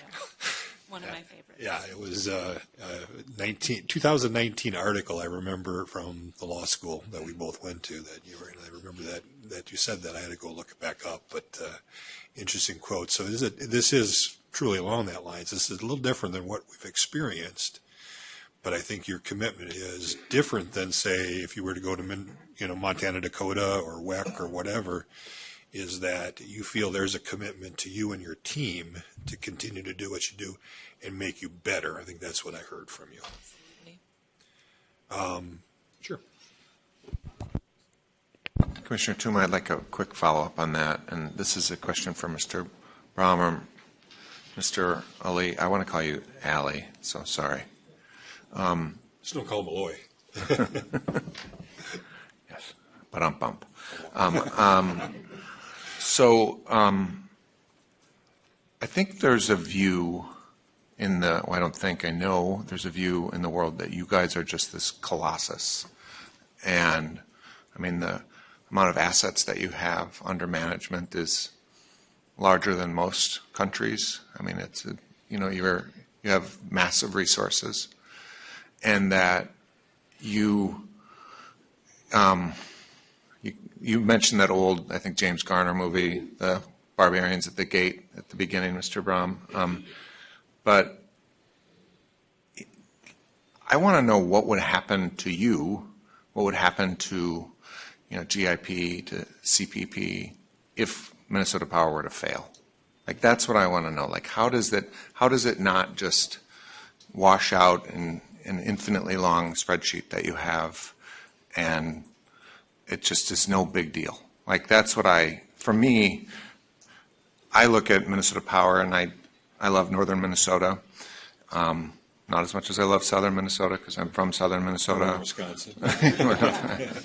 But I do love northern Minnesota, and I think about the people who are up there, and they don't have an exit strategy. This is where they live. And they shouldn't have to have one either. There shouldn't have to be an escape hatch. So I want to hear from you, like, just along the lines of what Commissioner, what happens if Minnesota Power fails, if ALLETE fails? The investment in ALLETE is coming from GIP's fifth fund, which is enormous. $25 billion, enormous support from pension funds, investors around the world. The loss of our investment into ALLETE would be extremely painful and material to that entity. It would also be noticeably material to CalPERS, which is the Tower Bridge investor, and their allocation to real assets. I think when you say we've got so much money, you're referring to the fact that BlackRock acquired GIP, and BlackRock is the largest asset manager in the aggregate in the world, and therefore it is attracted. And this transaction, I've only been part of BlackRock for a year, and this transaction has really opened my eyes to the fact that because it's the largest, there's so many maybe conspiracy theories that swirl around it, but fundamentally, all of the capital that BlackRock is managing, it doesn't have. It's other people's. So they're managing it in trust for those other people. None of those people and institutions have to give BlackRock the capital. And so the strange thing about BlackRock in particular, because they're the largest, they get all the focus. Most people don't know who number 2, 3, 4, 5 are or who the CEO of 2, 3, 4, 5 are. They just know that BlackRock is the biggest. And the interesting thing is because they are the most trusted, they're the biggest, which means they're the most mistrusted. And it becomes this paradox because they're so large. But this is a very significant investment. Between CPP and ourselves, we're committing just scratching $4 billion up front that will creep over time dramatically. It would be personally devastating if something bad happened to ALLETE. I think I'd hang up my cleats. But that's for me, which wouldn't be of any help to the people who live in northern Minnesota. But it is a very significant investment. It will get the full attention, the full commitment that you would expect if you were someone who'd entrusted us with their investment to make into this. And to date, we've never had something so devastating happen to us. That doesn't mean in our 20 years we're perfect, but we haven't had anything as devastating, and I don't even want to judge it. But this is nothing, and I think somewhere I've read, oh, something bad would happen, and they just brush it off. That's just not the case. And Chair Sieben, Commissioner Sullivan, if I might add CPPIB's perspective, our reputation and our brand and our guiding principles of partnership, integrity, and high performance are the most important things that we have. If Minnesota Power were to fail, and if it were to fail because of our actions, that would be detrimental to all of that. It would impair our ability to carry on our business going forward. We're at the table with Bethany and the team because of that track record, because of that history we've developed. That's why we're invited into these types of conversations. So it would be incredibly detrimental to us if our actions cause that to not be the case. And Madam Chair and Ms. Rensker, I had the same question for you. Obviously, you signed this agreement. You're representing majority of the employees at Minnesota Power. Minnesota Power has a great culture that I think comes from your leadership and the leadership of Ms. Owen and her team. You know, at some point, give me the color. Where did you get to the point where I can put my name on an agreement with these, you know, gigantic companies and say this is a good deal for the people that I represent? Yeah, thank you for the question, Commissioner Tuma. In the last 5 years, since Bethany became the president and CEO at ALLETE, I think that we've had this rapidly growing labor relationship that has been really beneficial for everybody involved. And I think it has garnered a deep level of trust with our members, certainly with myself, whether that's Bethany and Jennifer and Julie or who else on that executive team takes the time and care to make sure that everybody is where getting what they need and where they need to be. So they trust that the partners are the best route at this time. I do understand some of the financial obligations that we have coming ahead of us. We have all of our concerns about energy transition, and it seems like if we can cross those together, that maybe this could be a good thing for all. I will also say that the partners have subjected themselves to some town halls, and my members work very hard, but I do not ever know what they're going to say. And they did it more than once. So I thought that was sort of meaningful that they would put themselves in that position. I don't know what will happen. I mean, it's not without any nervousness that we do this, of course, but we've had really collaborative conversations, and we're feeling good about what's happening to this point. Mr. Shard, our sense has been around this area for a while. You've worked with Minnesota Power, and I appreciate your involvement. You represent that other interest that I would be most concerned about, and that's low-income ratepayers. And I think you were very clear in your comments that, you know, yeah, they made some commitments to me, but I wasn't bought off. I bought into this. So give me your color, your feeling for why you could put your name to this agreement.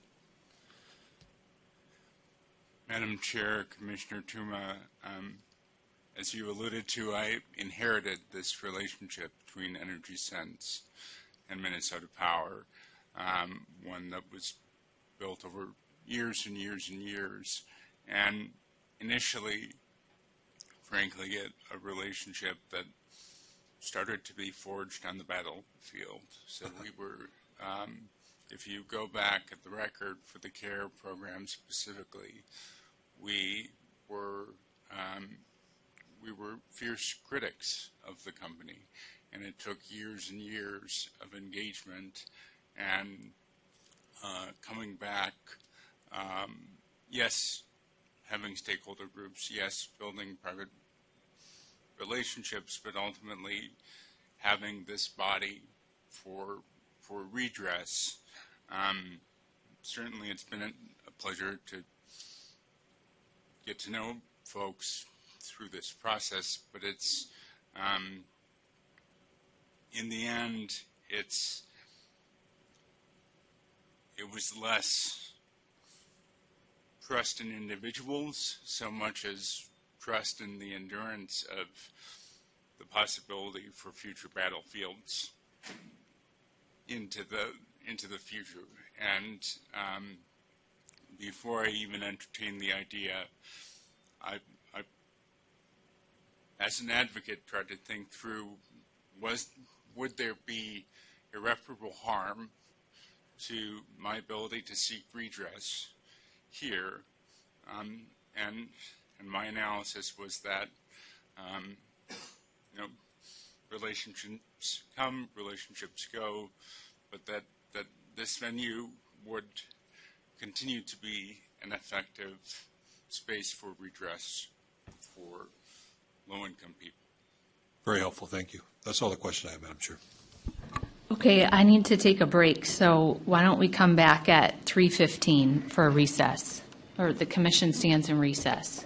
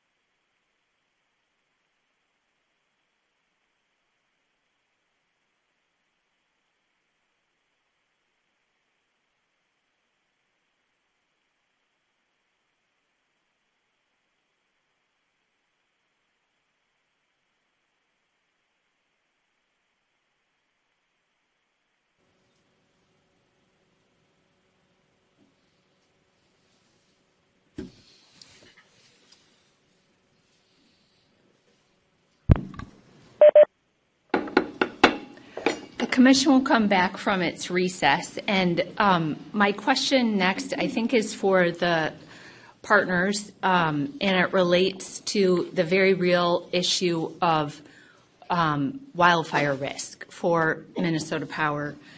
As you know better than I do, there is significant risk to utilities across the United States due to increased levels of wildfire.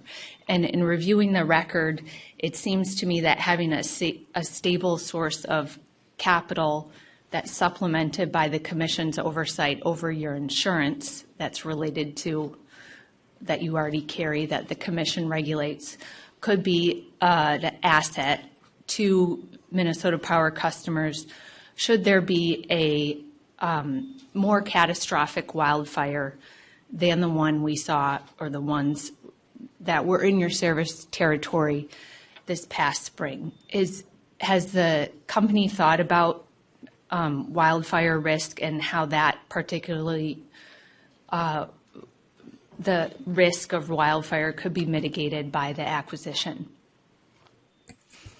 Thank you for the question, Chair Sieben. Obviously, wildfires are not only on our mind, but in our backyard, as you mentioned. And so it's something that we think about often.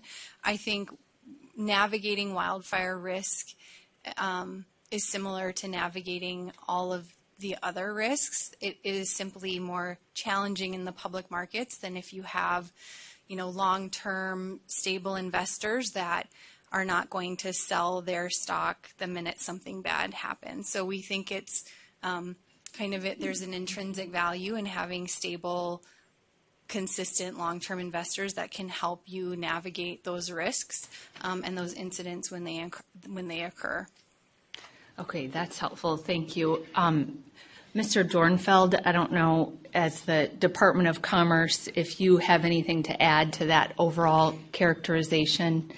I know wildfire risk wasn't specifically addressed in the settlement or the petition that's now in front of us, but because you're the public entity that primarily appears in front of us, and certainly you understand that the Commission would continue to have oversight over the amount of insurance that Minnesota Power carries, and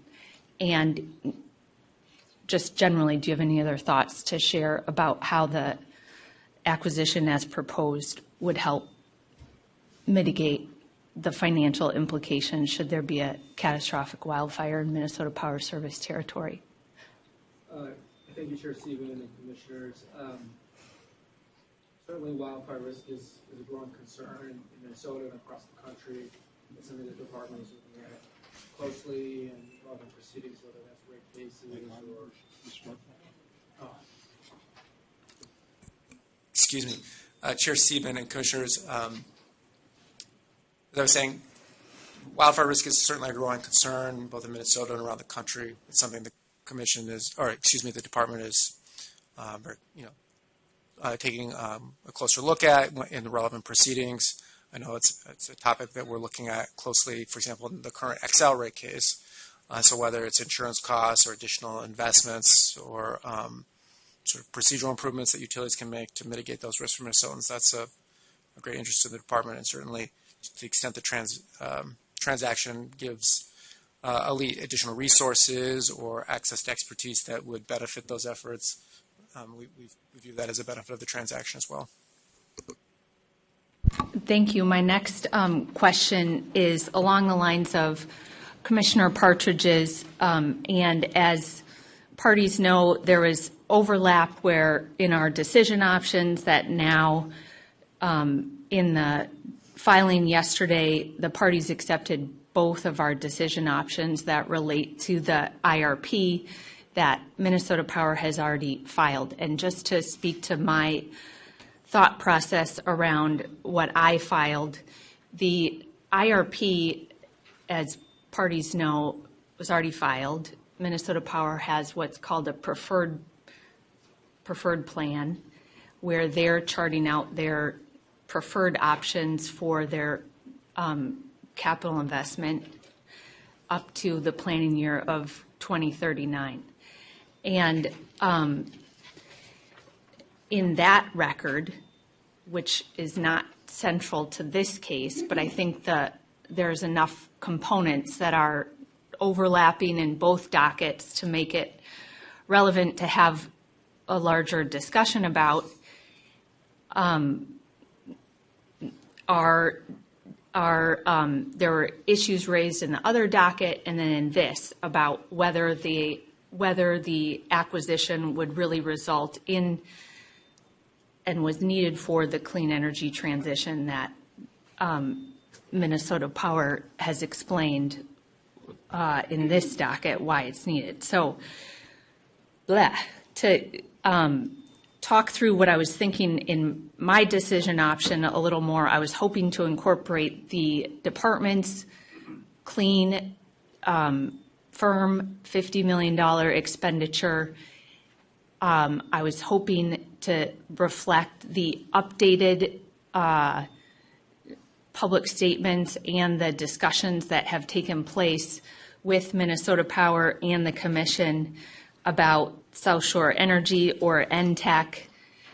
And this wasn't stated as explicitly, but I think it would be in everyone's interest if in the IRP there is more engagement now on how, if approved, these changes would be reflected in another scenario that could be worked with parties, hopefully broad number of parties, to arrive at a new plan that would be filed in that IRP docket. And some of the, just talking to staff since looking at the Commissioner Partridge requirement and how it relates to mine, is there is a question of whether the company, whether Minnesota Power intended to file, like you accepted my decision option. Is that, in your estimation, one scenario? And then Commissioner Partridge's, as she outlined, would be another scenario? I think that doesn't make as much sense. It may be more likely they are just merged as one scenario. And then if that's the case, which it sounded like from the discussion earlier this afternoon, that's what you were thinking, then we just need to figure out what the best, like the timelines are, so that there's opportunity for stakeholder engagement, and the results, if the acquisition is approved, the results of the acquisition are folded into that new scenario. So, Ms. Katie, what is the discrepancy in the timeline, and first, the company's preference for the timing as it relates to either December timeframe that was outlined, I believe, in Partridge's decision option, or mine, which would be more like March?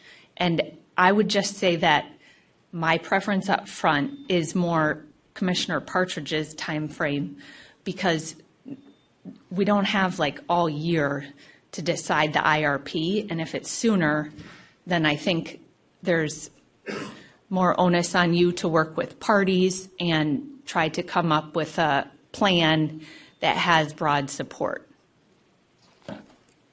Thank you, Chair Sieben. I agree that those two decision options could be blended into one scenario. Over the last week, we've been talking with the department and some other parties about how to potentially modify the IRP timeline so that we do stakeholder engagement before these scenarios, or do file the scenarios, allow folks time to comment on them. So we included a note, as you'll see in CBIN New 28, about potentially modifying the timelines in the IRP docket. We'd be happy to provide a proposal for that as we combine these two decision options. I think we are all, the parties that we've talked to that are engaging in the IRP, we are all focused on keeping the IRP on track and moving forward, and want to keep to our timelines as much as possible. So I'd be happy to work with the other parties and propose how it fits into the IRP timeline. Yeah, that sounds good. And then as long as you're clear too that like we want all the language about that Commissioner Partridge put in her decision option, you know, to also be in the modified and the new one, also what you agreed to in the steps that I outlined as well. Okay.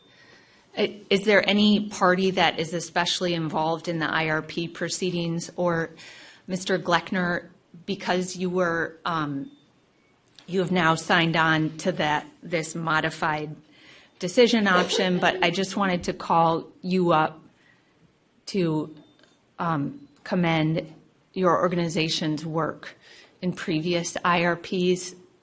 I think that Fresh Energy has been really instrumental in helping the Commission arrive at reasonable, low-cost IRP scenarios that reliably serve Minnesota Power customer, or that serve customers of that IRP. And I'm thinking about Xcel's most previous IRP and the critical role you played, where the Commission did approve transmission investments, new gas, and a lot of renewables. And so I just want to affirm that you, as an organization, see the scenario that Commissioner Partridge and I laid out as something that is, or I want to hear that it's something worth doing, that to try to bring more stakeholders on board to maximize the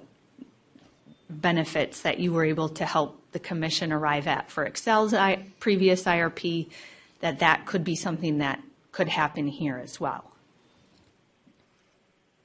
Madam Chair.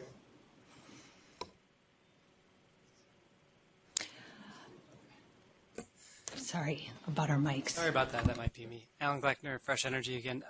Yeah, thank you, Madam Chair. I think both the decision options give us good direction as to what to look for, and I think are in line with early things we're looking at as very much possible within that space of meeting resource adequacy, reliability.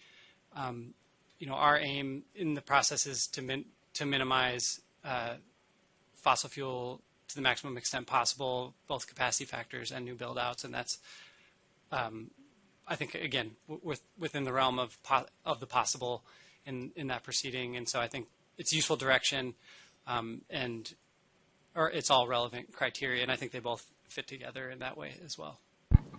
Thank you. And then Mr. Pranis or Mr. Runke, who both have also been heavily involved in helping the Commission arrive and adopt IRPs that have been, I think, in the state's overall, to the state's benefit, to have broad support from labor, in your case, participation in the IRP planning process.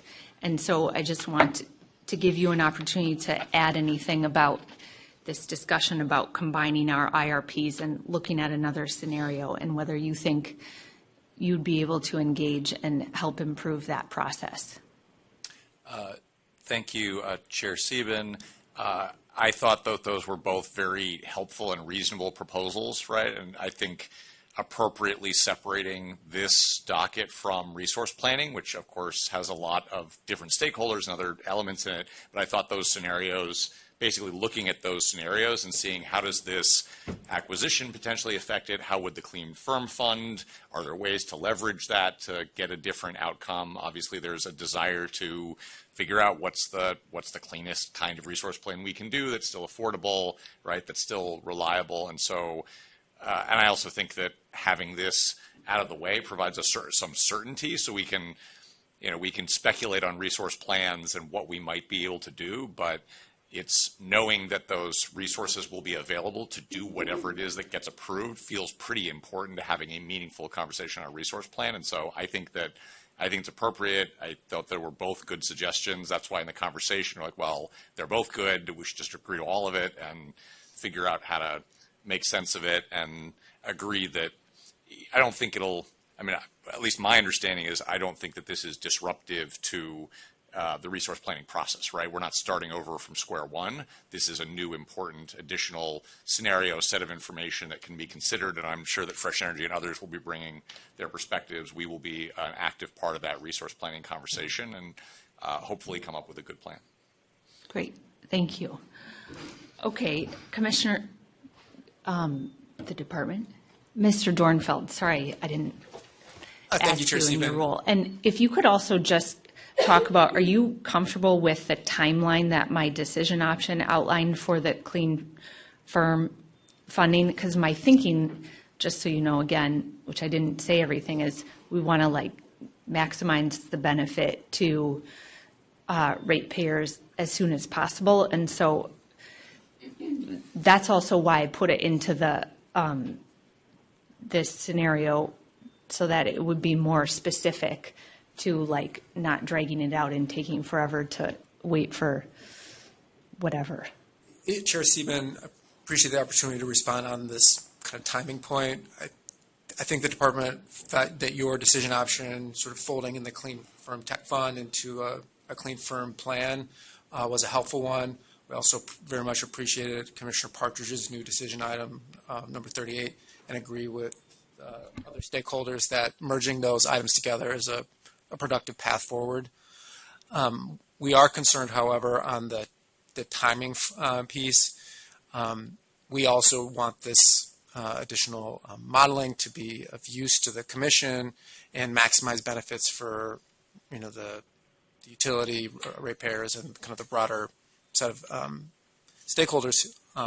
But we're concerned that a December filing date won't give the department sufficient time to explore new modeling and bring something valuable to the Commission, particularly when we're talking about novel technologies and system designs that we haven't dealt with in the past.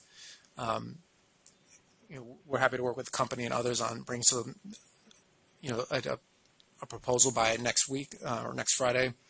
But in general, we think a mid-February date would be more practical than a December date. Well, this is showing my ignorance in the work that you do ahead of time, but I was thinking that the company files the IRP in the amended scenario in December, and then after that is when the department's modeler verifies the information that the company has filed. So what am I not understanding about that? Because I share your interest in, like, we don't want to start everything over and push everything back, but I thought the burden was more on the company to file, and then the department works and verifies the scenario and what they filed kind of after that. Chair Seaman, I understand that the department does a fair amount of legwork ahead of time, but I think I'm going to phone a friend if you'd like more detail.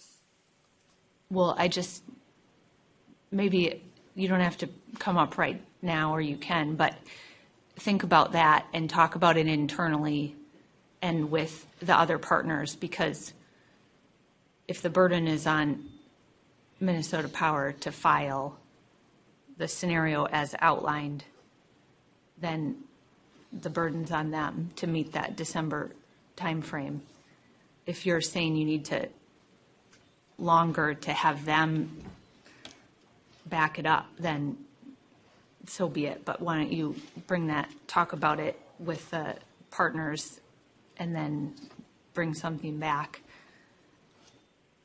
the result of those discussions. Is that, Commissioner Partridge, is that kind of what you were thinking, or do you have a follow-up to that? Yeah, I agree with that, Chair Seaman. I think as I'm just not very well steeped in where we are in the timeline, because after we procedurally move it along, we kind of lose track of it until it comes back to us. So I have no further insight, but I like that idea of you all just working together to think about what timeline makes most sense that won't delay the process unreasonably. Okay, Commissioners, that's good for my next round of questions. If you just, now I think we're going back to our old way of everybody interrupts whoever you want. And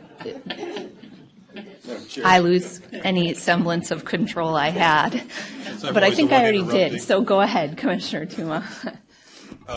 Mr. Brown and Mr. Alley, I read 302, the highly trade secret, and and it's referred in your briefings where it talks about rate increases. You've talked about it here, so I don't think I'm violating any of the trade secret elements of it. But as you indicated, it talks about modeling of rate increases. And I kind of went into it at first kind of thinking, well, what does rate mean? Sometimes in this proceedings, people talk about rate increases, the overall amount of my bill going up versus I'm going to charge, industrial customers or class 2 commercial customers, 0.2 of a penny more on a kilowatt. And it seemed to me that the reference in there fairly was the first. These are going to be increases that people are going to see in this area. And so I went into it thinking I'd find an explanation there, but I didn't.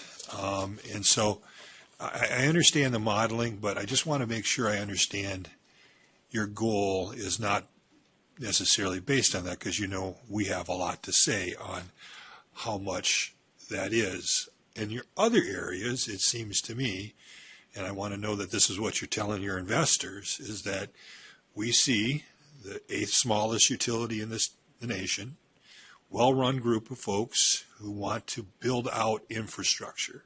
And we have money to invest in infrastructure, and that the goal in the end that you want to see is not that we're giving you more rates, because I can assure you, so long as I'm here, it'll be a pretty bad plan, okay? So I'm going to be making sure we're tight on that, but that the overall goal is to build this company to meet the carbon-free standard, to make it more reliable, to make sure that you build out infrastructure like transmission lines, which don't necessarily fall into my area, but fall into other areas. You see the build out of that and building this company up. That's your number one goal. And that the 302 wasn't meant to be signaling to your ratepayers some other goal that you had, but that you've been very clear with your investors. Our goal is to build this company up, and we are in a unique position and a unique partnership, a different pathway, as me and Ms. Owen talked about earlier, to build this company and build value so that when you do flip it, which I would guess that you would do at some point, that you're selling whoever is buying it out, okay, a company that is now capitalized well, getting a rate of return that's fair, but we're not just going to squeeze it out of everybody up north. Walk me through your rationale, what you're trying to say in 302 and what you've been telling your investors. If you look, you want to go first? Sure, I'm happy to start, and we can. Chair Sieben, Commissioner Tuma, thank you for the question. And this goes a little bit to Commissioner Sullivan's question earlier on the vision, so I'm happy to articulate a little bit from our perspective. I didn't earlier. This is a company that has a well-run plan, has a good relationship with stakeholders, and it's touching on a number of the things that you said in your articulation of our objective. It's to back a very good company with the capital to enact its plan. The carbon-free standard is a large part of that, and there's a number of other investments, if deemed in the public interest, that could go along with that, including transmission, as you mentioned. So it's to make prudent investments where our value will grow over time. Rates are not the driver of that, and I think you've articulated as you walk through the thinking in very much the way that we think about it. There's an output as a sense check, but the rates are determined all in our modeling, but the rates are determined by the commission, not by us. Mr. Brown, anything to add? Sure. If you look in that investment committee memo, that I think I can summarize the investment thesis that, to me, and I guess I'm a victim because I wrote it, or parts of it, it jumps out that the investment thesis is provide the capital. This is an underappreciated, challenging story that needs capital. Over time, it will decarbonize. It will meet that challenge. And when we do sell, the stock will be more highly valued because this challenge will be behind it. At the same time, the transmission investments, many of which benefit the entire MISO, somewhat minimize or reduce slightly the exposure to the most cyclical of Minnesota Power's customers. And that's like on the second page of our memo. Then if you get all the way to the back, the check is, well, in different scenarios, what could happen to customer rates? And when you look at that page, which I did during the break, it has things like the rates that are implied by this. It explains how we did it outside in. Looking at growth, we actually tried to do outside in benchmarking of some of the larger industrial customers and posited that this one might decline, another mine might come, because that also affects rates, to figure out, well, if the ROE stays the same and the capital structure stays the same and we provide the capital in the current IRP, then what happens to customers? Is it within a zone of reasonableness to what people can afford? And there's actually a downside. Well, what if worse things happen? How much more would rates go up? Because our mindset is to achieve this in a way that minimizes any costs to customers, because in the end, and this is something I meant when I said it at the beginning, we can't be successful unless Minnesota Power is successful, which is not possible unless the customers are successful. And that's good to hear. And another thing, that rumor is kind of floating around within the docket, outside the docket, is the play on data centers and the massive growth that we see. I sit on the Southwest Power Pool Regional State Committee. Mr. Commissioner Sullivan sits on the MISO OMS, and so we've been getting a lot of the predictions, and that's a lot. Over the last couple of years, it's changed. I know when I first started in the commission, everything was flat. How do we make this work? How does the growth of AI fit in your plan, or the data center growth that you see? What do you see from that? How do you see that fitting into your vision for where MP goes? It's a big question, because data centers in our other renewables businesses, our biggest customers have been the hyperscalers who want to have net zero fulfillment. And so if you look at those companies, they're the ones really supporting the renewable build-out around the country. And what we've been seeing, or what I've been seeing and observing before the AI, was that the demand for data centers was growing exponentially just based on the cloud. And then AI changes everything. And now it's all you read about, it's all you see. GIP has exposure to data centers, investments in data centers, CPP does, depending on who you believe.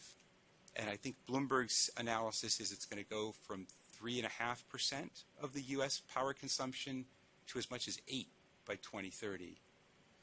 I talk to these people sometimes, and where they cite them is a very big mystery, and there are all kinds of people running around trying to figure out where to put them. Tell me. When you think about it, the one thing that's in the existing IRP is that some load growth would actually help mitigate the customer impact of decarbonization, because you'd be able to spread the fixed costs of ALLETE across more customers, more units, and that would be beneficial. It could also be beneficial because it would yet again reduce some of the extraordinary cyclicality that comes from having so much of your customers engaged in one business that's so pro-cyclical. So it would be good to a point.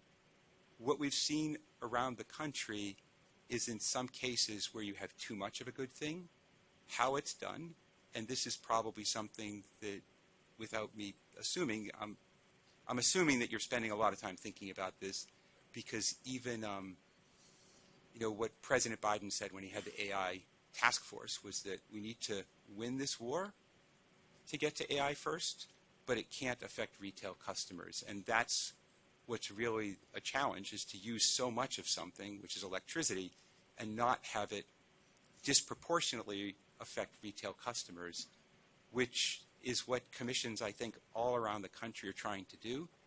And the one observation I would have is it'll be an easier task in an integrated environment like Minnesota than it is in some of the deregulated markets, where when the hyperscaler goes and asks for service, the distribution utility just says, can I provide this to you from a transmission standpoint, not is there enough to actually supply you? And that is, I think, the problem that we're going to see in the PJM and in some of the eastern markets where so many of the data centers are going. So long answer, but is it central to our investment thesis? No, not at all. Could it be very beneficial? Yes. But any large customer, Ms. Katie will be here explaining exactly what the impacts are for everyone, because one thing's clear, if you do it the wrong way, it can have some, what I think are bad consequences for the other customers.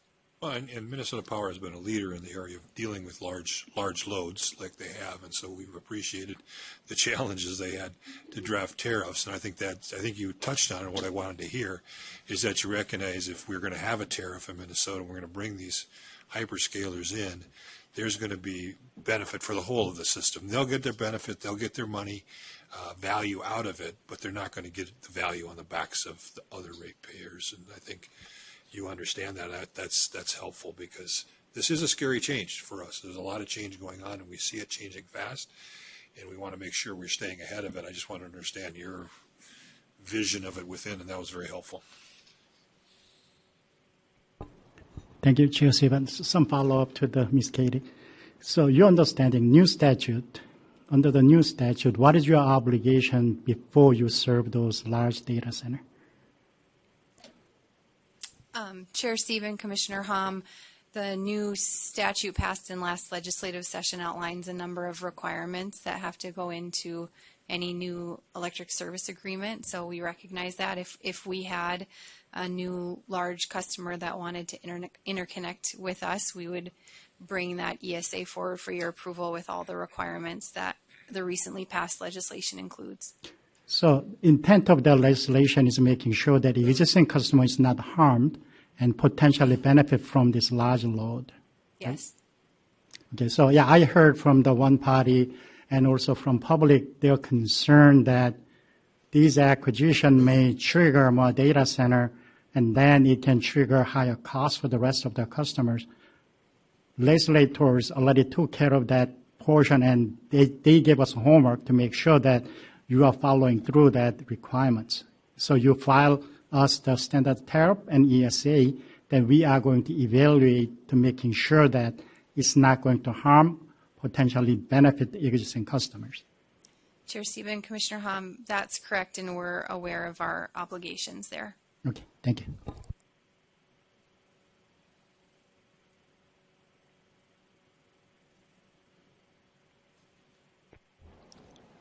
Thank you, Chair Stephen. So not to beat a dead horse, but I do think I want to clarify that I think that I introduced confusion.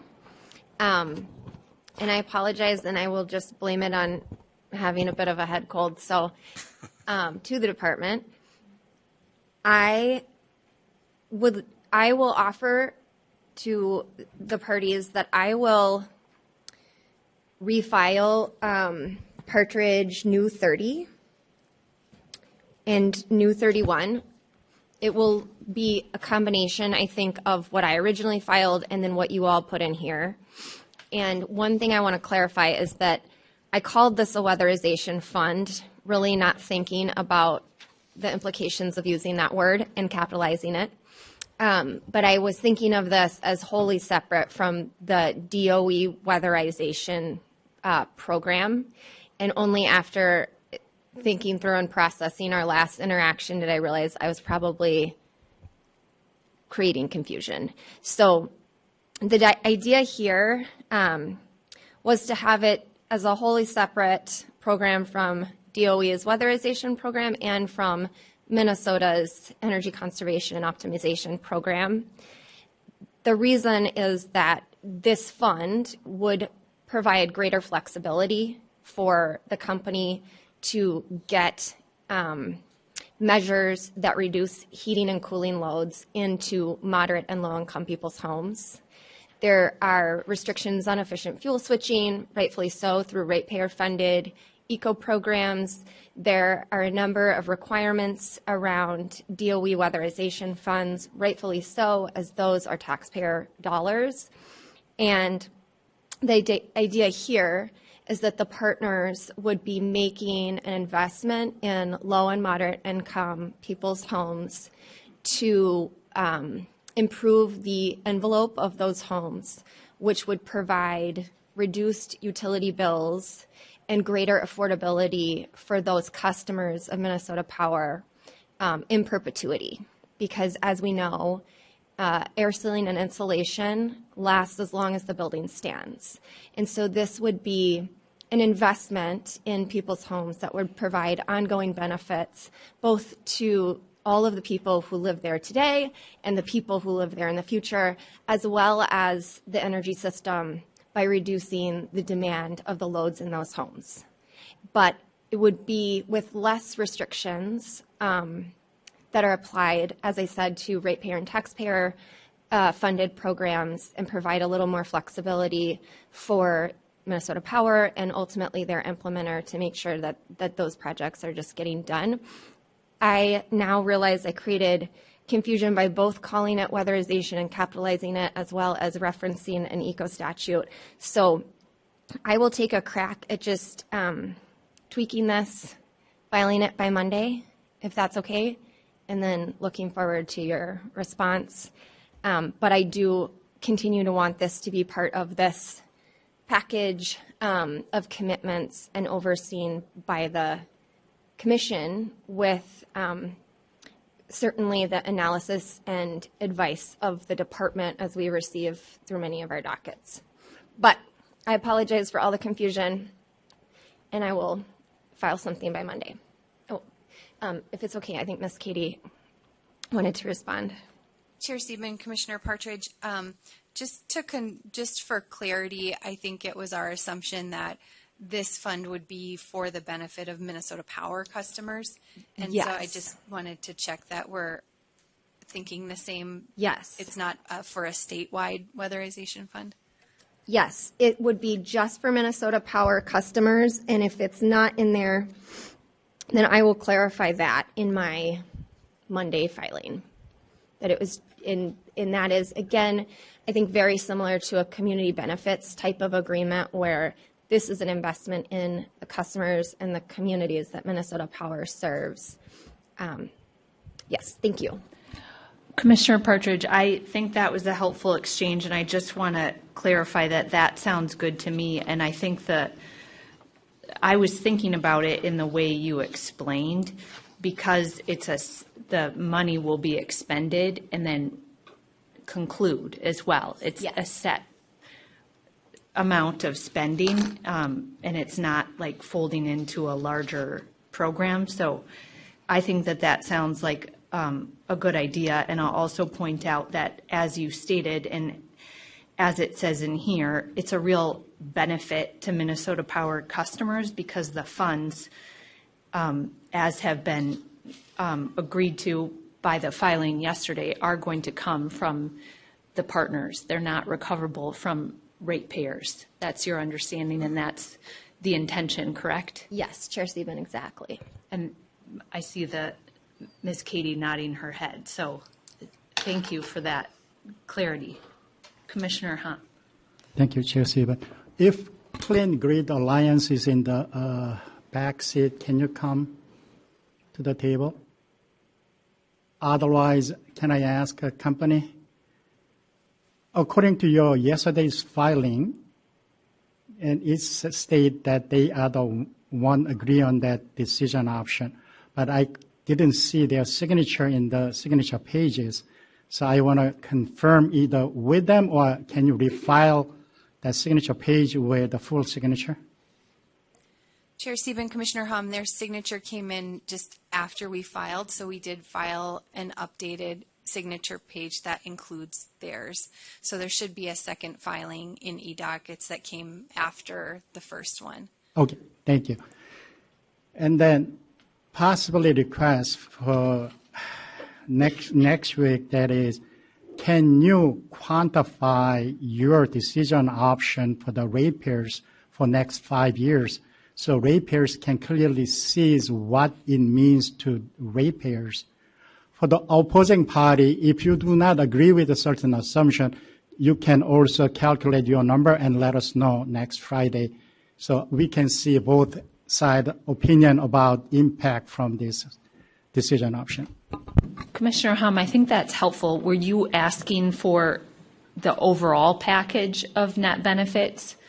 And then also to pile on, if you could also quantify the ratepayer benefits of the additional concessions that were agreed to yesterday by all the parties. I think that,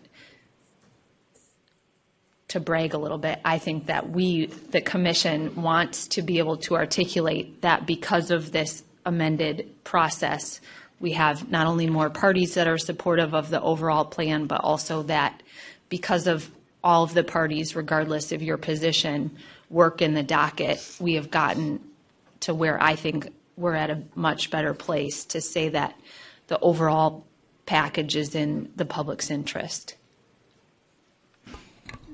Yeah, I understand the opposing party's concern beyond 5 years, but this request is about the next 5 years. So we can inform the ratepayers and public what it means to them. I understand there's uncertainty beyond 5 years under many of these terms, but we can discuss in that separate discussion, but at least we need to properly inform public what it means. If I may, Madam Chair, excuse me, the OAG would be happy to see what their assumptions are and check their work. If we could, especially helpful if we could get like the live Excel spreadsheets that support it for us to be able to check that and understand what the assumptions are. And if we could receive that before, like the day before the hearing, that would be great. Did you ask when that you wanted that filing? I would suggest it should be due on Tuesday with the other, as I said at the beginning, because then it still gives us and our staff time to analyze it before Friday, if that's agreeable to folks. And I hope company work with the opposing party too to make sure that they have the same information. So we have a good discussion between two different parties. Chair Stephen, Commissioner Hum, we're happy to do that. It may be a quick turnaround before Tuesday, but we will do that. Make Barlow do it because he was giving thumbs up behind you. You didn't see it, so. He's got the assignment. Good. Commissioners, other things, Mr. Maratska.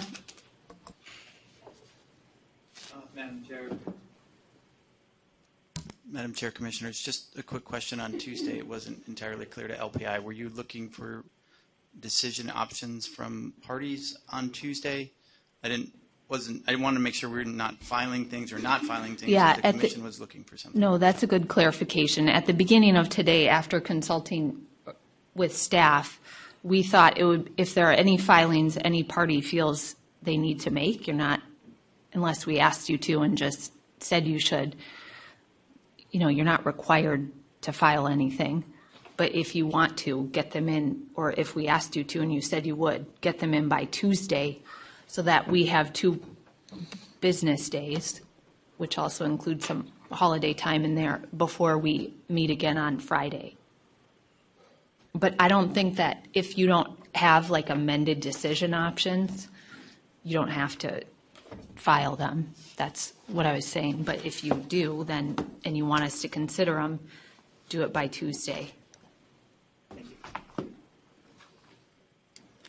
Anything further from commissioners? Our staff is good?